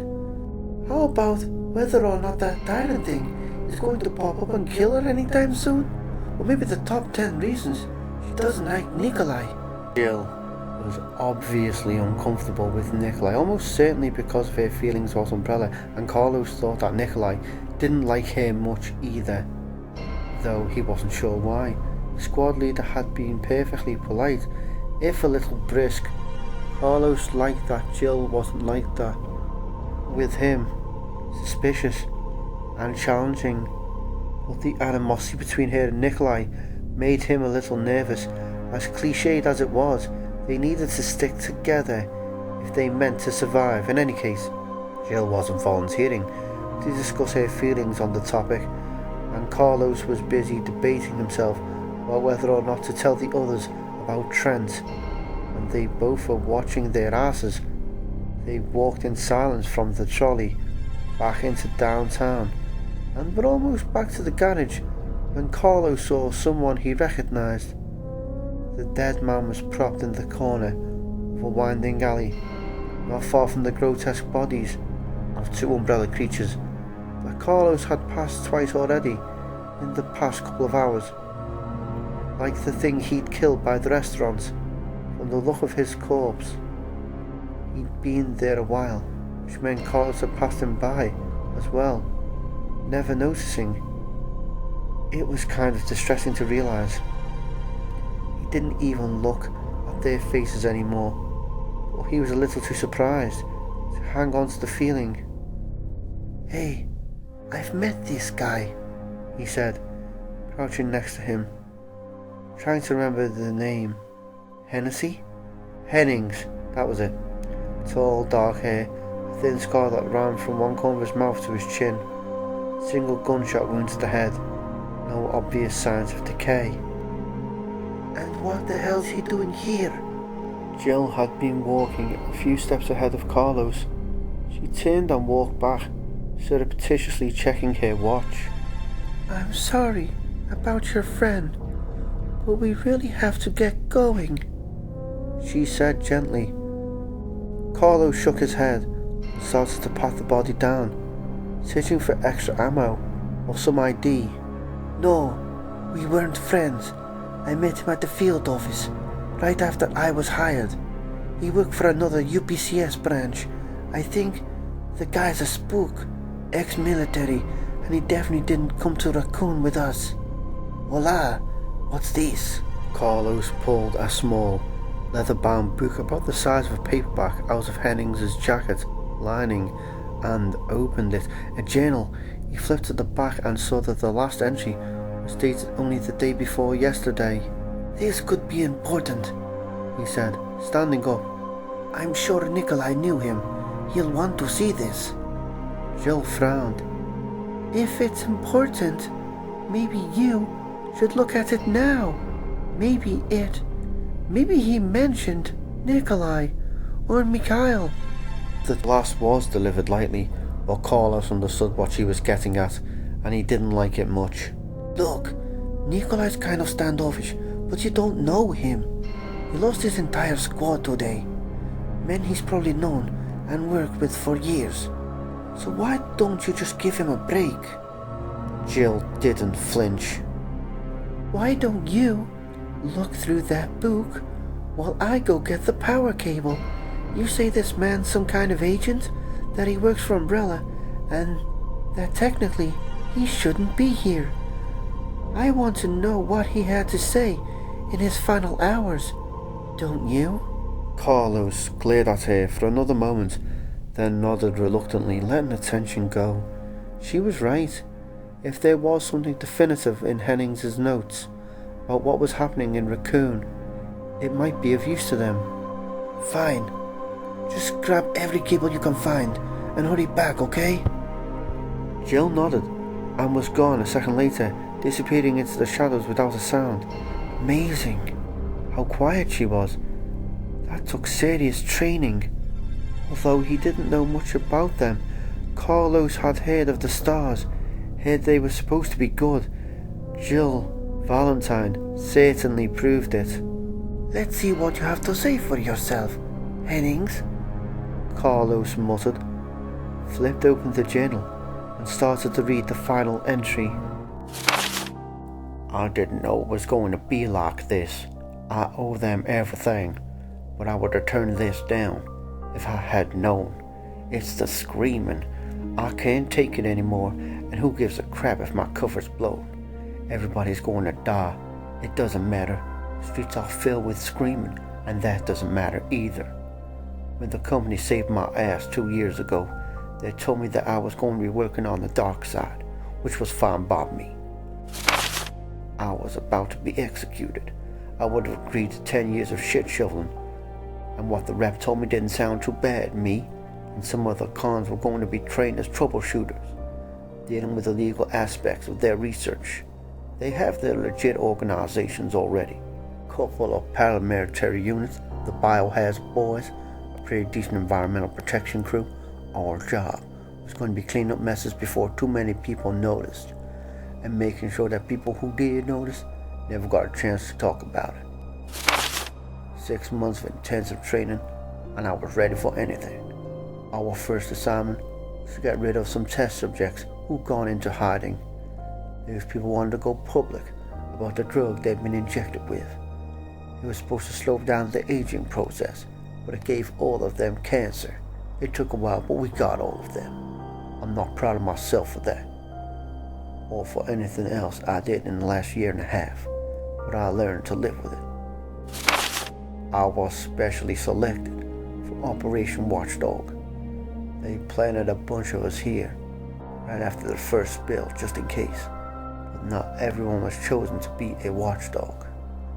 They said I was more committed than the others, that I wouldn't crumble watching others die. Hooray for me. I worked in a warehouse for 2 weeks as an inventory specialist, waiting for something to happen. bored out of my goddamn skull, and then everything happened at once. I haven't slept for 3 days, and everyone keeps screaming until the flesh eaters get to them. And then they either die or they also start to eat. I tried to get hold of some of the others, plants, but I can't find anyone. I only knew a few of them anyway. 4 of the people selected as watchdogs: Terry, Foster, Martin, that spooky Russian, the hospital doc with the glasses. Maybe they're dead. Maybe they escaped. Maybe they have yet to be sent in. I don't care. I haven't made a report since the day before yesterday, and the Umbrella can blow it out their ass and burn in hell. I'm sure I'll see them there. I've chosen to pull the trigger myself, a headshot, so I won't come back. I wish they'd left me to be executed. I deserve that. Nobody deserves this. I'm sorry. If anyone finds this, believe that much. The rest of the pages were blank. Carlos knelt next to Hennings in a kind of numb haze and examined his cold right hand for gunshot residue. It was there. Somebody must have taken the gun later. Carlos? He looked up and saw Jill holding a handful of cables, a look of curious concern on her dirty, pretty face. That spooky Russian? How many could there possibly be? Carlos didn't know what a watchdog was, but he thought that Nikolai had some explaining to do, and that it might be a good idea to get back to Mikhail as soon as possible. I think I owe you an apology, Carlos said, his stomach suddenly in knots. Nikolai had found Mikhail just after he'd been shot, allegedly by some random stranger. What for? Jill asked. Carlos took the journal into a vest pocket, taking a last look at Hennings, feeling disgust and pity and a building anger at Umbrella, at Nikolai, at himself for being so naive. I'll explain on the way back, he said, gripping his assault rifle so tightly that his hands started to tremble, the anger continuing to rise in him like a black flood. Nikolai will be waiting for us. After installing the new fuse in the trolley's control panel, Nikolai decided to wait inside the station for Carlos and Jill to return. Many of the first floor windows were broken, and it was dark inside. He'd be able to hear any private, last-minute conversation between them as they entered the yard. Nikolai had no doubt that Jill would have a few words of warning for Carlos regarding Umbrella, perhaps out Nikolai directly, and the truth was, he just couldn't help himself. He wanted to know what the Stars woman had to say, what paranoid drivel she'd spout, and how Carlos would react. He'd rejoined them a minute or so after they boarded the trolley, say he was checking the building for supplies or something, and see what developed from there. Do we take a ride, or will I be traveling alone? Perhaps we'll stay together for the night, foraging for food, taking turns at standing guard. I could kill them in their sleep. I could entice both of them to accompany me to the hospital to engage the hunters. I could disappear and allow them to evacuate, thinking that their dear friend had been lost. Nikolai smiled, a cool night draft from a shattered pane breezing across his face in a very real way. Their lives were in his hands. It was a powerful feeling, even intoxicating, to have that kind of control. What had started out as a primarily financial venture had evolved into something new, something he had no words for, a game, but so much more, an understanding of human destiny like nothing he'd ever experienced. He'd always known that he was different, that societal boundaries didn't apply to him in the same way that others understood them. Coming to Raccoon was an amplification of that. It was like an alternate reality in which they were the strangers, the outsiders, and he was the only one who really knew what was going on. For the first time in his life, he felt free to do as he liked. Nikolai heard the gate from the alleyway creak open, slowly, stealthily, and he backed away from the window. A second later, the two young soldiers stepped into view, moving almost as silently as himself. He noted with some surprise that they were sweeping the yard as if they expected trouble. Perhaps they met up with the tyrant creature. That would certainly spice things up. If Jill was being tracked, although Nikolai meant to let the Seeker have her, if it showed up, it would kill anyone stupid enough to get in its way. Nikolai would happily step aside. Jill was slightly ahead of Carlos, and as they cautiously edged forward, Nikolai saw that she carried several cables slung over one shoulder. Maybe he would keep them around a while. They were proving to be successful at running errands. All clear, Carlos whispered, and Nikolai smiled to himself. He could hear them perfectly. He has to be back by now, if he didn't run into one of the creatures, Jill whispered. Nikolai's smile faltered a little. It was impossible. Or were they sweeping for him? I say we approach like we don't know anything, Carlos said, keeping his voice low. Get on board. Get on either side of him. Make him give up the rifle. Carries a knife too. What is this? What's changed? Nikolai was confused, uncertain. What can they possibly know? Jill was nodding. Let me ask the questions. I know more background on Umbrella. I think I have a better chance of convincing him that we know all about his Watchdog mission. If he thinks we already know, then he won't bother hiding anything. Carlos finished. Okay, let's do it. Keep your weapon ready, just in case he's planning a surprise party. Jill nodded again, and they both straightened up, Carlos shouldering his rifle. They stepped toward the trolley, no longer bothering to keep quiet.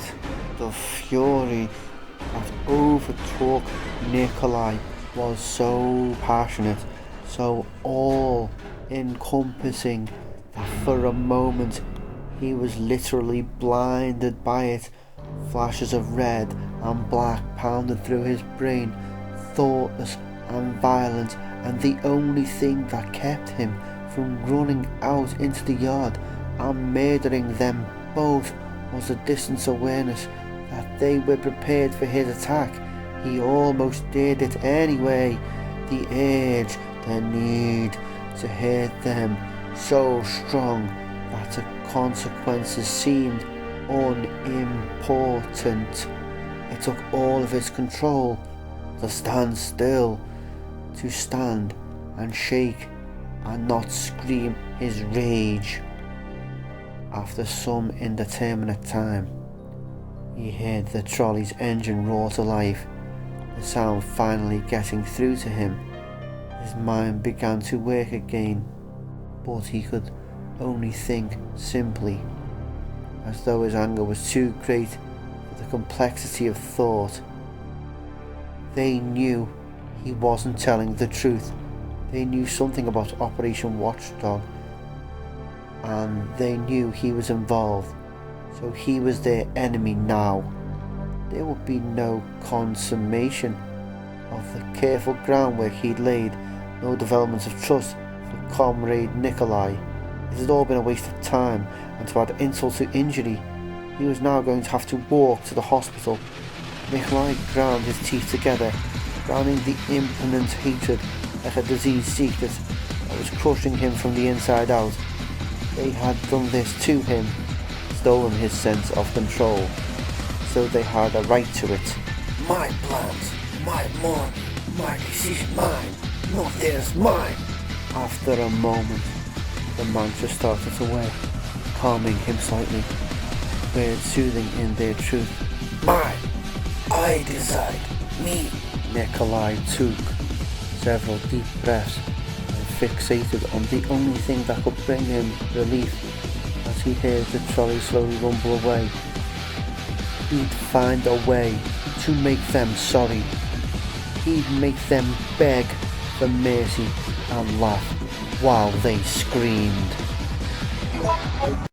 Chapter 15. Jill stood next to Carlos at the train's controls, looking out as the dark ruins of Raccoon slowly slipped past. They couldn't see much by the yellowed beam of the single headlight, but there were numerous small fires blazing unchecked, and the partial moon shone its cold light down on it all. Debris-packed streets, broken boarded windows, living shadows that swayed and wandered aimlessly. "Keep it slow," Jill said. "If the tracks are blocked and we're going too fast..." Carlos shot her an irritated look. "Gee, I hadn't thought about that. Gracias." His sarcasm invited a reply, but Jill was too tired to banter, and her body felt like a single, massive bruise. "Yeah, okay, sorry." The tracks unrolled in front of them as Carlos carefully handled the controls, slowing to a virtual crawl with each curve. Jill wanted to sit, maybe go into the other car with Mikhail and lay down. It was a few miles to the clock tower, and the jogger could easily keep up with them, but she knew that Carlos was tired too. She could at least suffer aching feet along with him for another few minutes. By some unspoken agreement, they hadn't discussed Nikolai yet. Perhaps because speculation on where he was and what he was doing didn't serve any purpose. Whatever he was up to, they were getting out of town, assuming they survived. Jill was more committed than ever to seeing that Umbrella paid for their crimes, and it was Umbrella, not Nikolai, who held responsibility for the death of Raccoon. Her intuition had been good on Nikolai, that he wasn't ignorant of Umbrella's evils, though she hadn't suspected the depth of his deception. From what she'd read in the journal Carlos had found, it appeared that the company had been prepared for Raccoon to be infected and had set up a secret team to make reports on the catastrophe. It was disgusting, but not surprising. "We're dealing with Umbrella, after all. If they can illegally design genetic viruses and breed killing machines to inject said viruses into, why not capitalize on mass murder? Take some notes, document a few fights." Jill stumbled against Carlos as the trolley rocked, the sound of shattering glass coming from the other car. A half-second later, they heard Mikhail let out a fevered cry of fear or pain. Jill couldn't tell. "Here, take the controls," Carlos said, but she was already halfway across the car, the heavy revolver in hand. "I got it! Keep us going!" she shouted back, not wanting to think about what it could be, as she dashed toward the door for the trolley to shake like that. "It has to be one of their monsters, and Mikhail probably can't even sit up on his own." She pushed the door open and stepped onto the connecting platform, the heavy clatter of the moving trolley seeming incredibly loud as she opened the second door, Mikhail's helplessness in the forefront of her mind. "Oh, shit!" The elements of the scene were simple, straightforward, and deadly. A broken window, glass everywhere, Mikhail to her left, his back to the wall as he struggled to get to his feet, using his rifle as a crutch, and the Stars Killer standing in the middle of the car, misshapen head thrown back, its giant lipless mouth opening as it growled, screamed wordlessly. The remaining windows shook from the strength of its insane cry. Jill opened fire, each shot a deafening explosion, the heavy round slamming into its upper torso as it continued to howl. The sheer force of the assault drove it back a few steps, but if there was any effect otherwise, she couldn't see it. On the sixth round, Mikhail's rifle joined in, the smaller slugs peppering the Nemesis' gigantic legs as Jill ran dry. Mikhail was still slumped against the wall, and his aim was poor, but Jill would take any help she could get. She grabbed her Beretta. Even with the speed loader, the .357 would take too long, and opened up, going for headshots. Not working! And the Nemesis stopped screaming and fixed its attention on her. Its slitted white eyes like cataracts, its huge teeth shining and slick, tentacles snaked around its hairless, lumpy head. Get out! Mikhail shouted, and Jill spared him a glance, not even considering the idea, as she fired again until it registered an instant later that he was holding a grenade. One shaking finger hooked through its ring. She recognised the make without thinking about it. A Czech RG-34. Barry had collected anti-personnel grenades, and she sent a round into Nemesis' stitched brow to no effect. Impact grenade. Once the ring was pulled, it would detonate on contact. And Mikhail won't make it. It's suicide. No, Hugo, get behind me, she screamed, and the Stars Killer took one massive step forward, almost halving the distance between them. Get out! Mikhail ordered again, and popped the ring, an explosion of incredible concentration and purpose on his dead white face. I'm dead already! Do it! Now! Her Beretta fired once more, and was empty. Jill spun and ran, leaving Mikhail to face the monster alone.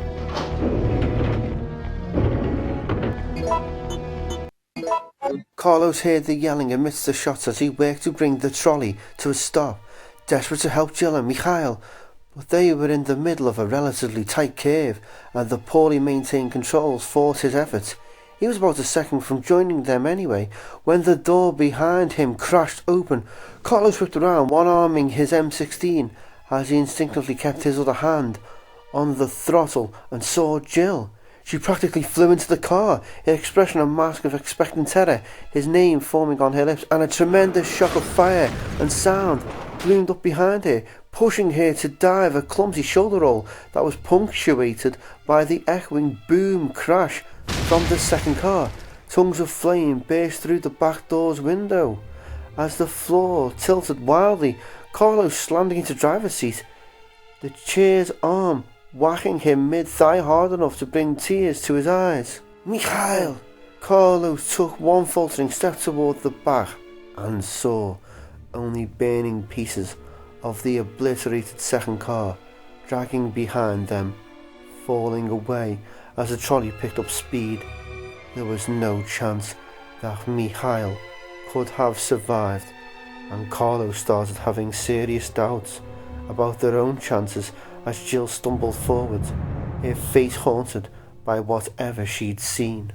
The cable car hit another curve, and then it was out of control, tossing back and forth like a ship on stormy seas, except the thunder and lightning were caused by their car smashing mightily into buildings, the autos alike sending up great plumes of sparks instead of slowing them down. The trolley seemed to be picking up speed with each impact, hailing through the dark in a series of fiery metal screams. Carlos fought gravity to grab the throttle, aware that they jumped the tracks, that Mikhail was gone, that their only hope was the manual brake. If they were lucky, the wheels would lock. He yanked back as hard as he could and nothing happened, nothing at all. They were screwed. Jill made it to the front, clutching at chair backs and support poles as the trolley continued to buck and screech. Carlos saw her staring at the useless throttle beneath his fingers, saw despair flash in her eyes, and knew that they had to jump. The brakes! Jill shouted. No good. We have to bail. He turned, grabbed his rifle by the barrel, and used the lock stock to break out a side window. A sudden shift of the floor sending the glass shards raining on his chest. He held onto the slick window frame with one hand, reached back to grab Jill, and saw her drive her elbow into a small glass panel set low into the console, a look of crazed hope on her face as she pulled a switch she couldn't see. Emergency brake. And incredibly, the trolley was slowing, tipping to the left a final time before settling back, sliding forward into a diminishing spray of bright sparks. Carlos closed his eyes and gripped the useless throttle, tensing, trying to prepare himself for the impact. A few seconds later, a mild, anticlimactic crunch signified their journey's end. The car had come to rest against a pile of broken concrete pieces in the middle of a neatly trimmed lawn. A few shadowy statues and hedges nearby. A final tremor rattled through the car and it was over. Silence, except for the tick of cooling metal. He opened his eyes, hardly able to credit their nightmare ride through the city. Next to him, Jill took a shaky breath.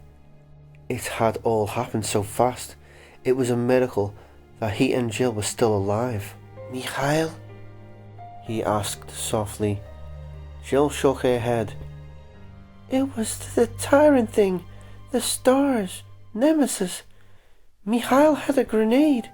It kept coming at us and he..." Her voice broke, and she reached into her pack and started to reload her weapons, concentrating on the simple movements. It seemed to calm her when she spoke again. Her voice was firm. "Mikhail sacrificed himself when he saw that the Nemesis was coming after me." She looked away, out into the dark as a chill wind drafted through the trolley's shattered windows. Her shoulders slumped. Carlos wasn't sure what to say. He stepped toward her, gently touching one abraded shoulder, and felt her body stiffen beneath his fingers. He quickly dropped his hand, afraid that he'd offended her somehow, and then realized that she was staring out at something, a look of pure amazement on her delicate features. Carlos followed her gaze, looking out and up to see a giant 3 or 4-story tower looming over them, silhouetted against a backdrop of clouded night sky. A glowing white clock face near the top read that it was almost midnight. "Somebody loves us, Carlos," Jill said, and Carlos could only nod mutely. They had reached the clock tower. Nikolai walked along the moonlit tracks, not bothering to conceal himself as he plodded west. He'd be able to see anything coming and kill it long before it reached him. He was in a foul mood and almost welcomed the opportunity to blow the guts out of something, human or otherwise. His anger had abated somewhat, giving way to a rather fatalistic state of mind. It no longer seemed feasible for him to track down the dying platoon leader and 2 young soldiers. Basically, there just wasn't enough time. It would take at least an hour for him to make it to the clock tower, assuming they could figure out how to ring the bells. They'd be long gone by the time he got there. Nikolai scowled, working to remind himself that his plans hadn't changed, that he still had an agenda to fulfill. 4 people were unwittingly waiting for him. After Dr. Aquino, there were the soldiers Chan and a Sergeant Ken Franklin and the factory worker Foster.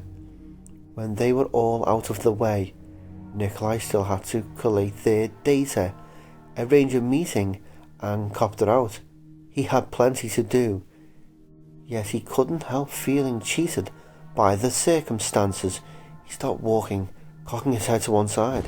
He heard a crash, an impact of some kind further west, perhaps even a small explosion, muffled by distance. A second later, he felt the slightest of vibrations coming from the trolley tracks.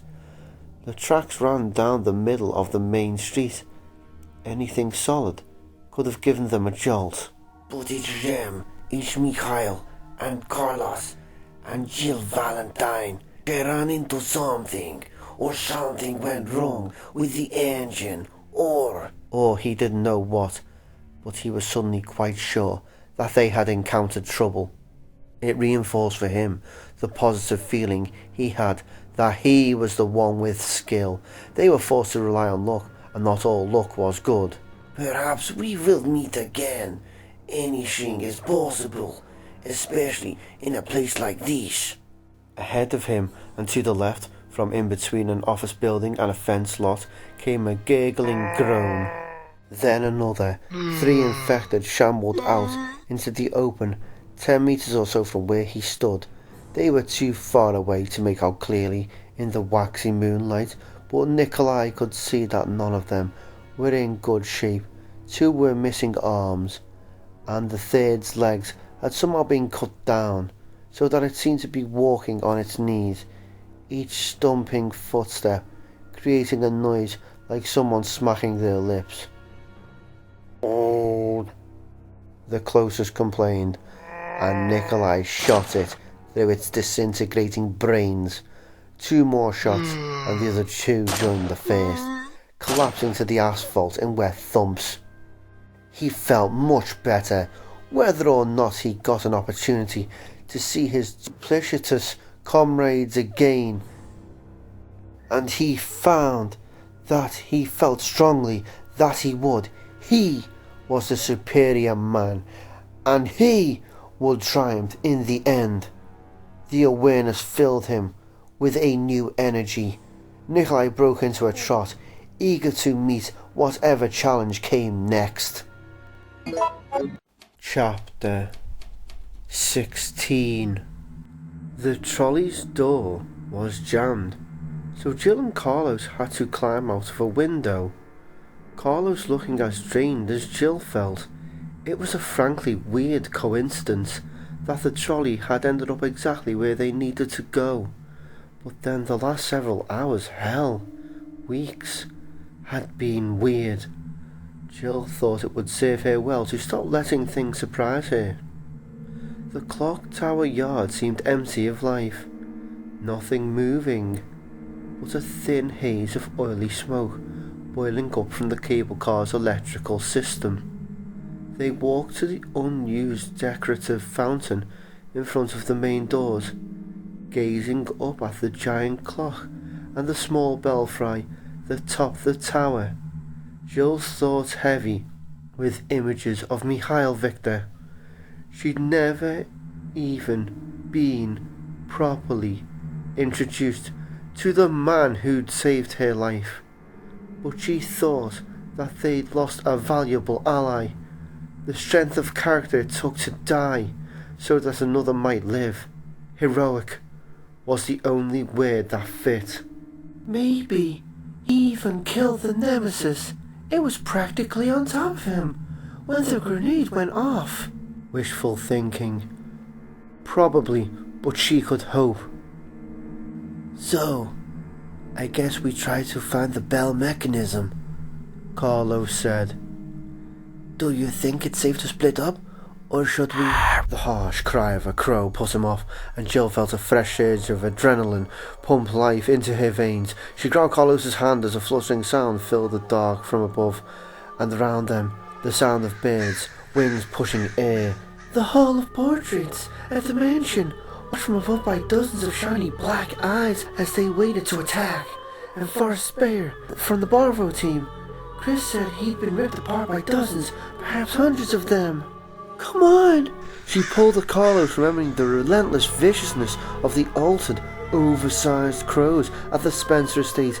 Carlos seemed to know better than to ask questions as a dozen more hoarse cries pierced the air. They ran around the fountain to the front doors of the tower. Locked. Cover me! Jill shouted, reaching into her pack for her lockpick tools. The wheeling cries closing in on them, and Carlos threw himself at the doors, hitting the heavy old wood hard enough that splinters flew. He jogged back a few paces, then ran at them again, and they crashed inward, Carlos following through to trip and sprawl across the tastefully tiled floor, Jill quickly stepping in behind him. She grabbed the door handles and slammed the doors closed, not a second too soon.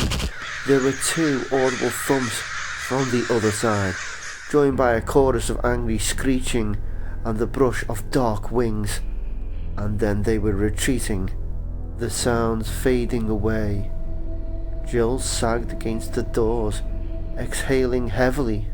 God, is it ever going to stop? Do we have to face off with every demonic asshole in the city before we're allowed to leave? Zombie birds? Are you kidding me? Carlos said, pushing himself to his feet as Jill manually bolted the doors. She didn't bother answering him. turning to take in the clock tower's grand lobby instead. It reminded her of the Spencer Mansion's foyer, the low lights and gothic scrollwork, giving it a kind of shabbily elegant atmosphere. A wide marble staircase dominated the large room, leading up to a second-floor landing with stained glass windows. There were doors on either side of the room, a couple of polished wood tables in front of them, and to their left. Jill sighed inwardly and felt something inside tighten a little. She hadn't expected the clock tower to be some kind of untouched sanctuary, even as far out of town as it was. But she realised that she had hoped, a hope lost at the sight of more death. The scene told a story, a kind of mystery. 5 male corpses, all of them dressed in somewhat military garb. 3 of them lay next to the tables, apparently victims of a virus carrier. The carrier's bullet-riddled body was nearby. The victims' flesh had been gnawed, their skulls crushed and empty. The 5th corpse, a young man, had shot himself in the head, presumably after dispatching the zombie. Had he killed himself out of despair at the sight of his half-eaten friends? Had he been responsible somehow? Or had he known the virus carrier well and taken his life after being forced to kill it?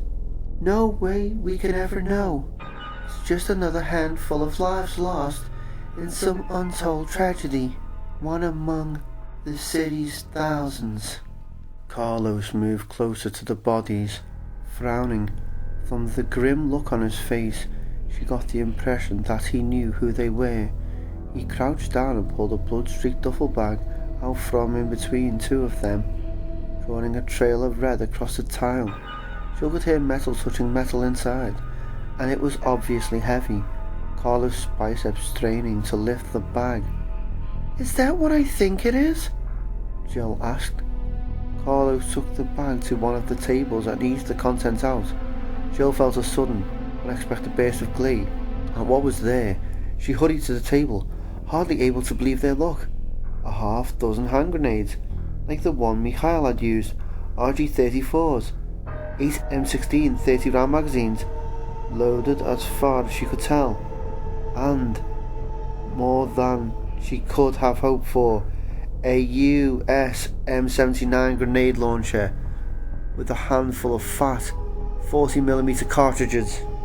"Weapons at the clock tower," Carlos said thoughtfully. Before Jill could ask what he meant, he picked up one of the rifle grenades and whistled softly.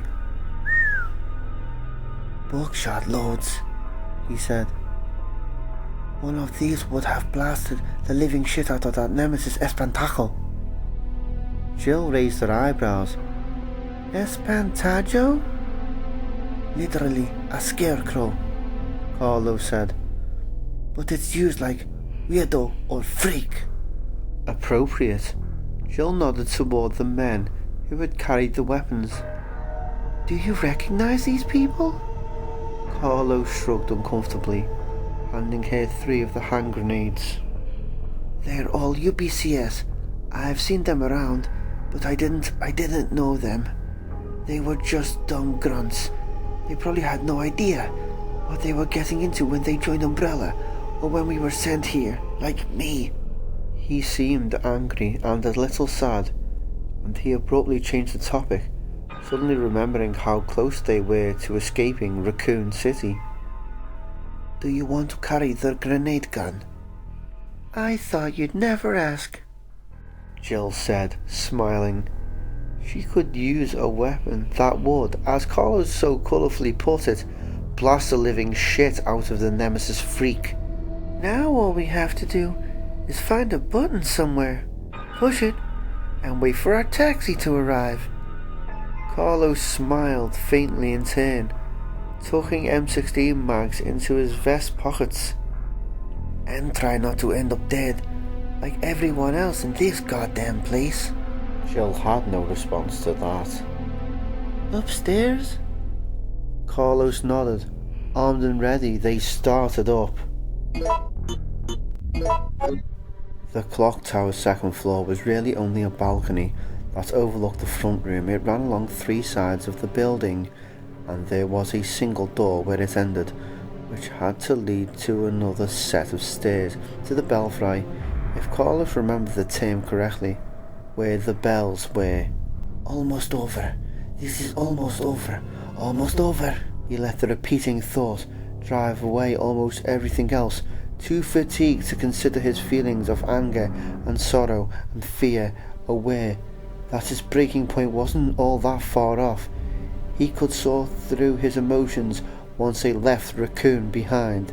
The balcony itself was as richly adorned as the lobby, blue tiles that matched the blue of the stained glass windows. An arched overhang supported by white columns. They could see almost all of the fine balcony from the top of the stairs, and it appeared to be clear, not a zombie or monster in sight. Carlos breathed easier and saw that Jill also seemed more at ease. She carried the Colt Python and wore the grenade gun on her back, using Carlos's belt as a sling. How did Trent know there would be weapons here? Did he know I'd be taking them from dead men? Carlos realised suddenly that he was overestimating Trent's reach. There had to be another cache of weapons somewhere in the building, that was all. He and Jill had just happened across the duffel bag. The alternative, that Trent had somehow known about the dead soldiers, was too bizarre to consider. They started down the first leg of the balcony side by side, Carlos wondering what Jill would say if he told her about Trent. She'd probably think he was kidding. The whole thing was so spinal and mysterious. Something moved ahead of them and around the first corner. Something on the ceiling? A flash of dark movement. Carlos stepped to the railing and leaned out to look. But whatever it was either hidden behind one of the hanging arches, or something that his exhausted brain had come up with to keep him awake. What? Jill whispered at his shoulder. Holding her revolver ready, Carlos searched a few seconds longer and then shook his head, turning away. Nothing, I guess. I thought I saw something on the ceiling, but... Shit! Carlos swung around as Jill jerked her weapon up, pointing at the ceiling just in front of them as a creature the size of a large dog skittered in their direction, a thing with a humped body and multiple legs, its thickly furred feet thumping stickily across the ceiling faster than it seemed possible. Jill unloaded 3 rounds into it before Carlos could blink, but not before he registered what he was looking at. It was a spider, big enough for Carlos to see his own reflection in its shining eyes as it crashed to the floor.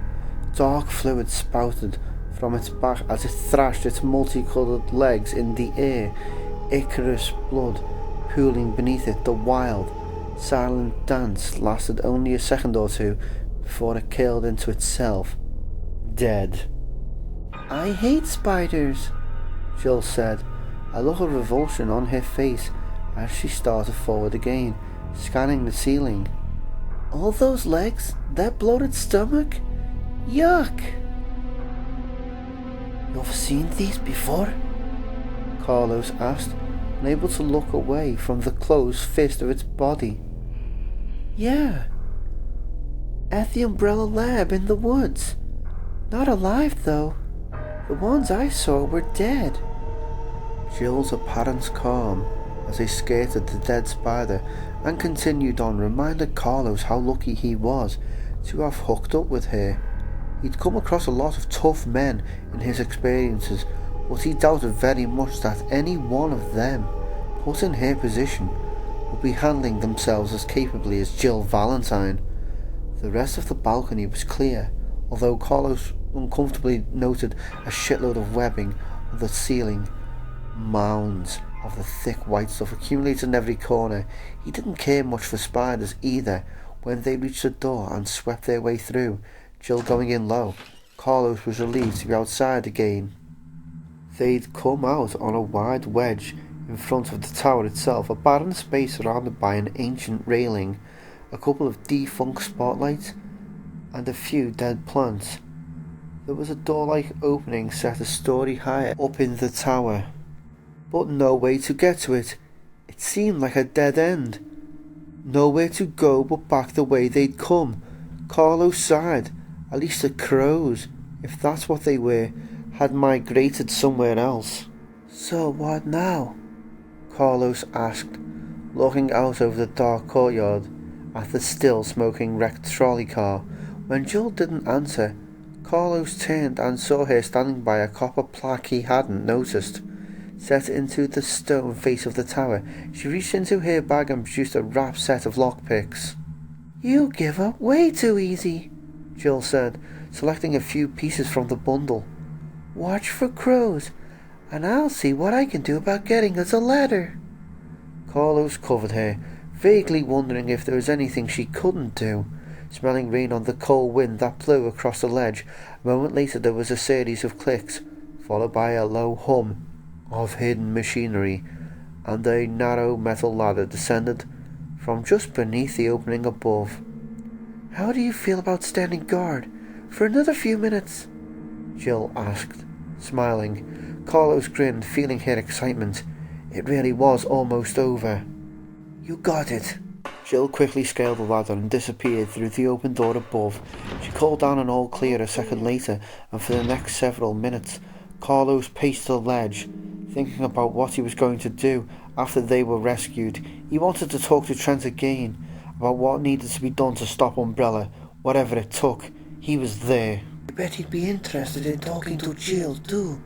When the copters come, we play stupid until they let us go. Then plan out our next step after a good meal and a shower and about 24 hours of sleep, of course. He was so fixated on their deliverance from Raccoon that he didn't notice Jill's expression at first as she descended the ladder. Didn't really think about the fact that there weren't any bells tolling. He smiled at her and then felt his heart sink, understanding that their trial wasn't over yet. There's a gear missing from the bell mechanism, she said, and we have to have it to make them ring. The good news is, I'm willing to bet that it's somewhere in the building. Carlos arched an eyebrow. How do you figure? I found this next to one of the gears, Jill said, and handed him a tattered postcard. The picture on the front was of 3 paintings hung in a row, each piece incorporating a clock. Carlos flipped the card over and saw St. Michael Clock Tower, Raccoon City, in fine print on the upper left corner. Below that was a printed line of verse, which Jill said out loud. Give your soul to the goddess. Put your hands together to pray before her. Carlos stared at her. Are you suggesting that we pray for the missing gear? Uh-huh. I'm suggesting that the gear is wherever these clocks are. Carlos handed the card back. You said that was the good news. What is the bad? Jill smiled sourly, an entirely humorless expression. I doubt that the gear is going to be laying out in plain sight. It's some kind of puzzle, like the ones I ran across at the Spencer estate, and a few of those almost got me killed. Carlos didn't ask. For the moment, at least, he didn't want to know. Chapter 17. After tracking him for nearly half an hour, Nikolai finally found Dr. Richard Aquino on the 4th floor of Raccoon City's largest hospital. Seeing the Watchdog made Nikolai happy in a way he couldn't explain, not even to himself. A sense that all was right with the world, that things were unfolding as they should. Wish me on top, making your decisions in a moment. There will only be 3 left, 3 little doggies for me to hunt in the land of the walking dead, he thought dreamily.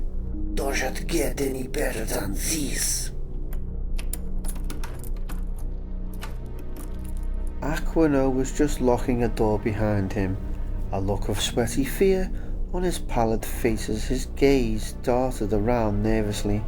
He pocketed his keys and turned toward the hallway that led back to the elevator, pushing his smudged glasses to the bridge of his nose.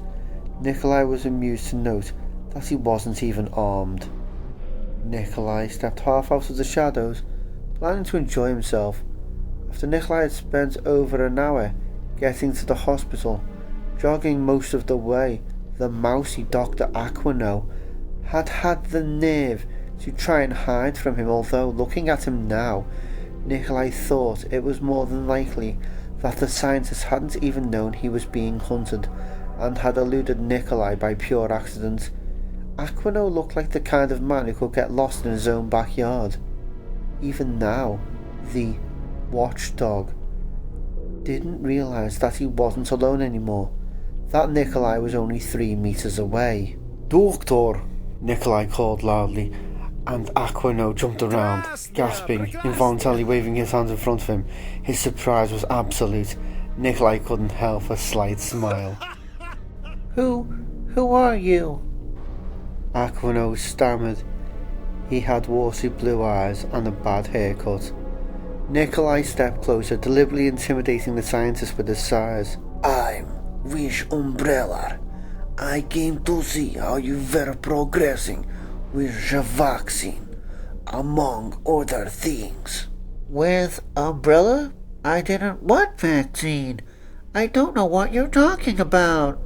No weapon, no physical skills, and he can't tell a lie without blushing. He must be brilliant. Nikolai lowered his voice conspiratorially. Operation Watchdog sent me. Doctor, you haven't filed a detailed report lately. They've been worried about you. Aquino seemed on the verge of collapsing with relief. Oh, if you know about... I thought you were... Yes, the vaccine. I've been very busy. My, contact wanted the initial synthesis broken down into stages, so there isn't an actual mixed sample cultivated, but I can assure you that it's only a matter of combining elements. Everything's ready. The doctor practically babbled. In his effort to submit, Nikolai shook his head in mock wonder, playing his part. And you've done this all yourself? Aquino smiled weakly. With help from my assistant, Douglas. God rest his soul. I'm afraid that I've been running a bit ragged since his death, day before yesterday. That's why I've been remiss in my reports. He trailed off, then attempted another smile. So, you're the one they sent to pick up the sample, Franklin, isn't it? Nikolai couldn't believe his own luck, or Aquino's naivete. The man was about to turn over the only TG viral antidote in existence, and all because Nikolai had said that Umbrella sent him, and now another one of his targets would be showing up. Yes, that's right, Nikolai said smoothly. Ken Franklin, where is the vaccine, Doctor? Aquino fumbled for his keys. In here. I was just hiding it. The vaccine base. I mean, we've kept the medium separate. I hid it in here for safekeeping until you arrived. I thought you were supposed to come in tomorrow night. No, the night after. You're much earlier than I expected. He opened the door and gestured inside. There's a refrigerated wall safe behind that rather tacky landscape, a recent addition by a wealthy patient, an eccentric as I understand it. Not that it's important. Nikolai stepped past the drivelling doctor, tuning him out, still feeling dumbfounded that Aquino had been selected as a watchdog, when he suddenly realised that he'd allowed the scientists get behind him. It all came together in that instant, a complete scenario in Nikolai's mind, the stupid, gossiping science nerd, putting his enemies at ease, capitalising on their underestimation of his abilities. The awareness took only a fraction of a second, and then Nikolai was moving. He dropped to his knees and swung his arms around, grabbing Aquino's cars and following through, literally sweeping him off his feet. Aquino yelled and collapsed on top of Nikolai. His syringe clattered to the floor, and Aquino lunged after it, but Nikolai still held his bony legs. The doctor had no muscle to speak of. In fact, Nikolai found it quite easy to hold the flailing doctor with one arm, while reaching for the knife sheathed in his boot with his other. Nikolai sat up, jerked Aquino closer and stabbed him in the throat. Aquino put his hands to his neck as Nikolai withdrew the blade, staring at his killer with wide, shocked eyes, blood pouring over his fingers as his heart continued its work. Nikolai stared back at him, grinning and pitiless. Aquino had been slated to die anyway, and that he had attacked Nikolai only made his death a pleasure in addition to it being a necessity. The scientist finally fell over, so clutching his bubbling throat, and lost consciousness. He died quickly after that. A final spasm and he was gone. "Better you than me," Nikolai said. He searched the cooling body and found several more syringes and a 4-digit code on a slip of paper. Undoubtedly the wall's safe combination. Aquino obviously hadn't expected Nikolai to be around to steal the vaccine. Nikolai stood and walked to the safe, revising his plans, as he always tried to do after any unexpected occurrence.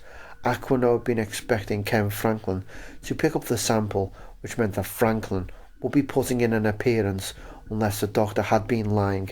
Nikolai didn't think so.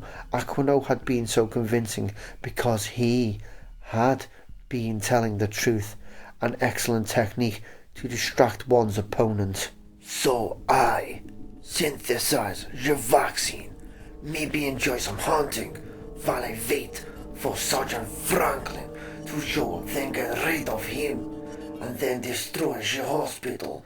Aquino's research along with it. If Umbrella's watching, they'll think everything is going according to plan. After that, there's only Chan and the factory worker, Terence Foster." To hell with Mikhail and the other two. They weren't important anymore. As the soon-to-be only surviving Watchdog with information to sell, Nikolai would be worth millions. But with the TG vaccine in hand, there was no limit to what Umbrella might pay. By the time they'd reached the building's back rooms, Jill was almost ready to admit defeat. They'd been everywhere, picking locks, slogging through each tastefully finished room, stepping over corpses and creating a few new ones. A broken picture window outside the tower's chapel had allowed several carriers to get in, and they'd come across another viral spider in the hallway just past the library. Along the way, she told Carlos a little about the mansion and grounds of the Spencer estate History that she had dug up after the Star's disastrous mission. Old Man Spencer, one of Umbrella's founders, had been a fanatic for secret hiding places and hidden passages, and had hired George Trevor, an architect renowned for his creativity, to design the mansion and to help renovate a few of the town's historical landmarks, tying parts of Raccoon to Spencer's spy fantasies. "This was all 30 years ago," Jill said, "and the old man was completely crazy by then, so the story goes. As soon as everything was finished, he boarded up the mansion and moved Umbrella's headquarters to Europe." "What happened to George Trevor?" Carlos asked. They stopped outside yet another door, what had to be one of the last rooms. "Oh, that's the best part," Jill said. "He disappeared just before Spencer skipped town. No one ever saw him again." Carlos shook his head slowly. "This is one nut job of a place to live, you know that?" Jill nodded, pushing the door open and stepping back, revolver up. "Yeah, I've been thinking that myself." Nothing was moving. Stacks of chairs to the right, 3 statues, busts of women straight in front of them. There were 2 corpses huddled together to the left of the door, a couple holding each other, making Jill wince and look away. And there, hanging on the southern wall in heavy gold frames, were their 3 clock paintings. They walked into the room, Jill nervously studying their surroundings. It seemed normal. But so did that room in the mansion. That turned out to be a giant trash compactor. On impulse, Jill stepped back and used one of the chairs to prop the door open before going to take a closer look at the paintings. Well, kind of paintings. She supposed technically they'd be called mixed media. The 3 pieces were of women, one on each canvas, but each also contained an octagonal clock, the first and last set at midnight, the one in the middle at 5 o'clock. A small, bowl-like tray protruded from the bottom of each frame. They were labelled as the goddesses of the past, present and future from left to right. On the postcard, it said something about putting your hands together, Carlo said. That's like the clock hands, right? Jill nodded. Yeah, makes sense. It's just obscure enough to be annoying. She reached forward and lightly touched the tray. On the middle frame, a dancing woman. There was a tiny click, and the tray dipped like a scale, the weight of her hand pushing it down at the same time. The hands of the clock started to spin. Jill jerked a hand back, afraid that she'd set something off, and the clock hands quickly spun back to their previous settings. Nothing else happened. Hands together, she murmured. Do you think they mean that all of the clocks have to be set for the same time? Or do they mean, literally, the hands aligned? Carlos shrugged and reached out to touch the tray of future goddesses. Definitely the creepiest of the paintings. The past was a young girl sitting on a hill, the present a dancing woman, and the goddess of the future was the figure of a woman in a slinky cocktail dress, her body enticingly posed, but with the bald, grinning face of a skeleton. Jill suppressed a shudder and didn't let any thoughts get started on the theme of imminent death. Like I don't have enough of that already. The tray Carlos touched dipped down, but again it was the hands on the clock of the present goddess that moved. Apparently the other 2 were fixed at midnight. Jill stepped back from the wall, arms folded, thinking, and suddenly she had it. She knew how the puzzle worked, if not the exact solution. She turned around, hoping that the missing pieces were nearby, and she smiled when she saw the 3 statues. Ah, the symmetry, and the shining objects they held in their slender stone fingers. It's a balancing puzzle, Jill said, walking to the statues. At closer inspection, she saw that each held a tray with a single fist-sized stone. She picked them up, hefting each orb, noting the different weights. 3 balls, 3 trays, she continued, walking back to the pictures, handing the black stone made of obsidian or onyx, she wasn't sure, to Carlos. Another was near crystal, the third a glowing amber.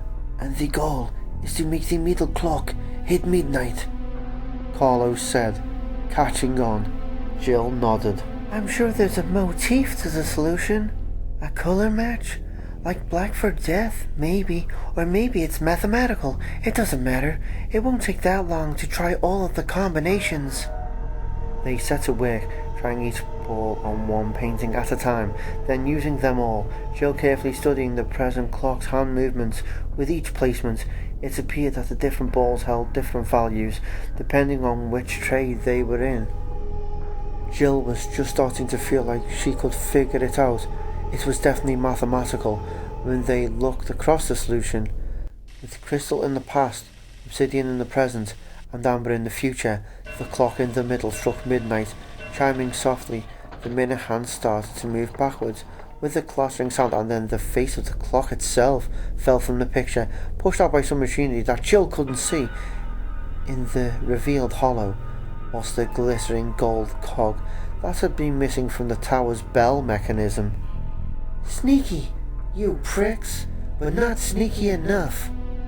Carlos was frowning, his expression openly confused. What the hell is all this, anyway? Who would hide the gear at all?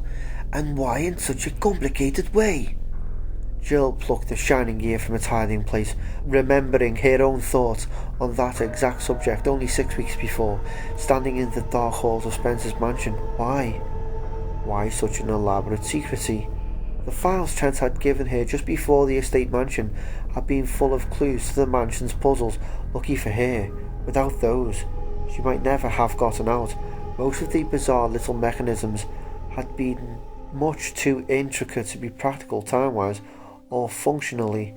What was the point?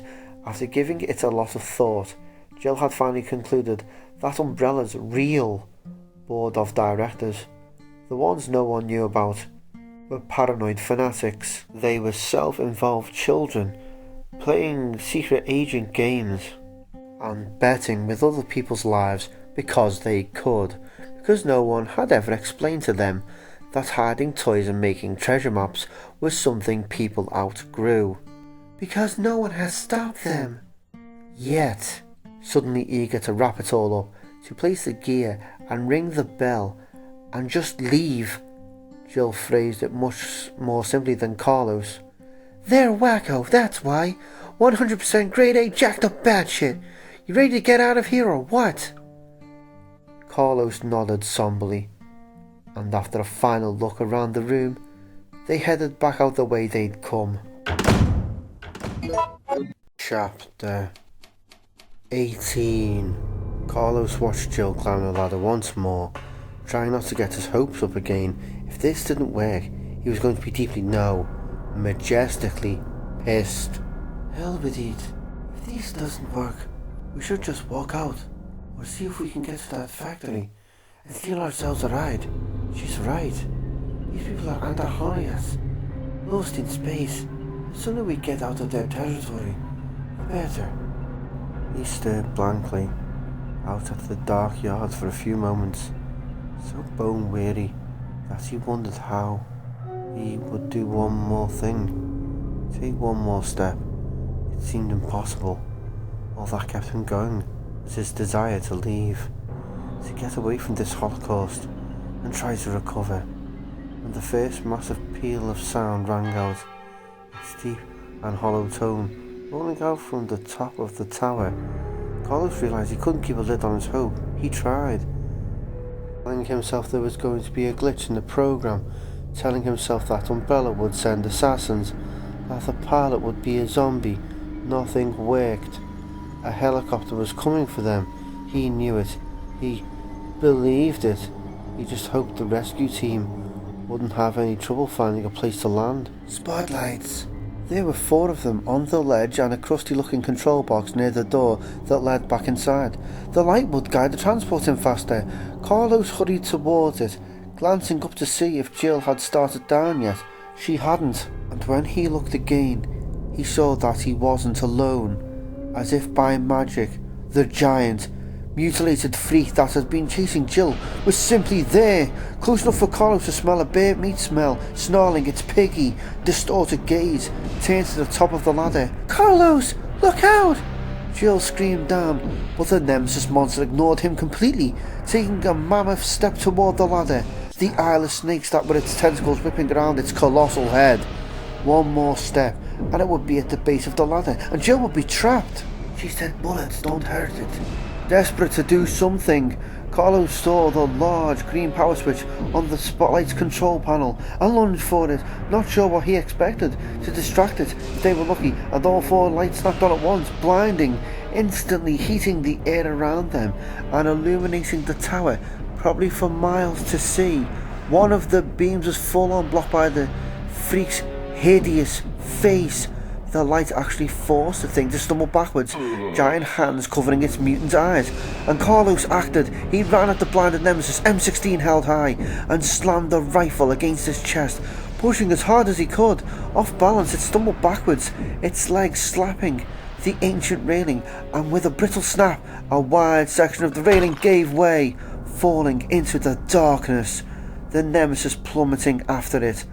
Carlos heard a sickly thump from the ground below at the same instant that the overheated spotlight shut down, making glowing dark shapes float in Carlos's eyes for a moment. The huge, mellow sound of the bells continued to fill the air as Jill scrambled down the ladder and unslung the grenade launcher, joining Carlos at the broken railing. "Thanks," Jill said, looking into his eyes, her own gaze sincere and unwavering. If you hadn't hit the lights, I would have been dead. Thank you.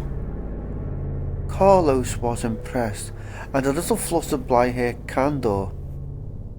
De nada, he said, suddenly very aware of how attractive she was, not just physically, but how little experience he actually had with women. He was a self-educated 21-year-old merc, and he hadn't exactly had a whole lot of time or opportunity to date. She can't be much older. 25 at the outside, and maybe she... Jill snapped her fingers in front of him, bringing him back to reality and reminding him of how tired he really was. He'd totally spaced out.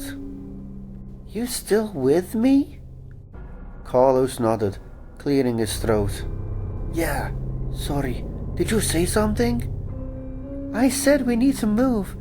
If it's still that feisty after a grenade in the face, I doubt a 2-story drop will kill it.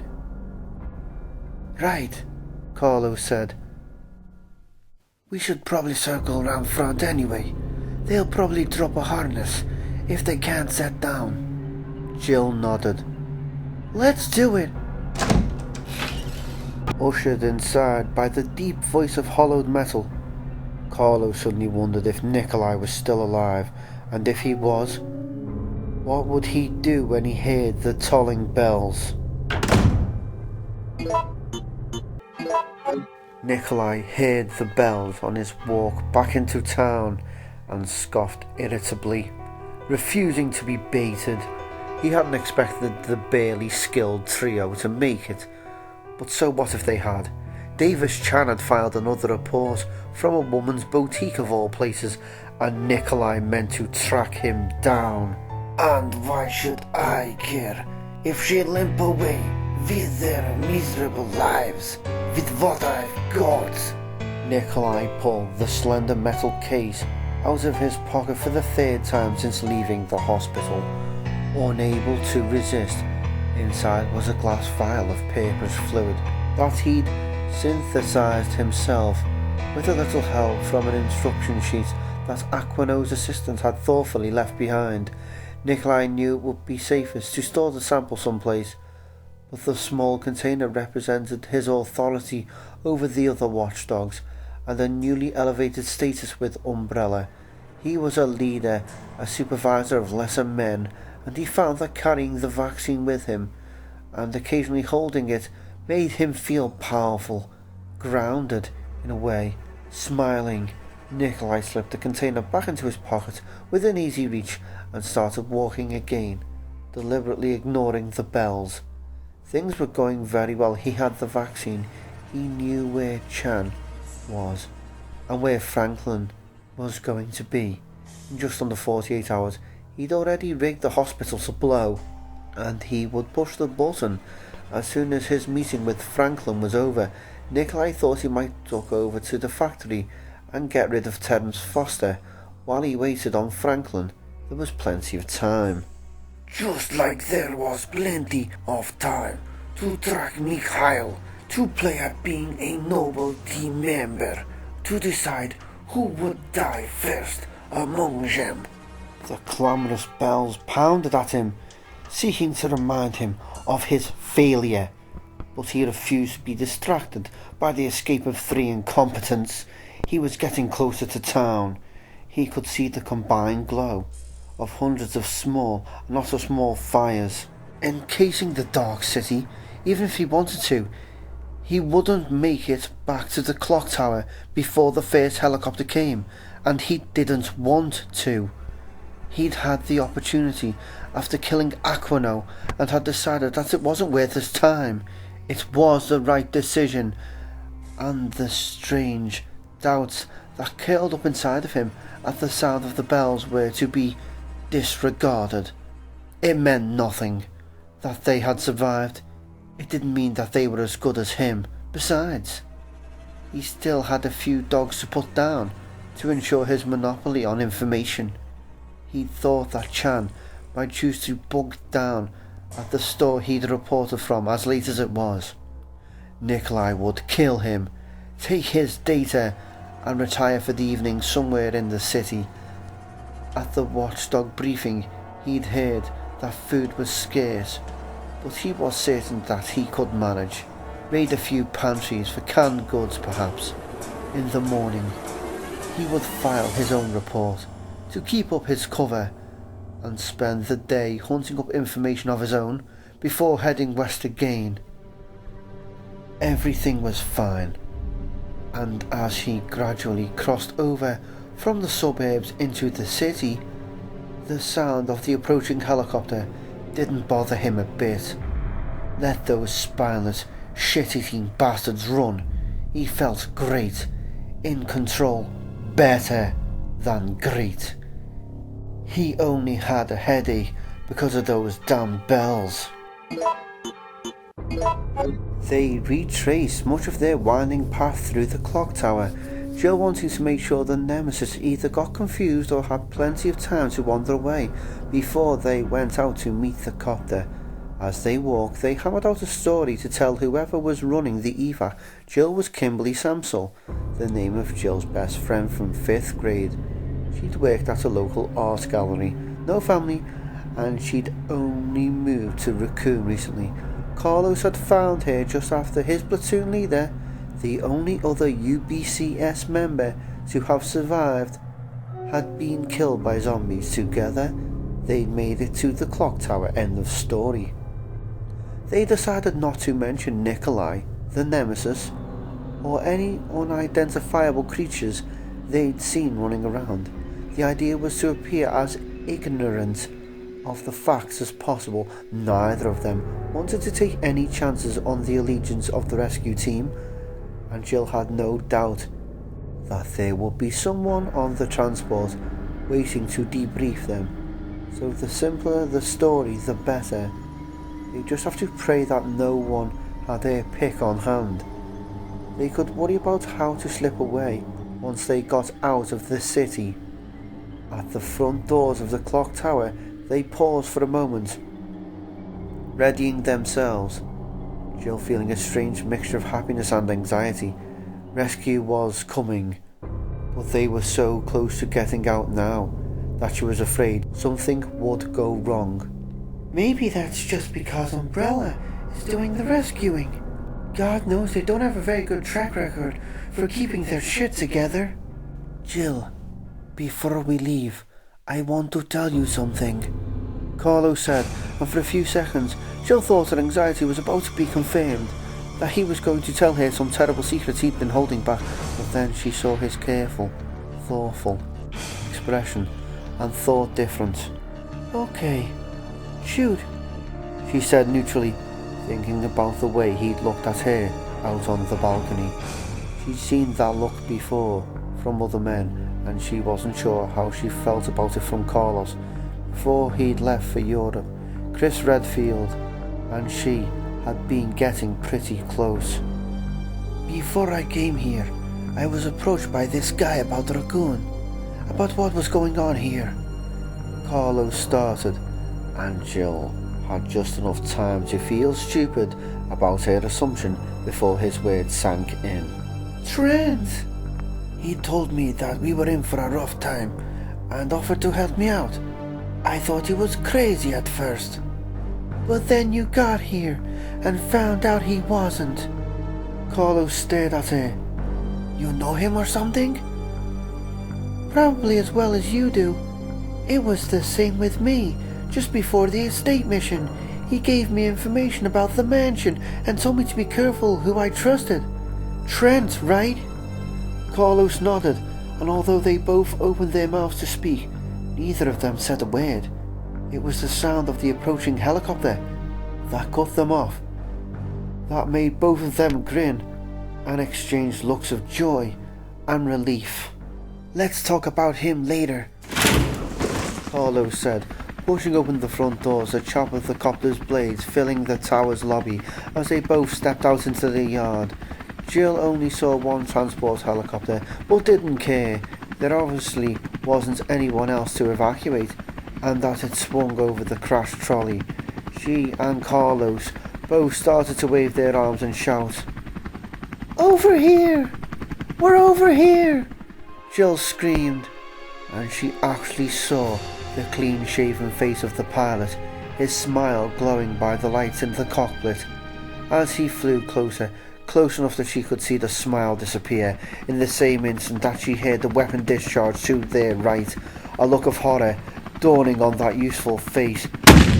A line of coloured smoke streaking towards the hovering ship from someone on the roof of the tower's adjunct buildings. Surface to air, bazooka, or rocket launcher.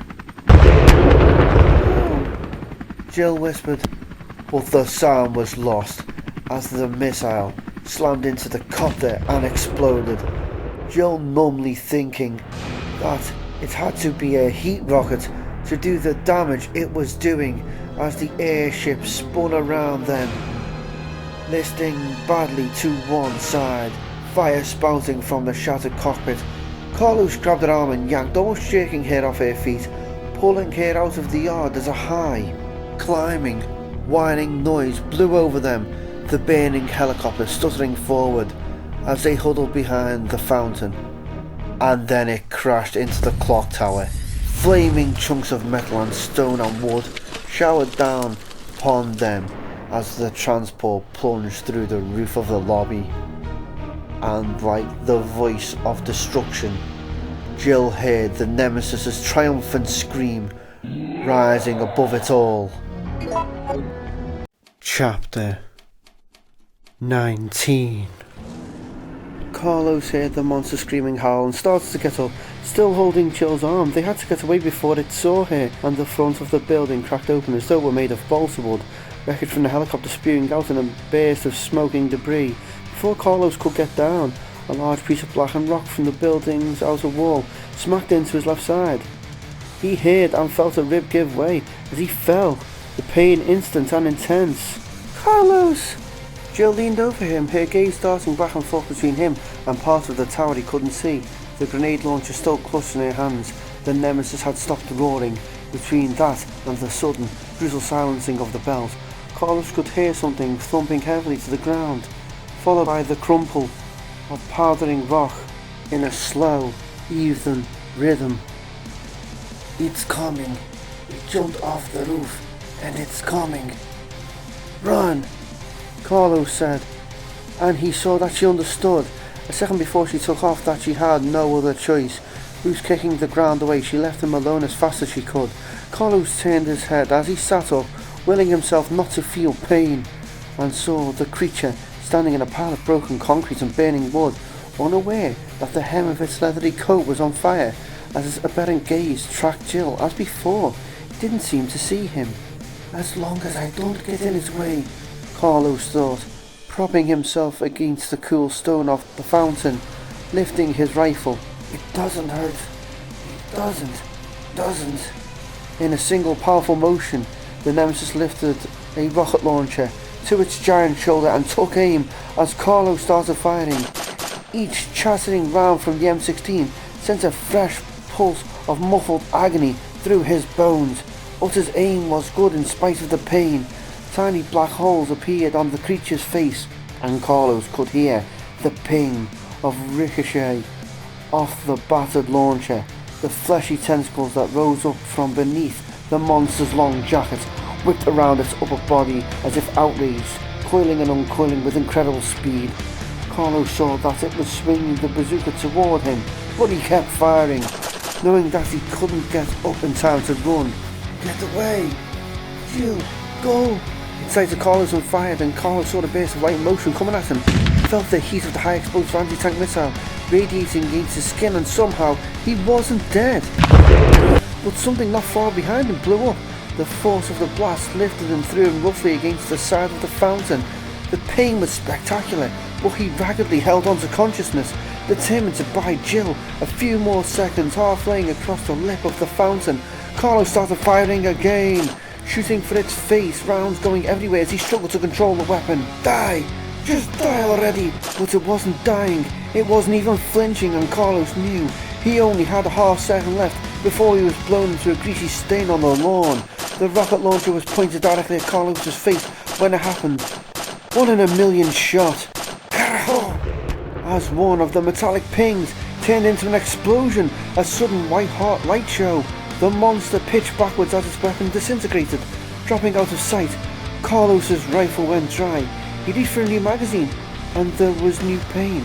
He lost track of the light, darkness pulling him down. Jill saw Carlos collapse and made herself stay where she was.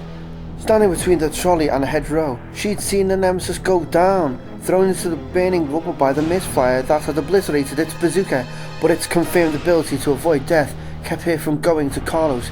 If it was still coming, she wanted to keep it focused on her alone. The grenade launcher felt light in her hands, high adrenaline giving her a second wind with a vengeance, and then the Nemesis rose up, one shoulder burning, blistering black and red flesh visible beneath its ruined clothing. Jill fired the buckshot-loaded grenade, like a super shotgun shell, sends a concentrated blast of thousands of pellets across the yard, but she missed the howling Nemesis entirely, the shot tearing new holes in what was left of the tower's front wall. The Nemesis stopped screaming, even though its chest was still burning, the skin crackling and black now. It squared its body towards Jill as she broke open the grenade launcher and snatched the load out of her bag, praying that it was more seriously injured by Carlos's lucky shot than it appeared. It lowered its head and ran at her, its gigantic stride carrying it toward her incredibly quickly. In a second it was across the yard, its sneaking appendages spread out as if to grab it up. Jill leaped to her left and took off at a dead run, still holding the grenade in between the row of hedges and the undamaged west wall of the tower.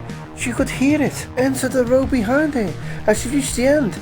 It still almost had her, its speed extraordinary, putting it an arm's length away as she rounded the end of the row, and something struck her right shoulder as she tore around the hedge, something solid and slick, burrowing into her flesh like a giant, boneless finger. It stung, 1,000 hornets at once flooding her system with poison, and she understood that one of the searching tentacles had pierced her. Oh shit, oh shit, oh shit! She couldn't think about it. There wasn't time. The Nemesis stopped suddenly, threw its head back, and bellowed its victory to the cold stars above. And Jill stumbled to a halt, shoved the load into the gun, and snapped the breech closed and fired. As it lunged toward her again, the shot clipped the howling Nemesis just below its right hip and tore into the meat of its upper thigh, bits of skin and muscle flying out behind it, and it crashed. A few more momentum strides, and it went down in a spray of ravaged tissue, monstrous and silent and suddenly still. In a fever to reload, Jill dropped a second to last buckshot grenade and it rolled away. She managed to get a firm grip on the fifth and was just snapping the gun closed when the Nemesis sat up, facing away from her. Jill aimed for its lower back and fired. The thunder of the weapon just another dull sound beneath the ringing in her ears. The Nemesis was moving, standing up when it was hit, and the pellets hit low and left. What would be a lethal kidney shot for a human, apparently not for the Stars Killer. It stumbled, then stood up and started to limp away. One giant hand clapped over its wound. Leaving? It's leaving! Her thoughts were slow and heavy. It took her a moment to understand that its departure wasn't good news. She couldn't let it get away, let it repair itself and come back. She had to try and kill it while it was weak. Jill drew the python and tried to take aim, but her vision doubled suddenly, and she couldn't focus on the receding figure as it dragged itself through the fiery wreckage. She felt lightheaded and flushed, and thought it was very likely that she'd been infected by the T-virus. She didn't have to see the shoulder wound to know it was bad. She could feel hot blood coursing down her side, soaking into the waistband of her skirt. She wished she could believe that the virus was being washed out of her system, but she couldn't kid herself, even so direly injured. For a few seconds she considered with the loaded .357 she still held, and then thought of Carlos and knew she had to wait. She had to help him if she could. She owed him that much. Summoning the last of her rapidly draining strength, Jill started towards Carlos. He lay by the fountain, groaning and half conscious, hurt, but at least she couldn't see any blood. Maybe he's okay. It was her last thought, before she felt her body betray her by giving up, dropping her to the ground and putting her into a very deep sleep. Dark, elsewhere ringing and escape, fire and dark and bullets. Can't hear, Jill running from the fire, and the thing firing. High explosive missile aimed at my face. Carlos came to in a rush, confused and hating and looking for the fight, for the Nemesis and Jill. She was in trouble. If that thing got hold of her. It was a quiet, still night, and low fires burned all around, providing a dancing orange light and enough heat to make him sweat. Carlos forced himself to move, crawling to his feet and holding his ribs tightly, jaw clenched from the pain. Fractured or broken, maybe two of them. But he had to think about Jill now, had to shake off the effects of the multiple blasts and... "Oh, no," he said, forgetting about his aching exhaustion. As he hurried toward her, Jill was lying on a patch of burnt grass, perfectly still, except for the steady ooze of blood from her right shoulder. Still alive, but maybe not for much longer. Carlos swallowed his pain and picked her up, the dead weight of her body making him want to scream in anger at the insanity that had unfolded and grown in Raccoon, that had imposed its merciless grasp on Jill and on himself. Umbrella, monsters, spies, even Trent. All of it was crazy. It was a nightmare fairy tale, but the blood was real enough. He held her close, turning, searching. He had to get her inside, safe, somewhere he could dress her wounds, where they could both rest for a little while. There was a chapel in the mostly undamaged west wing. There were no windows, and good locks on the door. "Don't die, Jill," he said, and hoped she was listening as he carried her across the burning yard. Chapter 20. Time passing, dark, and fragments of 1,000 dreams spinning into focus for a brief glimpse before spinning away. She was a child at the beach with her father, the taste of salt on the wind. She was a gawky teenager, in love for the first time, a thief, stealing from wealthy strangers as her father had taught her to do, a student, training for the stars, learning to apply her skills to help people. Darker, the day her father went to prison for grand larceny, lovers she had betrayed, or who had betrayed her, feelings of loneliness, and her life in Raccoon City, the very death of light. Becky and Priscilla McGee, ages 7 and 9, the first victims, eviscerated, part of them eaten, finding the crashed Bravo team helicopter outside of the mansion, the smell inside of dust and rot, learning about Umbrella's conspiracy and the corruption and collaboration of at least a few STARS members, the death of the traitorous team leader Albert Wesker, and the Nemesis' final attack. Several times, half awake, she swallowed cool water and then slept again. More recent memories taking over, the lost survivors, the people she tried to save, the faces of the children mostly, all of them gone.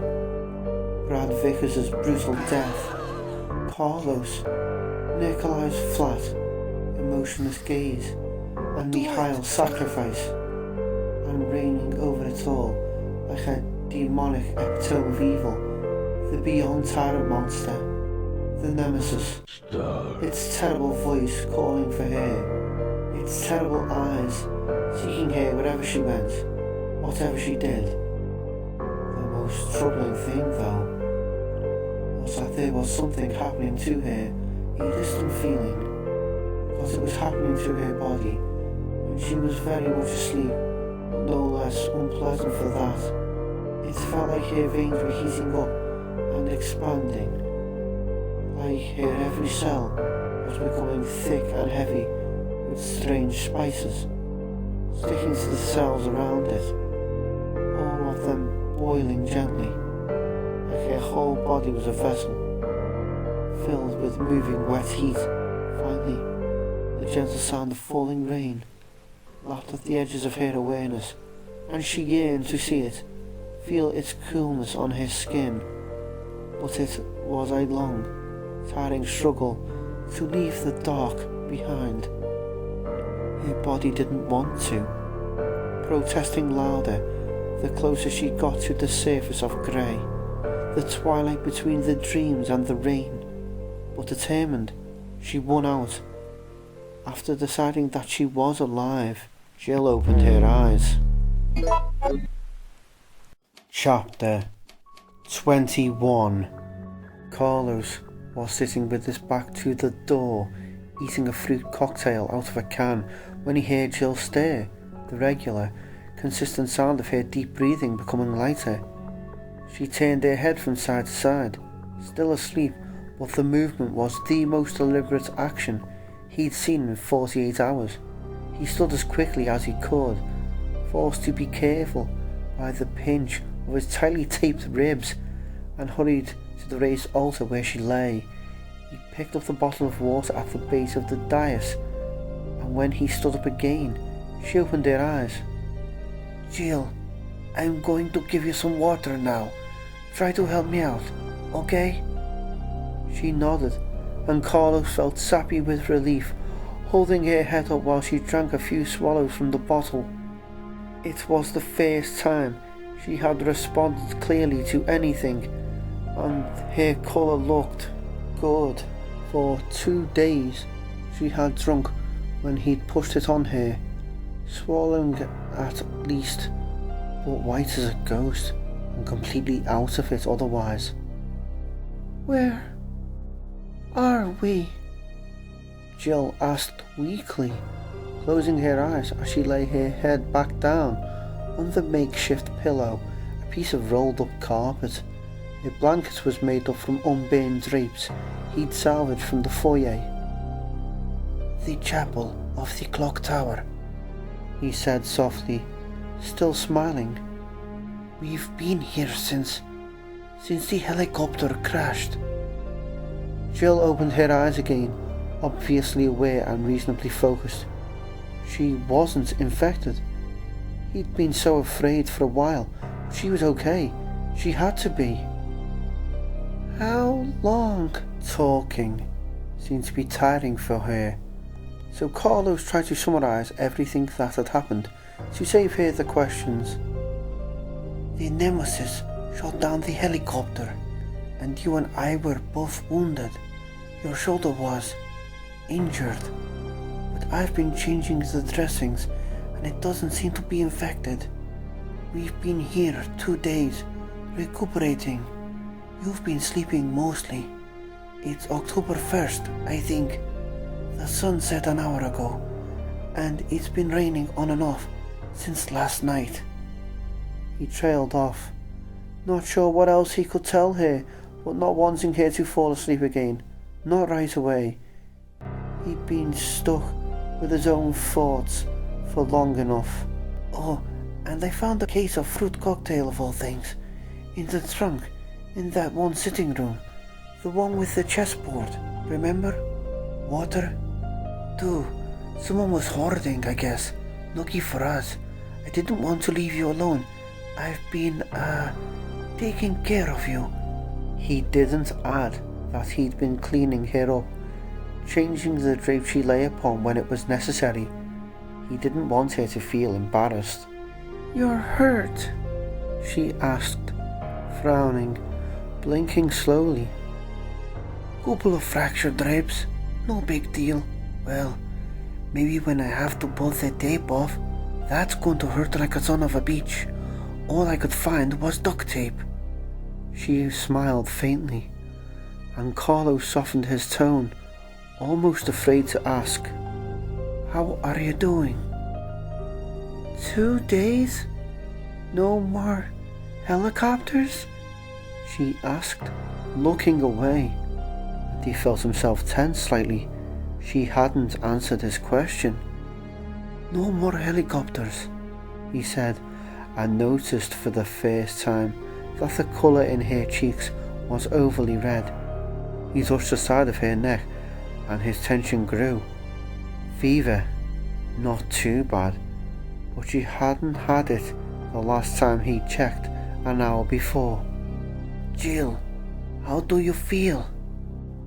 Not bad. Not bad at all. Hardly any pain. Her voice was flat, infectionless. Carlo smiled crookedly. Bien, see? That's good news. That means we can pack up and get out of here soon. I'm infected with the virus, she said, and Carlo froze, his smile fading. No, she's wrong. It's not possible. It's been 2 days. You can't be, he said firmly, telling her what he'd been telling himself since he first woke up.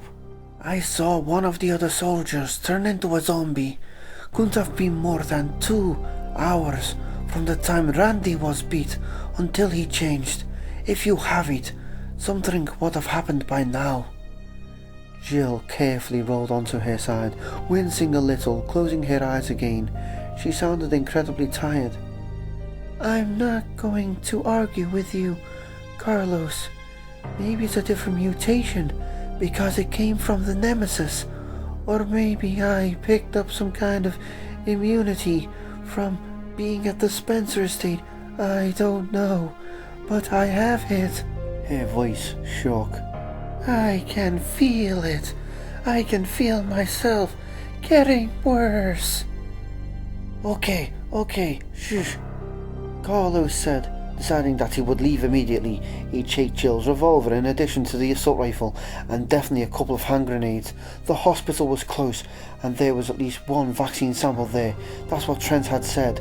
Carlos had wanted to find the hospital earlier for supplies, but he'd been too exhausted and hurt to go looking at first, and then he hadn't wanted to risk leaving Jill alone and unconscious. Dangerous for several reasons. I'll go out and head west.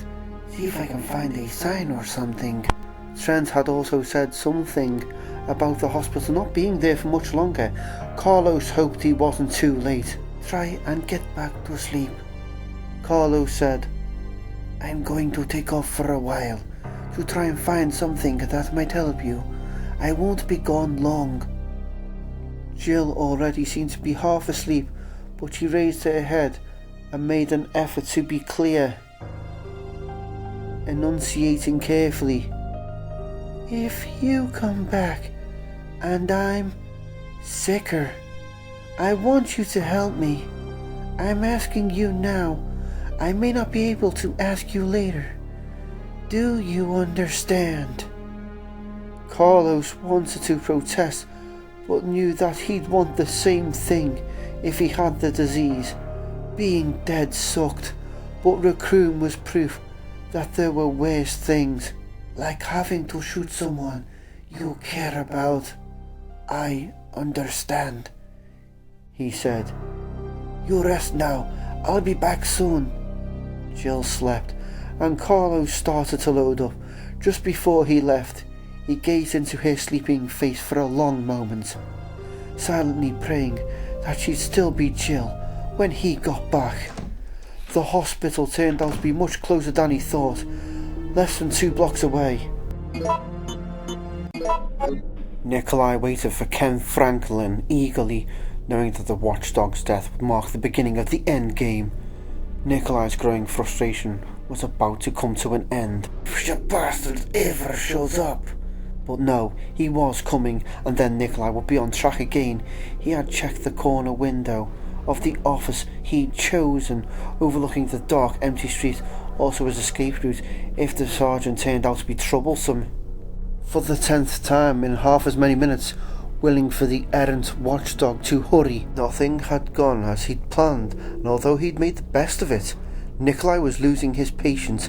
The search for Davis Chan had been spectacularly unsuccessful. Nikolai hadn't even caught a glimpse of him during the 2 days he'd stayed in the city, and twice more the elusive soldier had managed to avoid a confrontation after filing his reports, sending Nikolai running all over town. Nikolai had also been planning to head to Umbrella's water treatment facility to get rid of Terence Foster earlier in the day, but he'd been further sidetracked in a wild goose chase. He'd seen an uninfected woman near the RPD building, a tall Asian American woman wearing a tight, sleeveless red dress and holding a gun like she knew what to do with it. She'd slipped into the building and was gone. Nikolai had searched for nearly 4 hours but hadn't seen the mystery woman again. So, all 3 of his targets still alive. He'd been able to collect some Watchdog information at least, uncovering a couple of private lab reports on the strength of the average zombie, but he'd had enough. Enough eating cold beans out of cans. Enough sleeping with one eye open. Enough playing big game hunter. By his count, he'd killed 4 beta hunters, 3 giant spiders and 3 brain suckers, and dozens of zombies, of course, although he didn't really count those as worthy of note. Not anymore. They just kept getting slower and stickier. Raccoon already smelled like a giant cesspool, and it was only going to get worse as the virus continued to decay, turning it into great sludgy piles of malodorous stew. I'll be gone by then. After all, Franklin will be here any minute. After 2 days of unmet objectives, Nikolai had come to see Franklin's appointment at the hospital as something solid, something he'd hold on to, a sure kill. And as he'd passed long, solitary hours immersed in the growing chaos of uncertainty, the death of Ken Franklin had become extremely important. Once he was dead, Nikolai could blow up the hospital. Once the hospital was destroyed, Nikolai could hunt down Chan and Foster. And then he could leave. Everything would fall into place as soon as he killed Franklin. Even as Nikolai embraced that thought, he heard footsteps out in the hall. Heart swelling with pleasure, Nikolai took his position by the window and waited for Franklin to find him. The cluttered office supply room was on the 4th floor, not far from where he'd killed and hidden Dr. Aquino. Come along, Sergeant. When the Watchdog opened the door, Nikolai was leaning casually in the corner, arms folded. Franklin was carrying top of the line, a 9mm VP-70, and he had it trained on Nikolai's face in the blink of an eye. Nikolai didn't move. You're not supposed to be here, Franklin said coolly, his voice deep and deadly. He stepped further into the room, not taking his gaze or the semi-automatic off of Nikolai. Time for him to find out who's smarter. Anyone could stage an ambush, but it took a certain amount of intelligence and skill to make one's opponent willingly walk into one. Nikolai feigned a mildly surly nervousness. You're right. I'm not. Aquino should be here, but he stopped filing reports yesterday. They thought he was too busy working on the antiviral, but I've been looking since last night and can't find him. Nikolai had actually filed several status reports with Dr. Aquino's name on them since killing him to keep up appearances. Who are you? Franklin asked. He was tall and well-muscled, with very dark skin and rather delicate-looking wire-rimmed glasses. There was nothing delicate in the way he looked at Nikolai, however. Nikolai uncrossed his arms and lowered them very slowly. Nikolai Genevieve, UBCS, and Watchdog. I was tapped to check things out when the doctor went AWOL. You're Franklin, right? Have you had any contact with Aquino since your arrival? Did he talk to you about where he was going to secure the sample, or give you a combination or a key? Franklin didn't lower his weapon, but he was obviously confused. Nobody told me about any change in plans. Who did you say sent you? This part was a risk.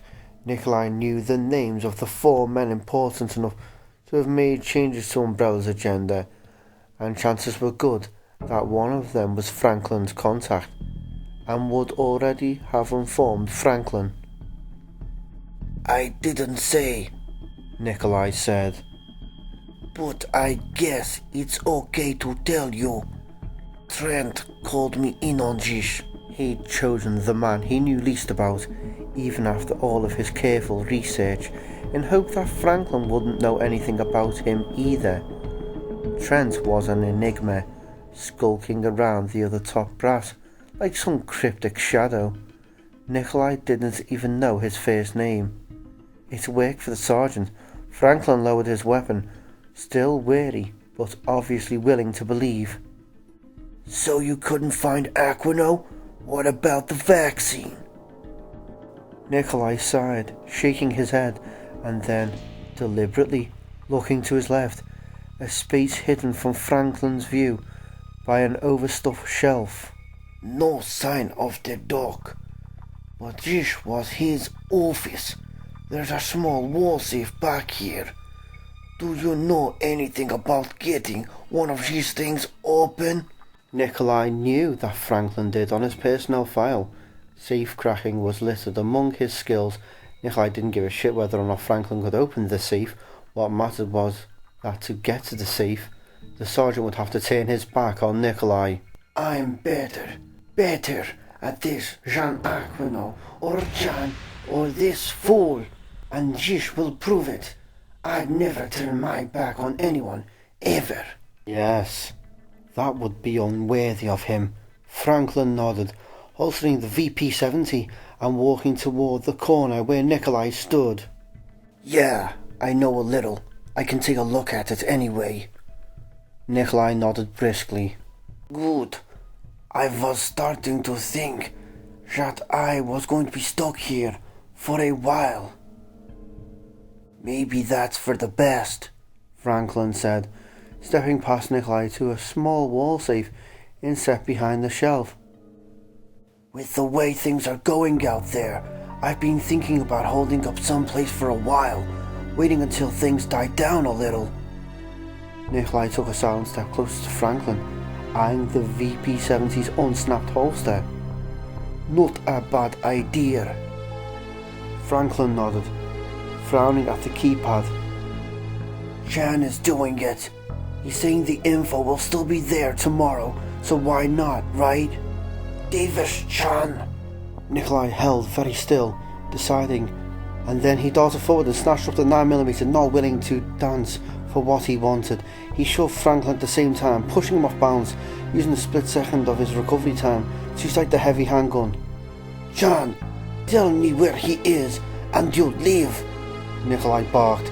With his free hand, he reached into his pocket and touched the vaccine case for luck. It had become something of a talisman for him, a reminder of how good he was, and it was lucky. He knew it. Franklin, and now Chan, the only two watchdogs with no assigned filing locale. Incredible! Franklin backed up a step, hands up. Hey, take it easy. Where is he? Franklin was sweating. At the radio setup, okay? At the cemetery. Look, I don't know you, and I don't care what you're doing. Terrific, Nikolai said, and shot Franklin in the abdomen twice. Franklin grunted heavily as blood splattered the wall behind him. The sergeant fell backwards and landed on his butt, arms still outspread, an expression of surprise on his dark features. Nikolai was a little surprised himself. He'd expected better from one of the soldier dogs. Nikolai raised the weapon, aiming it at Franklin's forehead. When he heard the door open, 2 steps jogging into the room, handgun still pointed at the dying Franklin. Nikolai ducked down and peered through an opening in the shelf and saw Carlos Oliveira standing there, staring around wildly and hefting the .357 revolver, obviously trying to figure out where the shots had come from. It was a gift from the fates. Nikolai stepped into view, Carlos' stupid face targeted before the soldier even realised that there was somebody else in the room. Good shot, Nikolai whispered. Chapter 22. Nikolai had him. Dead to rights, Carlos dropped the revolver and raised his hands. He had to buy some time. Talk to him. Get his attention. She'll need you to come back, with or without the vaccine. Hola, dickhead, Carlos said lightly. I wondered if I was going to see you again. After our ride out of town got blown to shit, a monster did it, believe it or not. So, what's your story? Kill anything interesting lately? From behind the tall shelf unit, jutting out from one wall, somebody groaned in pain. Nikolai didn't look away, and Carlos could see that he'd taken the right tact. Nikolai was smug, irritated and intrigued. I'm about to kill you, so no, nothing interesting. Tell me, has Mikhail died yet? And how is your bitch friend, Miss Valentine? Carlos glared at him. Both dead. Mikhail died on the trolley, and Jill contracted the virus. I had to put her down just a few hours ago. He probably wasn't going to walk away from this, and he didn't want Nikolai going after Jill. He quickly changed the subject. You shot Mikhail, didn't you? I did. Nikolai's eyes sparkled. He reached into his front pocket as he spoke, pulling out what looked like a metal cigar holder. And as luck would have it, this is the cure to what killed your other friend.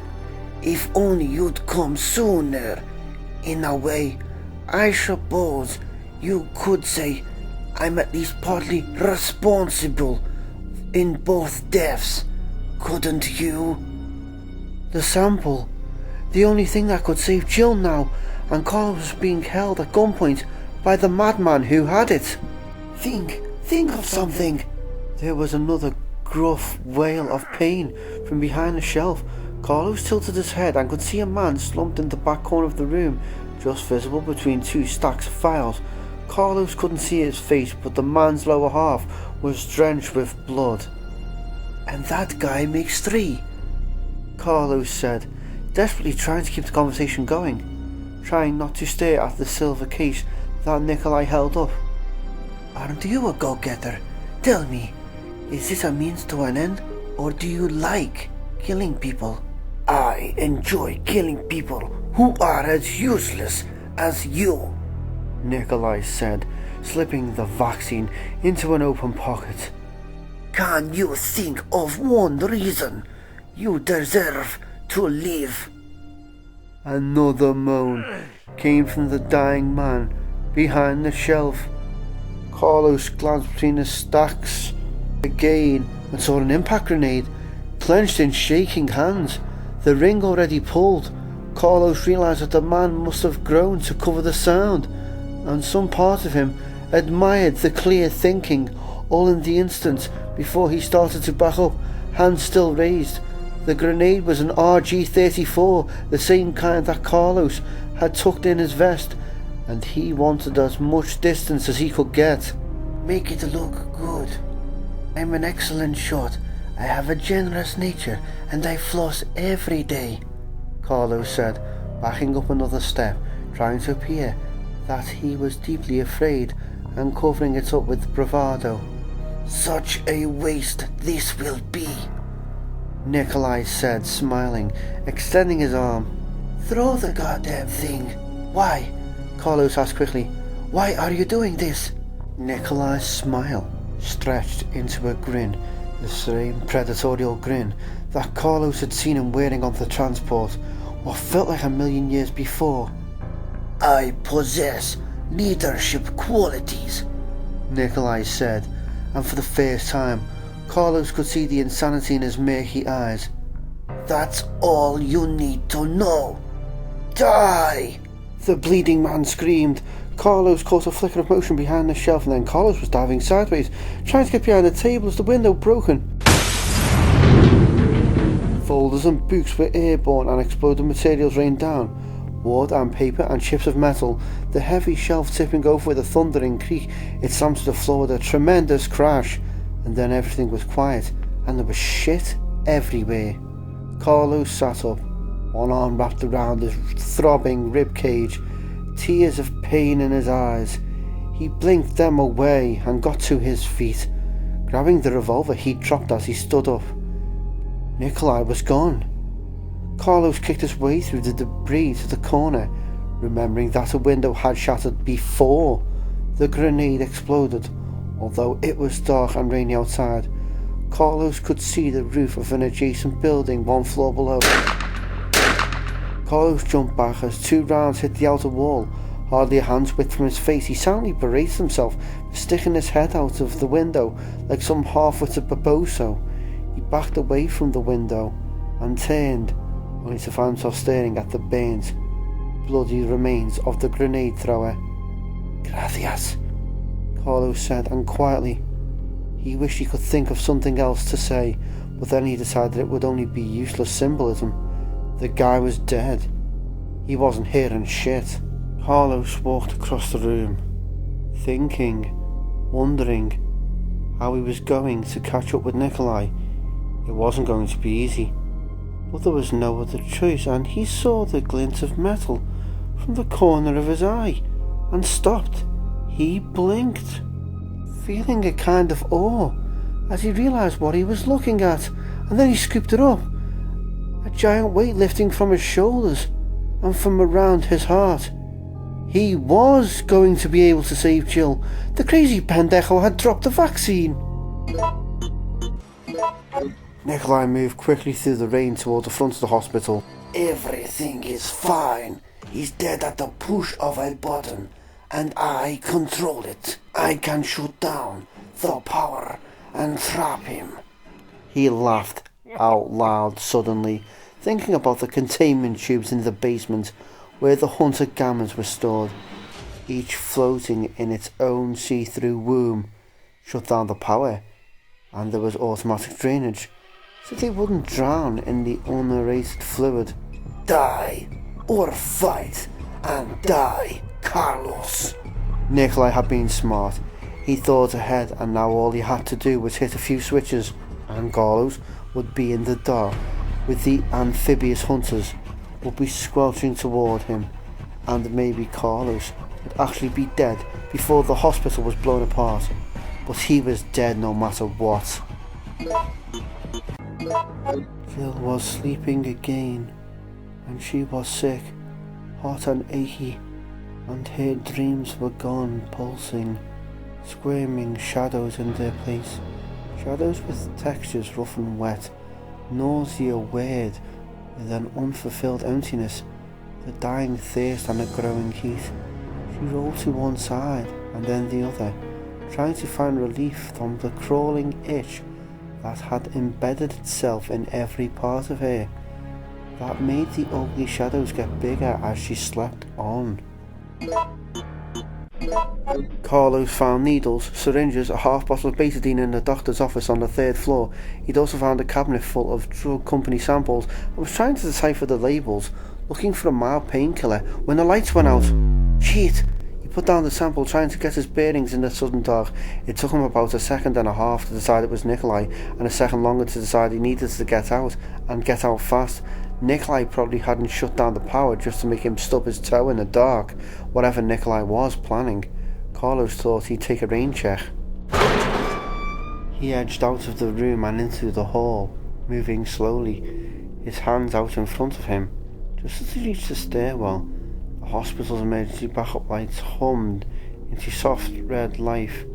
The effect was otherworldly, the light just bright enough to see by, casting everything in murky shadow. Carlos started down the stairs, taking them 2 at a time, thumb on the hammer of the python. He ignored his aching side, deciding that he'd collapse later when he wasn't in such a hurry.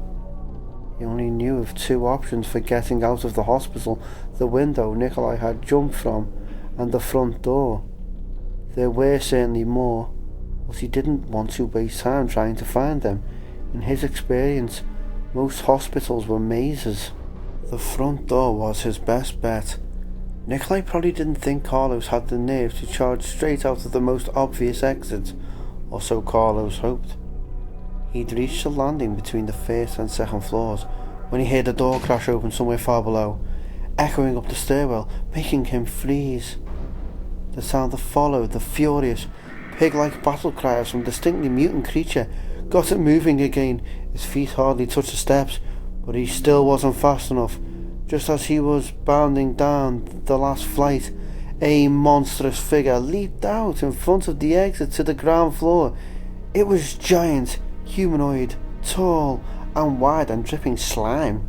Its body was a dark blue-green, almost black in the dim red light, with its webbed oversized hands and feet, and its huge, rounded head and mouth. It resembled nothing so much as a mammoth, hideously squashed frog. Its powerful lower jaw dropped open, and another piercing, squealing screech filled the stairwell, rebounding throughout. Carlos heard at least 3 more answer the first, a fierce and freakish chorus erupting from somewhere down below. Carlos opened fire, the first round hitting the metal door and creating a deafening tornado of sound. Before he could squeeze the trigger again, the amphibious creature was springing, squealing as it leaped towards Carlos, stretching its muscular arms wide. Carlos reflexively dropped, firing as he slid down several steps. Running to his uninjured sides, we could follow the creature's descent. 3, 4 rounds plugged into the shrieking frog thing's slimy body as it flew overhead, and it was dead by the time it landed. Dark gouts of watery blackish fluid spuming from its spasming body. Carlos was on his feet, running, and halfway through the door, even as the creature's siblings began their feral, ear-splitting lament. Not too hard to kill maybe, but he didn't want to consider his chances if there were 3 or more of them, all leaping at once into the lobby, and he slammed the door,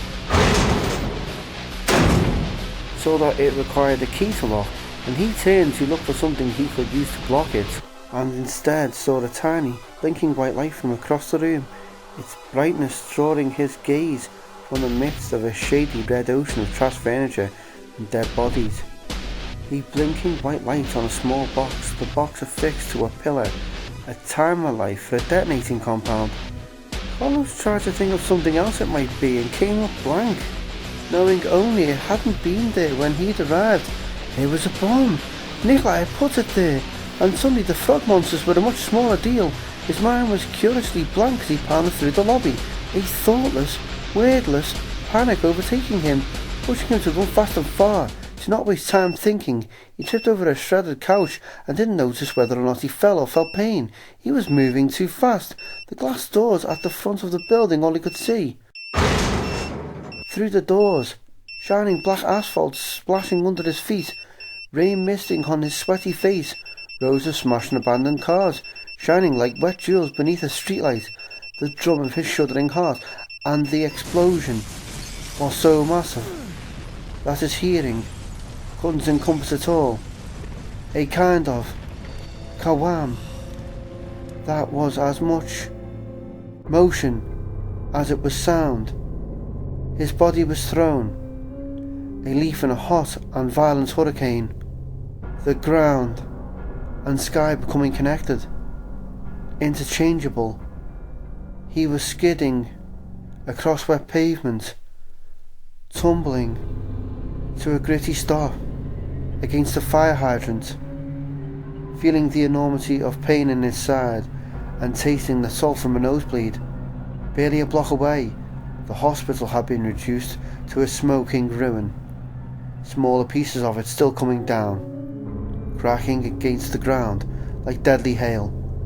Parts were on fire, but a lot of it had just disintegrated, matter blown to dust, the dust settling and turning to mud as the skies continued to dump water on everything. Jill! Carlos pulled himself up and started to limp back to the clock tower.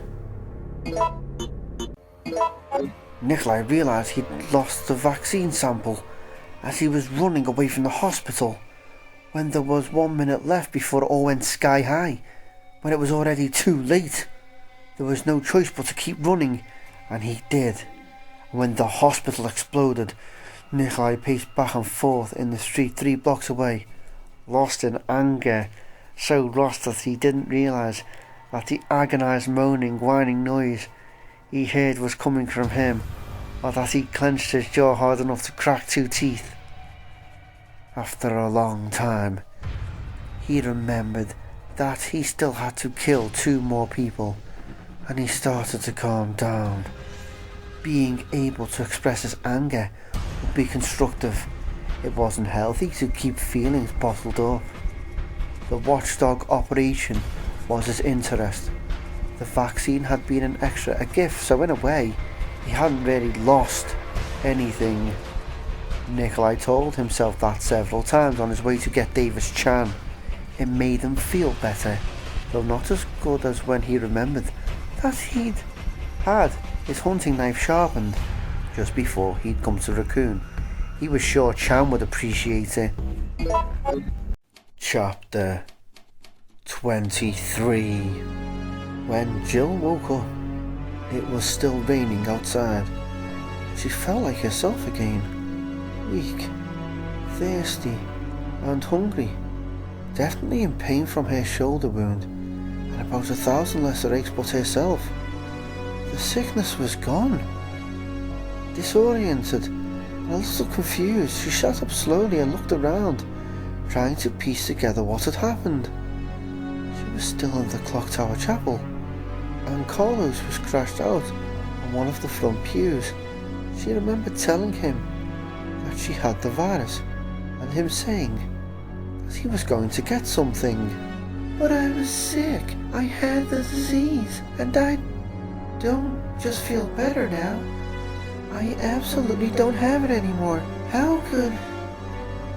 Oh my God, she whispered, seeing the syringe and empty vial on the organ bench next to the altar, suddenly understanding what had happened, if not how. Carlos had found an antidote. Jill sat for a moment, slightly overwhelmed by the mix of emotions that hit her: shock, gratitude, a reluctance to believe that she was actually okay. A happiness at being alive and reasonably well was tempered by guilt that she should have been cured when so many others had died.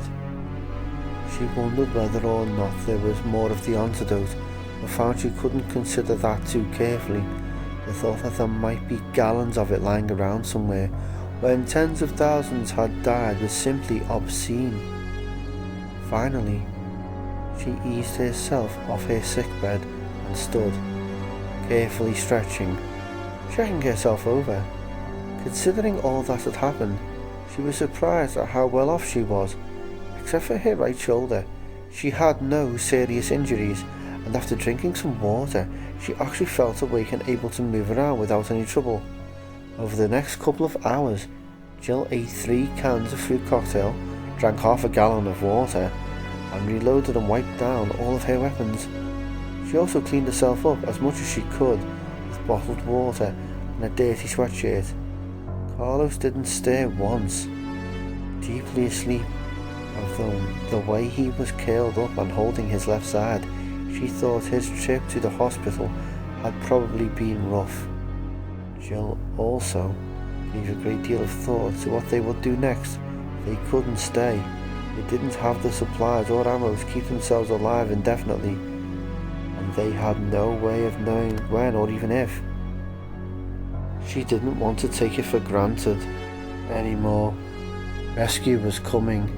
As hard as it was to believe, it seemed that Umbrella had managed to keep a lid on what had happened, and if they could do it for this long, it might be several more days before the story broke. To add to the pressure, she also couldn't convince herself that the Nemesis was dead. Once it had recuperated, it would be coming back. They were incredibly lucky that it hadn't attacked already. Before she'd hooked up with Carlos, she'd had tentatively planned to head for the abandoned Umbrella-owned plant north of the city. She'd come to believe that there was no such thing as a deserted Umbrella facility. They loved their secret operations too much, and thought that they might have kept the roads clear around the plant so their employees could get out. It was still worth a shot, and it was also the best she could come up with. Besides, the fastest way out of town from their current position was straight past the facility. Carlos continued to sleep, perfectly still except for the rise and fall of his chest. His face slack from exhaustion, and once Jill had decided on a course of action, she watched him for a little while and realized that she had to leave him behind. It was a much harder decision to make, but only because she didn't want to be alone. A selfish reason at best. The truth of it was, he was hurting because he'd gotten in between her and the Nemesis, and she couldn't put him in that position again. I'll go check out the plan. Maybe find a radio and call for help. If things look good, safe, I can come back for him. If they look shitty, well, I guess I'll just come back if I can. The facility was barely a mile away, if she remembered right. She could get there by cutting through Memorial Park, just behind the clock tower, a very short trip. It was just after 2 in the morning. She'd be able to get there and back well before dawn, with any luck. Carlos would still be asleep when she returned, perhaps bearing good news. She decided to leave him a note in case something happened to her, so he'd know the route at least. She couldn't find a pen or pencil, but she uncovered an ancient manual typewriter of all things beneath a stack of hymn books. She used the back of a fruit cocktail label for paper. The soft clack of keys was as soothing to her as the rain that continued to patter down on the roof, sounds that made her very glad to be alive. She took the grenade gun. Even though there was only 1 round left, Carlos must have found the one she dropped in the yard, remembering the damage it had inflicted on the Stars killer. She also took the Beretta, but she left the revolver for Carlos so that he'd have something a little heavier than the assault rifle, just in case.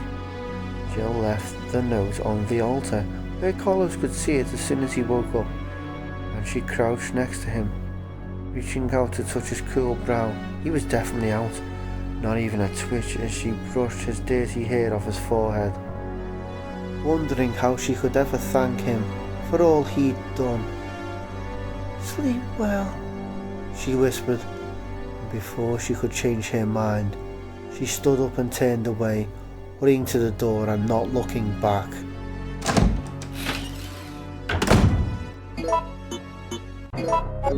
There was a cabin behind the small cemetery in Memorial Park, ostensibly used for tool storage.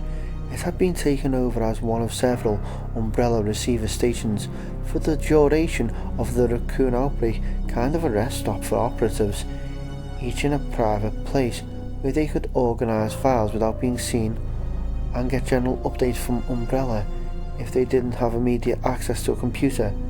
Nikolai had not planned to stop by any of the receiver stations. He thought they were an unnecessary risk on Umbrella's part. Even as well hidden as they were, the setup at the cemetery cabin was behind a false wall. Umbrella didn't want anyone tracking signals coming out of the city, so the stations were set to receive only, another precaution, but Nikolai still thought they were dangerous. If he wanted to trap an agent, he'd stake out one of the receiver stations. Or if I wanted to kill one, although in this case I only have to walk in or wait for a little while. He stood in the shadows of a large monument a few meters from the false room, thinking of how fine it was going to be to kill Captain Chan. Nikolai had considered just barging through the concealed door and shooting him, but he needed to relax, to get into a better frame of mind. Chan will come out for a bathroom break or a smoke, sooner or later, and by allowing his anticipation to build, Nikolai was able to let go of some of his more unpleasant emotions. He didn't do it often. He wasn't crazy or anything, and he generally preferred to keep things moving along, but sometimes savouring the suspense before the intimate killing was just a thing to lift him out of a depression. Nikolai watched the door, actually a hinged corner of the building, enjoying the cool rain in spite of how miserable he knew he'd be later, running around in wet clothes. He was going to take someone's life. Things had been a little out of control for a few moments when he'd realised he'd lost the vaccine. But who was in control now? Davis Chan was about to die, and Nikolai was the only one who knew it, because he had decided Chan's fate. And Carlos is dead. I caused that. And Mikhail. And 3 watchdogs so far. He couldn't really make a claim on Jill Valentine, but Nikolai had. Enjoyed the stricken look on Carlos's face when he'd suggested it. What counted, though, the only thing that had ever really mattered, was that his enemies were dead and he was still walking. When Davis Chan stepped out into the rain a few moments later, Nikolai had released most of his negative feelings of self-pity and undirected frustration, and by the time his knife had finished with Chan, 15 minutes later, he was his old self again. Chan, of course, no longer resembled anything human, but Nikolai sincerely thanked the remains for getting him back on track. 0250 hours, October 2nd. Carlos, I've gone to the water treatment facility, directly northeast from the clock tower. A mile give or take. Umbrella owns it. There may be resources there that we can use. I'll be back as soon as I take a look around. Wait here for me, for at least a few hours. If I'm not back by morning, you should probably try to get out on your own. I'm grateful to you for a lot of things. Stay here and get some rest, please. I shouldn't be long. Jill. Carlos read the curl paper twice more, then grabbed his vest and stood up, checking his watch. She'd been gone less than a half hour. He could still catch up with her. Staying wasn't an option. She'd left him behind either because he was injured or because she didn't want to put him in further danger, neither of which were acceptable to him. And he'd never had a chance to tell her what Trent had said about there being helicopters at an umbrella facility northwest of town, but northeast from where they were now, after the trolley ride, obviously the same place. You make kick ass all over Umbrella's monsters, but can you pilot the helicopter? Carlos mumbled, locking a new mag to the M16, if only she'd woken him up. He headed for the door, as ready as he was going to be, trying not to breathe too deeply. It hurt, but he'd manage. He'd been in worse pain and still gotten things done. Once he'd walked 6 clicks on a fractured ankle, and it didn't get a whole lot worse than that. Carlos didn't waste time trying to convince himself that wanting to share Trent's info was why he was going after her. He couldn't stand by and do nothing. That was all. She was trying to protect him. He could appreciate the sentiment, but he just couldn't stay there. And Nikolai, he's out there, and she doesn't know. He suddenly felt sick thinking of that mad glimmer in Nikolai's eyes. Carlos hurried out of the chapel and into the moonlit rain. He had to find her. Chapter 24. The rain had turned into a drizzle, but Nikolai didn't notice. Walking beneath a thick canopy of autumn leaves, back through the cemetery, another 50 or 60 meters, and he could cut east parallel the trail that ran straight to the water treatment facility's back entrance. He never used paths in public places when he could avoid them, not liking the sense of exposure. On last check, Terence Foster was still alive and well when filing environmental status reports from the treatment plant, perfectly unaware that, as the last surviving watchdog, his hours were numbered. Nikolai had already decided to just kill the man outright. To hell with talking. He'd found Chan's watchdog data easily enough, sitting on the small table in the receiver station. He'd find Foster's too. A quick encryption on the combined files of his health insurance, then he'd radio for pickup and go take a meeting with the decision makers.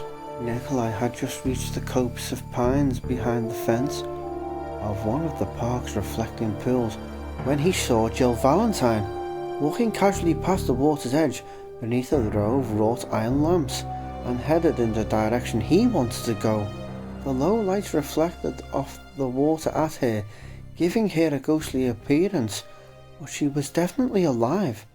He supposed he shouldn't be surprised, but he was. The look of pain on Carlos's face when he talked about her. Nikolai had been sure it was real. He hadn't doubted for a second that she was dead. Ah, well, it was the last lie he ever told. Very noble of him to try and protect the girl from who he believes to be a dastardly villain, as if I would waste my time. No time wasted if he killed her now. Nikolai raised the assault rifle, carefully took aim at the back of her head and hesitated. Curious in spite of his resolve to finish his business in Raccoon. How had she managed to evade the Star Secret all this time? Where had she been when her Latin lover had so idiotically wandered into Nikolai's path at the hospital? And where, exactly, did she think she was going? He decided to follow her, at least until an easy opportunity presented itself for him to get the answers to his questions. As it was, with her on the main trail through the park and him behind a waist-high railing, he couldn't maneuver very well, telling her to freeze, drop her weapons, and then hold still while he climbed the fence wasn't the most desirable option. Nikolai sank back into the shadows and counted slowly to 20, letting her get far enough ahead that she wouldn't be able to hear him moving through the trees. He would trail her until the main path became a bridge over the park's large duck pond, confronting her once she was halfway across, out in the open with nowhere to run. Satisfied with his plan, Nikolai started walking, moving as quietly as he could. He'd lost sight of her on his count, but unless she was jogging, he'd catch up with her just before. Freeze! Her voice was calm and clear, the semi-automatic's muzzle hard against the side of his head. Oh, but drop the rifle first, if you would. Nikolai did as he was told, shocked into it, unslinging his rifle and letting it fall. How had she spotted him? How had she managed to circle back so quietly, without his notice? And how much does she really know about me? Please, don't shoot, he said, his voice cracking. Jill, it's me, Nikolai. The gun stayed where it was. I know who you are, and I know you're working for Umbrella, not just as a soldier. What's Operation Watchdog, Nikolai? She already knew something about it. If he lied, he lost any credibility he might still have with her. Say and do whatever it takes. Umbrella sent me and several others in to gather information about virus carriers, he said. But I didn't know it was going to be like this. I swear I never would have agreed to it if I had known. I just want to get out with my life. That's all I care about anymore. Still, the muscle stayed pressed to his temple. She was careful. He had to give her that much. What do you know about the water treatment plant near here? She asked.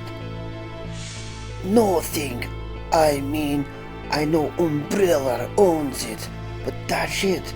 Please, you must believe me. I just want to... What about the vaccine for the virus?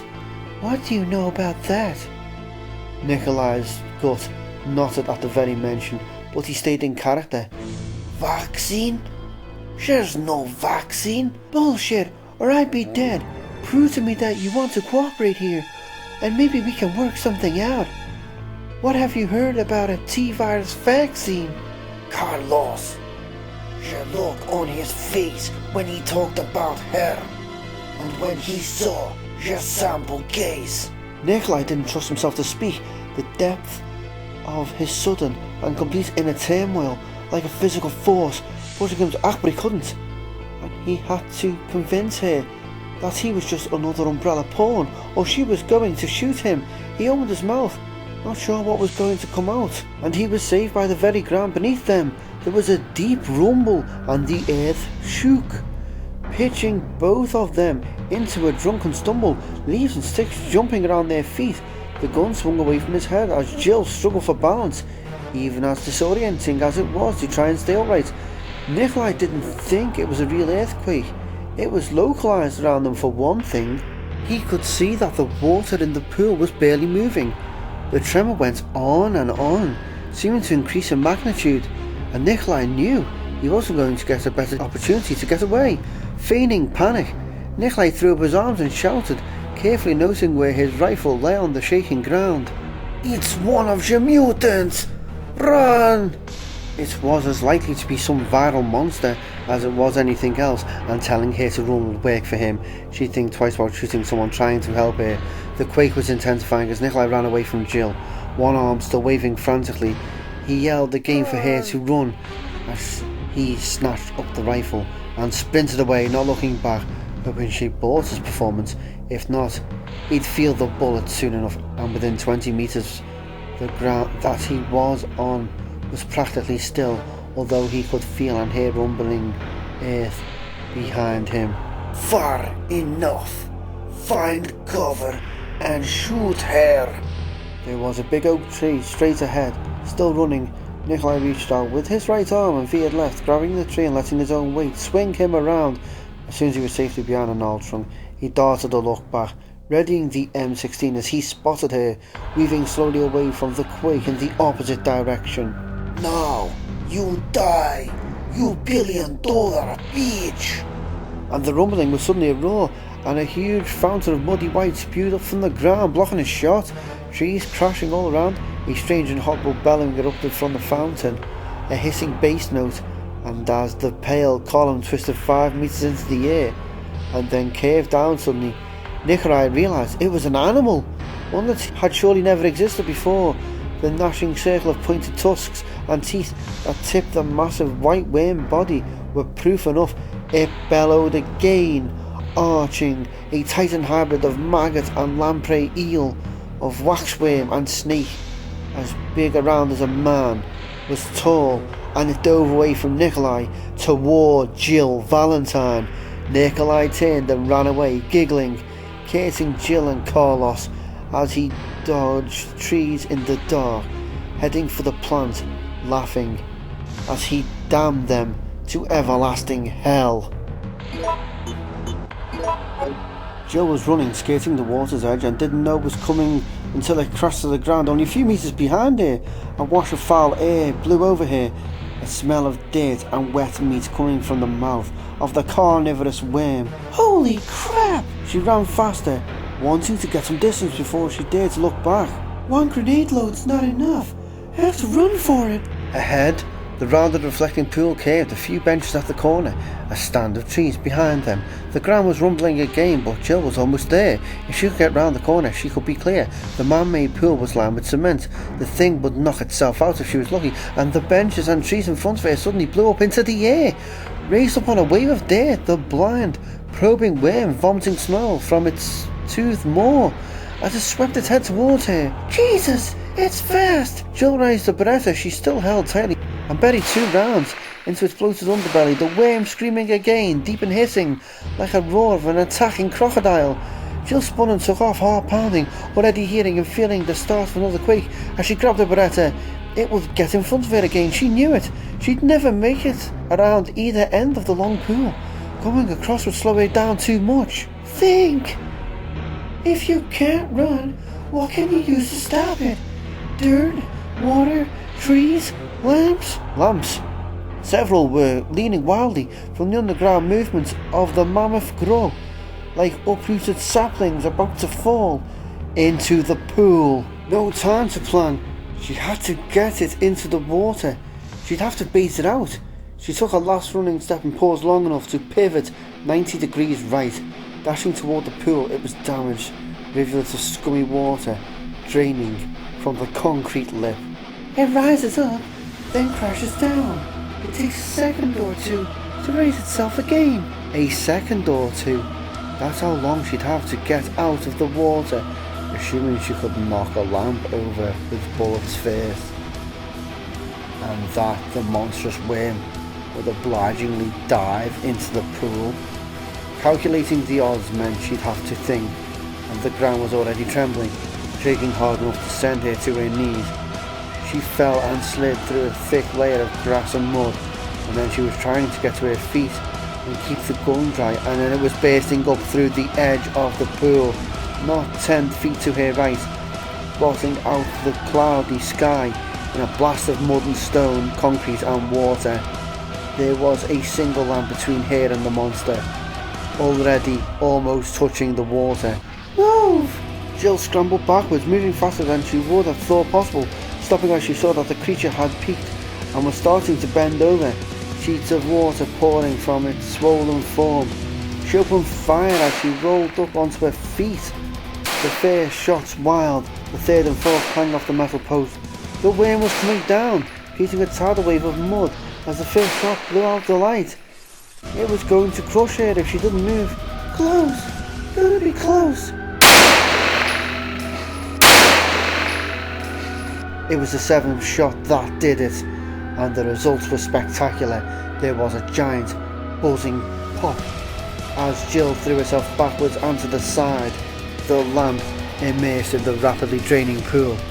The semi-gelatinous flesh of the screaming worm shriveled and shook as it raised itself up, twisting in agony. Its pallid skin began to blacken and crisp as an oily, noxious smoke poured out of its throat, the hidden length of its body, thrashing up giant sprays of dirt and rock. It bellowed once more, an unearthly sound becoming choked gurgling, and then it collapsed, dead before it hit the ground, before its outer layer of skin began to curl away, revealing the cooking meat of its innards. Jill staggered to her feet, left hand pressed on her throbbing shoulder, as she backed away from the frying worm, the smell of it making her gag repeatedly. She'd actually done it. She killed the goddamn thing. A warm swell of triumph and victory surged through her as she breathed in another wave of roasting worm smell. I did it! And then she bent over and vomited her guts out. When there was nothing left to purge, Jill shakily stood up and started walking east again, thinking about her confrontation with Nikolai. He wasn't as good a liar as he thought, and if she'd had only suspicions before, she was now certain that he was extremely bad news. Her plans hadn't changed, but she was going to have to be very careful when she got to the water treatment plant. Nikolai was going to be there, she had no doubt, and if he saw her first, she'd be dead before she knew what hit her. The roadblock was a massive pileup of cars that had actually been stacked 3 or 4 high, stretched between several buildings at the end of a block in a rough semicircle. Carlos could still see the crisscross of greasy tread marks from whatever piece of heavy machinery had managed the feat, just as he'd spotted them on the last 3 streets he'd tried. Umbrella and the RPD hadn't been screwing around when they'd sealed the city. He stood in front of the stacked, partly crushed metal wall, experiencing an almost desperate indecision. Go back, try heading north first, then east, or try climbing over one of the precarious barricades which seemed to have been specifically set up to deter him from finding Jill. That's what it feels like anyway. All that was north of the clock tower was a big park, but maybe that was the only way to get to the Umbrella facility. He couldn't imagine Jill scaling a wall of cars with a bad shoulder, and crawling through them was too dangerous. But you're assuming she even made it this far, a nagging little voice whispered. Maybe she's already dead. Maybe the Nemesis came for her, or Nikolai, or... Carlos cocked his head to one side, frowning, his thoughts disturbed by a distant sound. Shots? Possibly. But the light mist that was falling was having a dampening effect, distorting and muffling noises. He couldn't even be sure which direction the sound had come, but he was suddenly even more frantic to find Jill than before. After all I went through to get that vaccine, you better not get yourself killed, he murmured lightly, but it was too close to the truth to be funny. He had to do something. Now. Carlo stared at the wall of cars for another moment, picking what appeared to be the most stable route over a minivan and 2 compact cars. He took as deep a breath as he was able to manage, mentally crossed his fingers, and started to climb.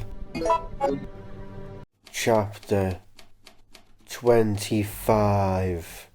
No! Listen! You gotta listen! I don't know anything! You don't want to do this! They've had me doing reports on water and soil samples. That's it. I'm no threat to you. I swear. Foster was working himself into a froth, and Nikolai decided that making a man wait for his death, particularly such a sad little man, was cruel.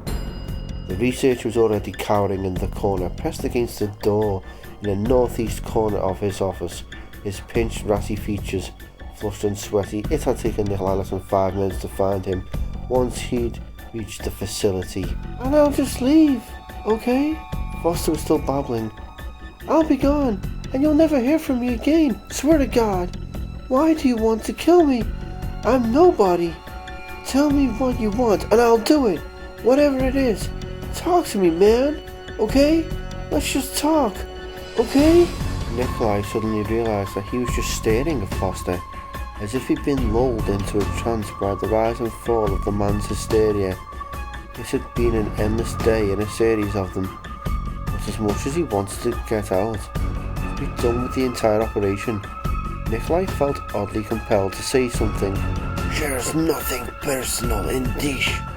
I'm sure you understand, Nikolai said.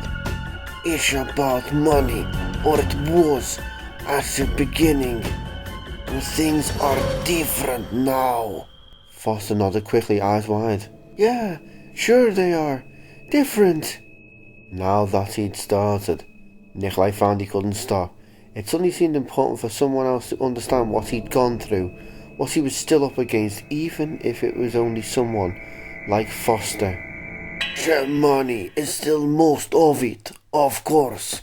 But after I got here, after Verspowski, I started to feel like I had come to a very special place.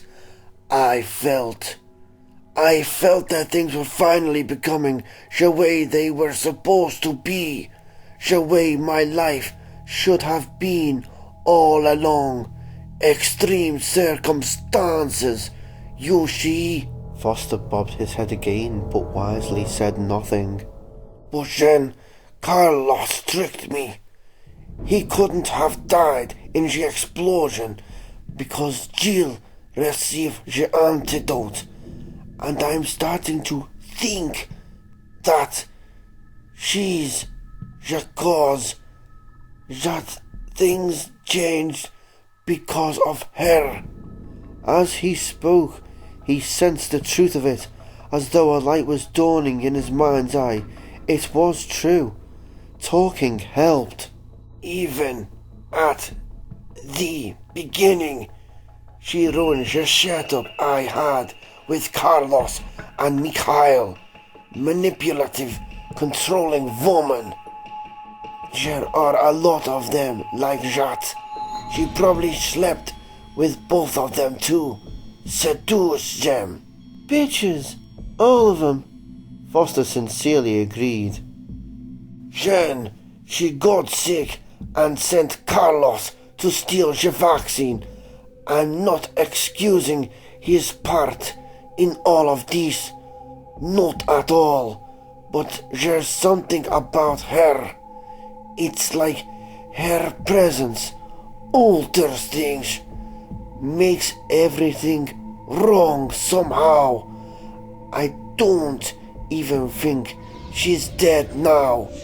If a seeker can't kill her, a mutant certainly can't. Nikolai stood silently, lost in thought for a moment. He'd never been a superstitious man, but things really were different. Jill Valentine was a woman. She's just a woman, and you're not thinking clearly. Haven't been for days. Nikolai blinked, and the thought was gone, and Foster was still in the corner, watching him with an expression of cautious terror, as though he thought Nikolai was crazy, Nikolai felt a rush of hatred for the little man for trying to trick him, telling him to talk and then judging him for it. He deserved to die as much as any of them. "I'm not crazy," Nikolai shouted angrily, "and I'm done talking about this. You're your last one. After you, it's over. And that's just the way things are, so be a man and accept it." 3 rounds, a burst of tat, tat, tat, through one of Terence Foster's bleeding green eyes, and the researcher's head snapped back.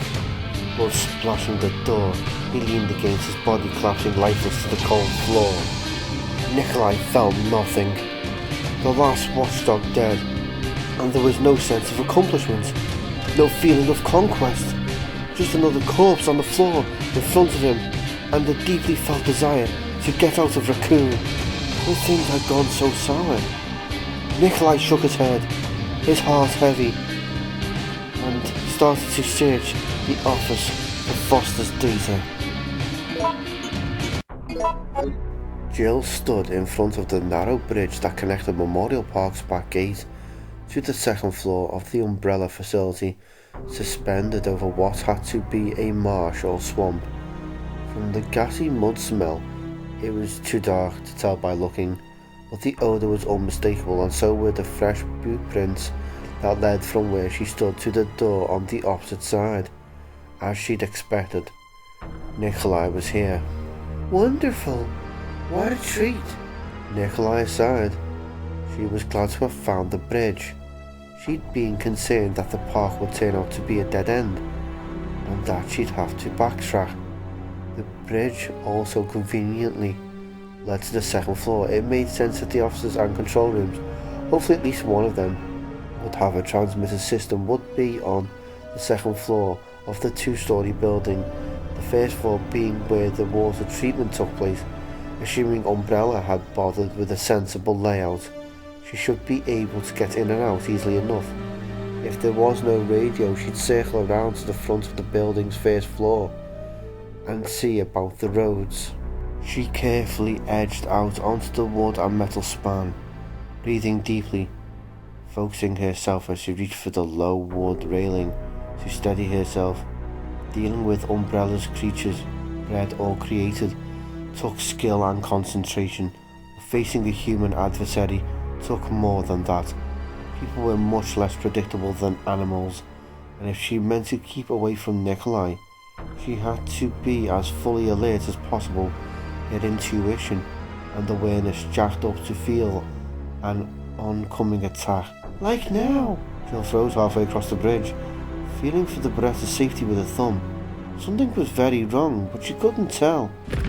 Behind her, Jill spun, heart racing, and saw the Nemesis standing 20 feet away, its freakish body hideously transformed by fire and buckshot. Its chest and arms were bare, giving her a clear look at how the waving tentacles were attached, sprouting from its upper back and shoulders. Much of its skin had burned off, revealing fibrous red muscle tissue in patches of ashy black. It rumbled, limping forward a step, and she saw that much of its lower right side was mangled from where she'd hit it with the grenade gun.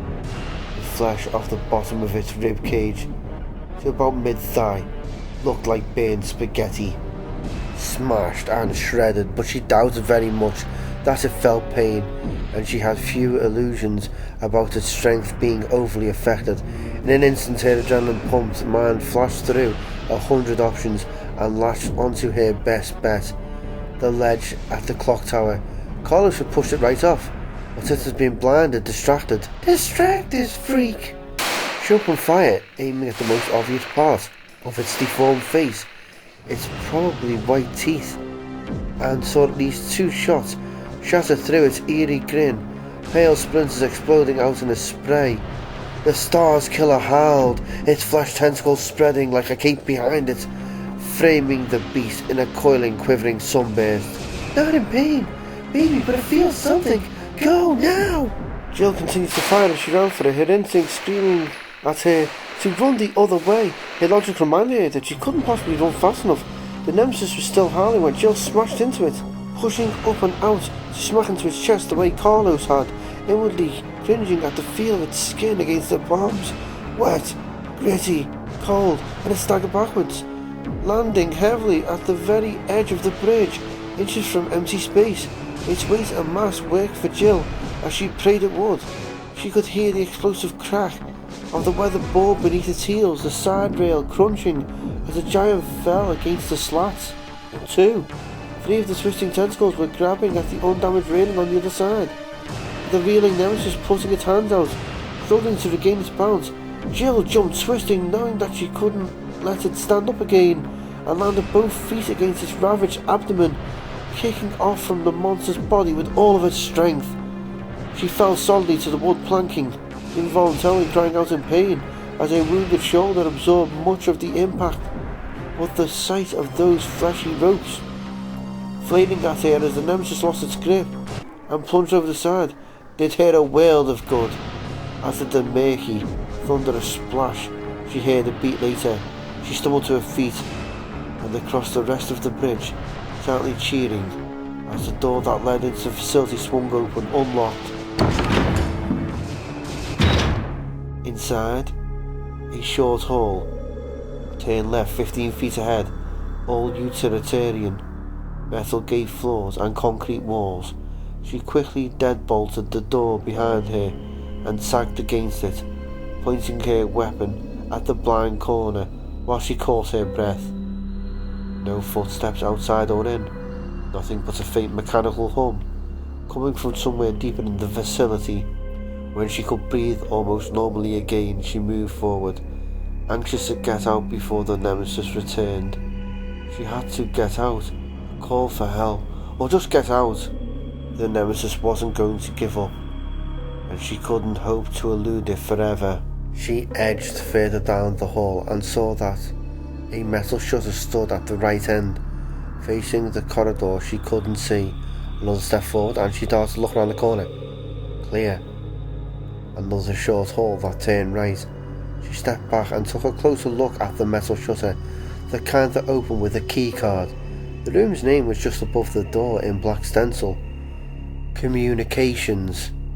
Jill felt a rush of hope, then saw that there was no manual lock. The keycard reader to the right of the shutter was the only way in. Frustrated, Jill turned away. Running into the Nemesis had changed things. She could leave, get far away from it and Nikolai, and try to come up with something new, or she could continue on, search for the card, and keep looking for other possibilities. Jill smiled wearily. Both options sounded terrible, actually, but the latter seemed to suck a little bit less. At least her clothes would have a chance to dry. Shivering, Jill started down the adjoining corridor, feeling vaguely envious of Carlos, warm and sleeping back at the chapel. The Umbrella facility was a series of small single-level buildings and one large two-storey one set among several open areas that had been stacked high with crap piles of lumber, old cars and scrap metal being the main competitors for space. If there were helicopters on site, Carlos thought they'd be behind one of the warehouses, nearly impossible to get around of course, unless he wanted to scale another stack of cars. Not unless I have to. Thank you very much. His earlier climb had been enough to last him the rest of his life. He'd banged the hell out of both his knees when he could come down hard on the cab of a flatbed truck, and he'd limped most of the rest of the way to the facility. He stood in a small and crowded yard, which he'd hopped a fence to get to, memorising the compound's sprawling layout as best he could before moving toward the main building. He wanted to make sure Jill was okay before he went hunting for a copter. As soon as he reached the building, Carlos broke the first window he could reach with the M16 stock and boosted himself up. He sat on the frame, looking into a long, narrow, bunker-like room, dimly lit and littered with bodies. To the right was a set of doors, with an exit sign overhead, probably leading out to the main warehouse. He'd have to try the doors, when he went for the helicopters. To his left, though, was a metal ladder that went straight up to a hatch in the ceiling. He couldn't have asked for more. Well, an elevator, maybe, he thought as he pulled himself through the window, his taped ribs protesting. Although as long as I'm wishing, suddenly waking up and finding out this has all been a bad dream would be pretty nice too. The room smelled like blood and rot, a smell that he had gotten used to, he realised. It smelled like Raccoon, and as he slowly climbed the ladder, he thought that he would die a happy man if he could just do it breathing fresh, untainted air. The square metal hatch at the top lifted easily, swinging up and back on hinges to lean against a three-sided railing. Carlos ascended carefully into another dim room with a bunker feel, lined with consoles and cabinets. No bodies. Caramba! He breathed, stepping away from the ladder to the desk console against the front wall, set beneath large windows that looked out over the mostly dank yard. It was an old communications relay system, and even as he reached out to pick up the headset, a crackle of static hissed from a small speaker set into a side panel, followed by a woman's cool, clear voice. Attention! The Raccoon City project has been abandoned. Political maneuvering to delay federal plans has failed. All personnel must evacuate immediately to outside of the 10-mile blast radius. Missiles will be launched at daybreak. This message is being broadcast on all available channels and will repeat in 5 minutes. Stunned, Carlos looked at his watch and felt his stomach knot. It was 4:30 in the morning, which left them an hour, maybe a little more. He snatched up the headset and started pushing buttons. Hello? Does anybody read me? I'm still in the city. Hello? Nothing. Carlos ran for the door at the back of the room, his thoughts repeating in an endless loop. Daybreak. Jill. Helicopter. Daybreak. Jill. At the door, a metal shutter was firmly locked, no keyhole, no nothing. He couldn't get into the building. And I don't even know if she's here. Maybe she started back already. Maybe a lot of things, and as much as he wanted to find her, if he didn't secure a way for them to escape the city, they weren't going to make it. He turned away from the door, not wanting to leave, knowing he didn't have a choice. He had to find one of those helicopters that Trent had told him about and make sure it was fueled up and working. Maybe he could buzz the facility, get her attention from outside, or find her on the way back to the clock tower. And if I can't? He didn't finish the thought, well aware of Jill's fate if he failed. Hardly noticing the pain in his side, Carlos ran for the ladder, his heart pounding and filled with dread. Chapter 26. When Nikolai saw Jill step hesitantly through the door into treatment operations, he immediately slipped back out of view, through the security side door and into a large, empty corridor that led to the chemical tank room. A fierce joy took hold of him as he eased the door closed, feelings of vindication and self-affirmation lifting his spirits high. After he'd found Foster's data disk, he'd set up his laptop to combine files. That's when he'd seen the warning from HQ. Not much of a surprise, it had been one of several possible outcomes projected, but it had further depressed him.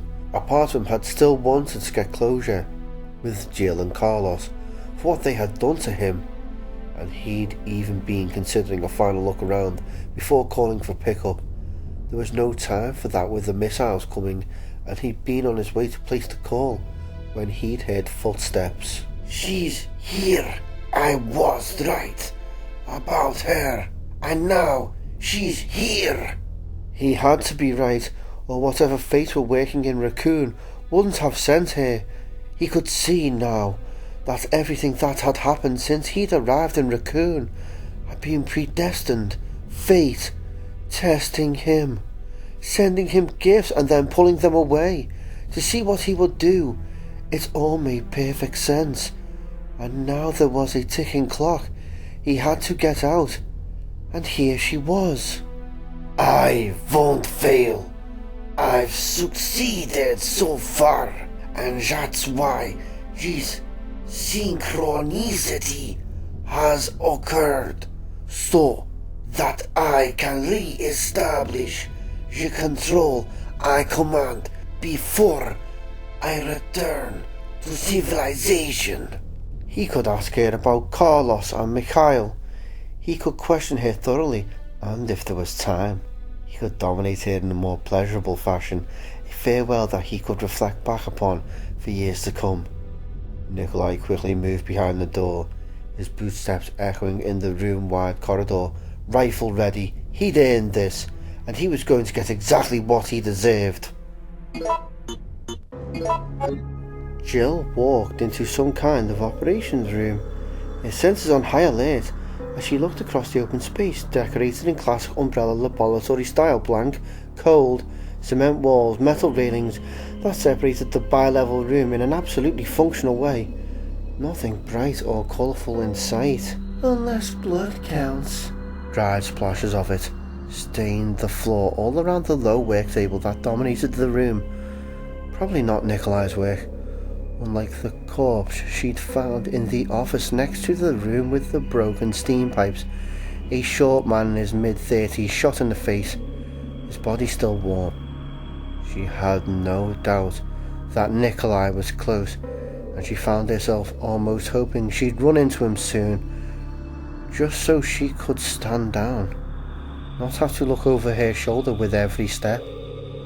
She didn't see anything resembling a key card or a radio in the room, so she decided to move on. She could head through the side door in the nook to her left, or go down. Side door, she decided, on the off chance that Nikolai had headed that way so far. She'd been through every room she could get into on the second floor, and didn't want to go downstairs and risk letting him get behind her. She walked to the door, wondering again what had been done with the bodies of those who had died in the facility. She'd seen plenty of blood and fluid stains, but only a handful of corpses. Maybe they were dumped downstairs, she thought, pulling the security door open and sweeping left to right with the Beretta. A corridor as big as a room, with a small offshoot at the back wall that headed right, totally empty. She stepped inside. Or Umbrella ordered everything cleaned up so their employees didn't have to spend the crisis stepping over their dead co-workers. Freeze, bitch! Nikolai said from behind her, roughly jamming the barrel of his rifle into a lower back. But drop your weapon first, if you wouldn't mind. A sarcastic rephrasing of what she'd said to him in the park, and she couldn't miss the thread of almost hysterical glee in his voice. She'd been careless, and she was going to die for it. Okay, she said, letting the 9mm slip from her fingers and clatter to the floor. She still had the grenade gun on her back, but it was useless in the time it would take her to unstrap the thing. He could empty a mag into it and have a chance to reload. Turn around, slowly, and back away. Hands clasped in front of you, like you're praying. Jill did what he wanted, backing across the room until her back touched the wall, more afraid than she wanted to admit when she saw the constantly twitching smile and the way his eyes rolled from side to side. He's gone over. Whatever was wrong with him to start, being a raccoon sparked it into a full-blown psychosis. The way he looked her up and down filled her with a different kind of fear. She knew of several effective ways to stop a rapist's attack, but that was assuming she was still able-bodied enough to fight, and she doubted very much that Nikolai would approach her without firing a few well-placed shots first. She glanced to her left. Down a narrow hall. That dead-ended at a closed door. Won't make it. Trying to talk to him. I thought you just wanted to get out of the city, she said neutrally, not sure what tack to use. She'd always heard that crazy people should be humoured, but she couldn't see that it was going to make much of a difference. Nikolai meant to kill her, period. He casually walked toward her, smiling his trembling smile. Thunder rumbled overhead, a distant sound. I want to get out now. Now that I have all of the information, I killed all of the others for theirs. The Watchdog's Umbrella is going to have to deal with me, and only me. and I'm going to be extremely wealthy. It's all balanced out, and now that you're here, my success is assured. In spite of herself, Jill was curious. Why me? Nikolai moved closer, but stayed a safe distance away. Because you took the antidote, he said in a matter-of-fact tone. Carlos stole it at your bidding. Don't try to deny it. Tell me, are you working on your own initiative, or were you sent to interfere with my plans? How much do Carlos and Mikhail know? Christ, what do I say to that? Again, thunder muttered overhead, and Jill found herself distracted by it, too confused by Nikolai's bizarre reasoning to answer him right away. Strange that they could hear it through the heavily insulated ceiling. Not as strange as thinking about the weather at a time like this. She had to say something to at least try to prolong her life. As long as she was breathing, there was a chance. Why should I tell you anything? You're going to kill me anyway, she said, as though there was something to tell. Nikolai's smile faltered. Then he brightened again, nodding. You're right. I am. He aimed the rifle at her left knee and licked his lips. But not before we get to know each other a little better. I think we have enough time.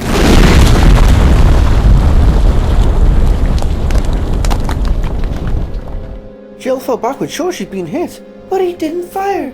It was thunder. And then the ceiling was falling, parts of it chunks of drywall and concrete, raining down as Nikolai screamed, firing wildly, and disappeared.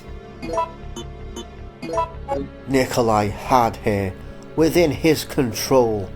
She was going to bleed and cry, and he would be victorious. He had won, and then the ceiling gave way, debris crashing over him, and something giant and cold and hard wrapped around the back of his neck. Nikolai fired, screaming, "A fish! She's..." And he was yanked up into the dark by the massive, icy thing at hand. Jill's shocked face, the last thing he saw before the fingers tightened, before a cold and living rope coiled around his waist. The hand and rope pulled in opposite directions, and Nikolai felt his bones crack, skin and muscle stretching as blood filled his mouth, screaming, "This is wrong! I control! Stop!" And he was torn in half, and he knew no more. Jill could only see part of what happened, but it was enough as a river of blood poured over the hole's ragged edge. Splashing to the floor, she heard the rumbling growl of the Nemesis and saw a tentacle snake down through the steaming red gush, searching. She didn't dare run beneath it. She turned and ran down the offshoot, scrabbling for the grenade gun, her only weapon. She hit the heavy door and was through into a dark and echoing abyss, a wave of stench hitting her like a slap. She slammed the door closed and reached for the only light she could see, a glowing red square in a panel next to the entrance. It was a light switch. As the rows of fluorescent bars fluttered on, she saw and understood two things simultaneously. The dead umbrella workers had been dumped here in a huge pile, the source of the incredible odour, and there were no other doors. She was trapped and had a single load of buckshot with which to defend herself. "Oh man, think! Outside she heard the Nemesis howl, the only word it knew, the terrible cry encouraging her to move, to do something. She ran for the tremendous mound of corpses, the only thing in the giant U-shaped chamber that wasn't bolted to the floor. Maybe one of them had a weapon. The segmented metal floor rang hollowly beneath her feet, telling her where she was, some kind of garbage dumping room. The floor obviously capable of opening up to drop waste into some unknown below. Vats of chemicals, a dumpster, the sewers. Didn't matter, because she had no idea of how to operate such a system. All she cared about at the moment was finding something she could use against the Nemesis. The dead people were all in advanced stages of decay, thick, hot, gaseous waves of stink radiating from the darkening, bloated bodies, the pile almost as high as her chin. Jill couldn't afford to be particular. She dropped the grenade gun and immediately started to pour at the corpses. lifting sticky lab coats, jamming her hands into pockets that squash beneath her flying fingers, pens and pencils, soggy packs of cigarettes, loose change, a keycard, probably the very one she'd been looking for. Wonderful, isn't that just? Giant fists hammered at the door, echoing in the large chamber. The door was going to give in seconds. She'd have to go with what she had. No way she could kill it, but she could try to get around it. Tucking the keycard into the top of her left boot, she grabbed the gun and ran back toward the door, thinking that Nikolai had at least left her with a good idea. The least he could do, the crazy bastard. Jill took a position next to the door, close to where it would swing back upon opening. She didn't stand directly behind it. The plan kind of fell to shit if she ended up crushed. And the door flew open, slamming into the wall, inches from where she stood. The Nemesis storming in, arms and tentacles spread wide as it howled for blood. It's changing, getting bigger. Jill aimed at its already mangled lower back and fired. The load tearing into its flesh from less than 10 feet away. Screaming, the creature stumbled forward, and before it could stand up straight again, Jill was through the door and gone, praying that she'd have time to call for help and get away before it found her again. She pounded through the corridor, snatched up the Beretta, and sped into the next room, out into the hallway. At least time to call. She may not survive to meet rescue, but Carlo still could, God willing. There was only one helicopter, but it was in excellent shape, fueled and ready to fly. If he could find Jill, Carlos thought they might actually make it after all. He sat in the pilot seat looking over the controls, running over the basics as best as he could remember. He'd been taught by another mech with no formal training, and it had been a while, but he was pretty sure he could pull it off. The copter was an older two-seater, with a hover ceiling of about 4,000 feet, range maybe 200 miles. He still didn't know what some of the switches and buttons did on the control panels, but he didn't need to get the thing airborne. The cyclic control stick moved the bird forward, back and sideways. The collective control altered the thrust, controlling height. Carlos checked his watch and was unhappily startled to see that 20 minutes had passed since he heard the announcement about the missiles. He'd spent a few minutes checking the helicopter, and there'd been a couple of zombies roaming around in the yard he'd had to shoot. Didn't matter. They now had between 20 and 40 minutes tops. The facility compound was too big. He'd never be able to cover it all in time. So use the goddamn radio, dumbass. Carlos reached for the headset, amazed that he hadn't thought of it, promising himself that he would smack himself silly for the oversight later, when he had time, assuming there was a later. Hello, this is Carlos Oliveira with Umbrella. I'm in Raccoon City. Copy. There are still people alive here. If you can hear me, you'll have to stop the missile launch. Hello. Copy. No way to know if someone was getting his signal. Umbrella probably had a block on all outgoing transmissions. He'd just have to try and... Carlos, is that you? Over? Jill! He fell weak with relief as her voice crackled into his ear, perhaps the sweetest sound he'd ever heard. Yes, Jill, I found a helicopter. We have to get out of here, now. Where are you? Over. In a radio room, at the Umbrella facility. What did you say about a missile launch? Over? She was so close, Carlos laughed. We're out of here. It's over. The feds are gonna blow up the city in like half an hour, at dawn, but it's okay. We're ready to fly. Do you see that ladder in the middle of the room? Over? Yeah, they're going to blow up Raccoon? Are you sure?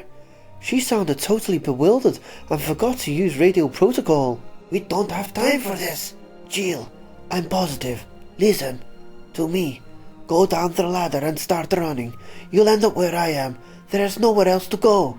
Through a cement room to the exit sign, then outside, then through this huge warehouse. There's some kind of power generator in there. You'll have to run around some equipment. The back door will be at about 11 o'clock from the front. Got it? I'll be on the other side, and you better bust ass to get here. No dicking around. There was the slightest pause, and Carlos could hear the tight smile in her voice when she responded. Dicking around? You wish. On my way. Over and out. Grinning, Carlos powered up the copter as the deep navy blue sky began to lighten, preparing for dawn. Chapter 27. Jill slid down the ladder and started running, her mind reeling with the news about Raccoon. She couldn't imagine what had been going on outside of the city in past days that the conclusion had been reached to blast a quarantine site out of existence. Of course it has to be blown up. They would have wanted that once they collected their data, to make sure all the evidence is destroyed. Jill leaped over a sprawl body, then another, and was at the doors with the exit sign overhead, just as Carlos had said. She barreled through and was greeted by a wonderfully fresh, cool air, heavy with dew. Dawn! He said they were launching at dawn. Half an hour was a generous estimate. Jill ran faster, through a winding corridor of stacked cars and junk metal, and there was a warehouse straight ahead. It was big, low and wide, and she was already thinking in hours when she hit the heavy, steel-reinforced front doors. 11 o'clock. She couldn't see the back door for the giant wall of unidentifiable machinery in the way, all thick pipes and metal shielding. But Carlos had said she'd have to run around some equipment. She veered right and stopped in her tracks, staring at the monstrous apparatus that Carlos had mistaken for a generator. It was some kind of a laser cannon, huge, cylindrical. She'd seen them before, but not even half the size. It was at least 10 feet high and 20 long, and as big around as a table for 6. Dozens of cables led from various outlets to the wall of machinery she stood next to, and it was aimed approximately at the front door, making her wonder what the hell they tested it on. The back door slammed open. Jill reflexively pointed to the Beretta and saw Carlos standing there, the whining sound of a revving helicopter outside. Jill, come on! He was obviously glad to see her, but she could read the urgency in his face, a reminder of what was coming as the door closed behind him. She jogged toward him in sudden silence, shaking her head. Sorry, I was surprised is all. That's a laser cannon, biggest I ever...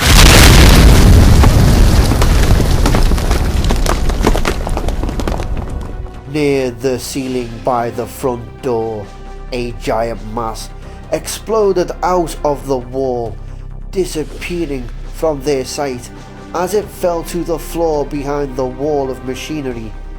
Jill had just an impression of a swollen, bulbous body surrounded by claws and tentacles, and she knew that she'd been right about the Nemesis. It was evolving. A beat later, there was another crash. Sparks crackled and flew from a tall panel next to the entrance, and the gurgling, warped howl erupted into the room. The cry of the Nemesis was horribly mutated, deeper, rougher. Come on! Carlos shouted, and Jill ran to him as he jerked at the handle on the back door, and it didn't open. And Jill noticed the small, blinking lights on the panel next to it, and understood that the Nemesis had shorted out the locking mechanisms. They were locked in the warehouse with the thing that had been the Star's killer, and it was screaming for blood. Chapter 28. Carlos heard the thing howl and knew what it was. He'd only caught a glimpse of the monster on its way down, but it was big and badass, and he suspected they were screwed. Jill raised her voice to a shout, and Carlos could only barely hear her over the Nemesis' seemingly endless scream. Where's the 357? Carlos shook his head. He had the M16, but he stowed the heavy revolver and the rest of the rifle's magazines on the helicopter. Grenade gun? He shouted back, and it was Jill's turn to shake her head. A 9mm? And maybe 20 rounds left for the rifle? We'll have to blow open the door. It's our only chance. Carlos knew better even as he thought it. The front and back doors were heavy duty, they'd have better luck blowing a hole in the wall. And the answer hit him, and he saw that Jill already had it from the way she was staring at him, eyes wide and blinking. The Nemesis monster's howl was winding down, but a horrible, wet, slurping noise had begun. The sound of something vast and sticky, moving slowly and steadily across concrete. It's coming for her. Can you operate it? Carlos asked, already steeling himself for a confrontation with whatever the Nemesis had become. Maybe, but Carlos cut it off. I'm going to distract it. Get that thing running and let me know when to duck. Before Jill could protest, Carlos hurried past her, determined to do whatever he could to keep it from getting to her. At least it's slower than it was. If I can just slow it down a little more.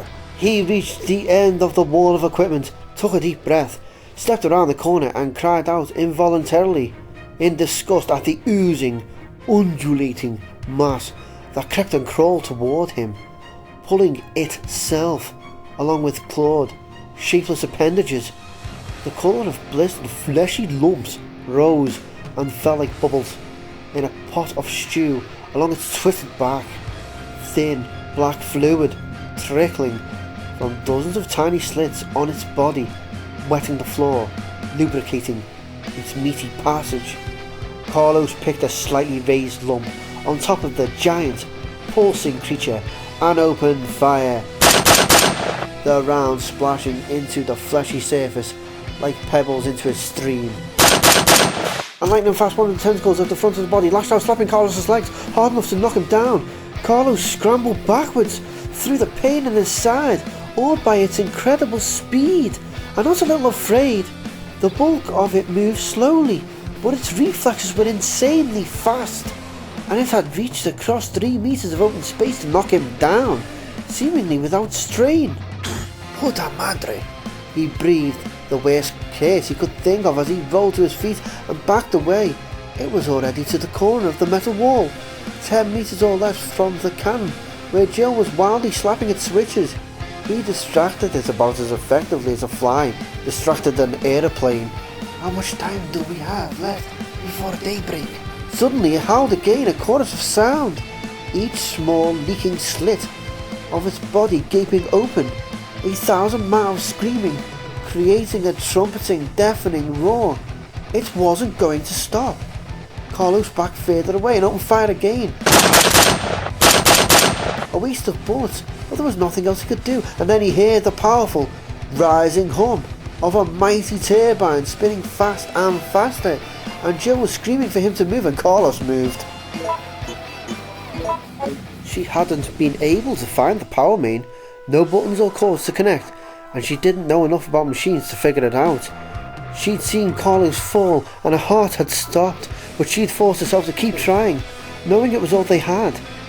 After a second frantic, desperate search, she found the power switches on its base, and the machine had thrummed to beautiful, wonderful life. "Move!" Jill shouted, pushing the levers that slowly and precisely raised the cannon, its movement spelled out digitally on a small screen next to the base. She could feel the energy building, the air around her heating up, and as Carlos got out of the way and the Nemesis entity slithered out into the open, she found herself positively thrilled, almost overcome with an intense and violent sense of self-satisfaction. It had killed Brad Vickers and tracked her mercilessly through the city. It had murdered the rescue team and stranded them in Raccoon. It had infected her with disease. It had terrorized her and wounded Carlos, and that it had been programmed to do these things didn't matter. She hated it with everything inside of her, despised it more than anything she'd ever despised. The mutated, aberrant thing that inched forward on a wave of slime as the cannon's hum reached an explosive crescendo, the sound drowning out everything. Jill's words went unheard, even by her. "You want stars? I'll give you stars, you piece of shit," she said, and slammed her hand down on the activation switch. Chapter 29. A brilliant light, white, but shaded with electrically searing orange and blue, burst from the end of the laser cannon in a beam of concentrated fury. Arcs of heat and light stormed over the body of the cannon like miniature bolts of lightning, and the laser found the once Nemesis' writhing, pulsating body and began to eat. The creature that had once been the pride of Umbrella's development section whined and thrashed, flailing its multiple limbs in a frenzy of agonized confusion. The tight beam of light bored into its flesh, as relentless as it had proved, melting layers of tissue and soldering harder materials, bone and cartilage, and pliable metal into fused and useless lumps. The creature began to smoulder, then smoke, and as the brain stem inside of it withered and cooked, the Nemesis ceased to exist, its program wiped, its improbable heart finally bursting silently deep inside. A few seconds later, the cannon overheated and shut itself down. Chapter 30. The helicopter lifted up and away, a little jerky at first, but Carlos quickly found his balance. The first streaks of real light were swelling into the eastern sky, and as the doomed city fell behind them, it seemed so strange to finally be on their way, after days of wanting it so badly, of working toward nothing else. Nikolai's dead, Jill said, her voice cool and clear over the headset. It was the first thing she'd said since they'd taken off. The Nemesis got him. No great loss, Carlos replied, and meant it. They fell into silence again, Carlos content to just fly for the moment, to give himself a chance to be still. He was dog-tired and only wanted to get as far away from Raccoon as possible before the missiles hit. After a moment, Jill reached across and placed her hand over his, and that was okay too. Jill held Carlos's hand as the sun inched slowly up over the horizon, turning the sky magnificent shades of pink and grey and lemon yellow. It was lovely, and Jill found that, as hard as she tried, she couldn't feel sorry that Raccoon was about to be dusted. It had been her home for a while, but it had become pain and death for thousands of people, and she thought that blasting it to hell and gone was probably the best thing that could happen to it. Neither of them spoke as the sun continued to rise, as the miles flew beneath them, forests and farms and empty roads appearing fresh and bright in the gently warming light. When the sky flashed white and the sound wave hit them a moment later, Jill didn't look back. Epilogue. Trent had his hands full for most of the day, listening in on the spin dock meetings, arranging for media sympathy with a few of their bought networks, and explaining the difference between HARMS, the air-to-surface missiles that the army had used on Raccoon, and SRAMs, to the three heads of White Umbrella. Jackson in particular was unhappy that the larger tactical missiles hadn't been used. He didn't seem to understand that a deliberate nuclear incident within the United States had to be kept as small and contained as possible. Ironic that a man with so much wealth and power was so oblivious to the reality he had helped to create. Trent finally had a few moments to himself in the early evening. After a final review of the Watchdog reports, he took a cup of coffee out onto the balcony of the rooms he used when he was at the DC offices. The brisk twilight was refreshing after a day of recycled air and fluorescent lights. From 20 stories up, the city below seemed unreal. Sounds distant and features blurred, gazing out at nothing in particular. Trent sipped his coffee and thought about all he'd witnessed in the past few days. From the shielded privacy of his home, Umbrella's few dozen stationary remotes in Raccoon had nothing on the satellite pirate that piped information to his private screening room. He'd been able to follow several dramas that had unfolded in the last hours of the city. There had been the rookie policeman, Kennedy, and Chris Redfield's sister. The two of them had barely escaped the lab explosion, managing to save Sherry Birkin, the younger daughter of one of Umbrella's top research scientists of all people. Trent hadn't had contact with any of them, but he knew that Leon Kennedy and Claire Redfield had become part of the fight. They were young, determined, and filled with a hatred for Umbrella. He couldn't have asked for better. Trent's high hopes for Carlos Oliveira had been well met, and that he had joined forces with Jill Valentine. Trent had been utterly transfixed by their escape, pleased that two of his unwitting soldiers had worked so well together, surviving in spite of Jill's infection. The lunatic Russian and the Star Seeker. Use of the experimental Tyrant-like units was still in question by many of the White Umbrella researchers. For as deadly efficient as they usually were, they were also very expensive, and Trent knew that the debate would go on, fueled by the loss of 2 units in the destruction of the city. Ada won, though. Trent sighed, wishing that she had survived. The tall, beautiful Asian American agent he had sent in had been as brilliant as she was competent. He hadn't actually seen her die, but the chances that she had escaped both the lab explosion and the complete obliteration of Raccoon were slim to none. Unfortunate, to say the least. Overall, though, Trent was satisfied with how things were progressing. As far as he could tell, no one in the company had the slightest inkling of who he really was or what he was doing. The 3 most powerful men in Umbrella relied on him more and more every day, completely unaware of his agenda to destroy the organisation from without and within, to devastate its leaders' lives and deliver them to justice, to organise an elite army of men and women committed to Umbrella's downfall, and to guide them as much as he was able in their quest. If his methods were complicated, the reason was simple: to avenge the death of his parents, both scientists, murdered when he was a child, so that Umbrella could profit from their research. Trent smiled to himself, taking another sip from his mug. It sounded so melodramatic, so grandiose.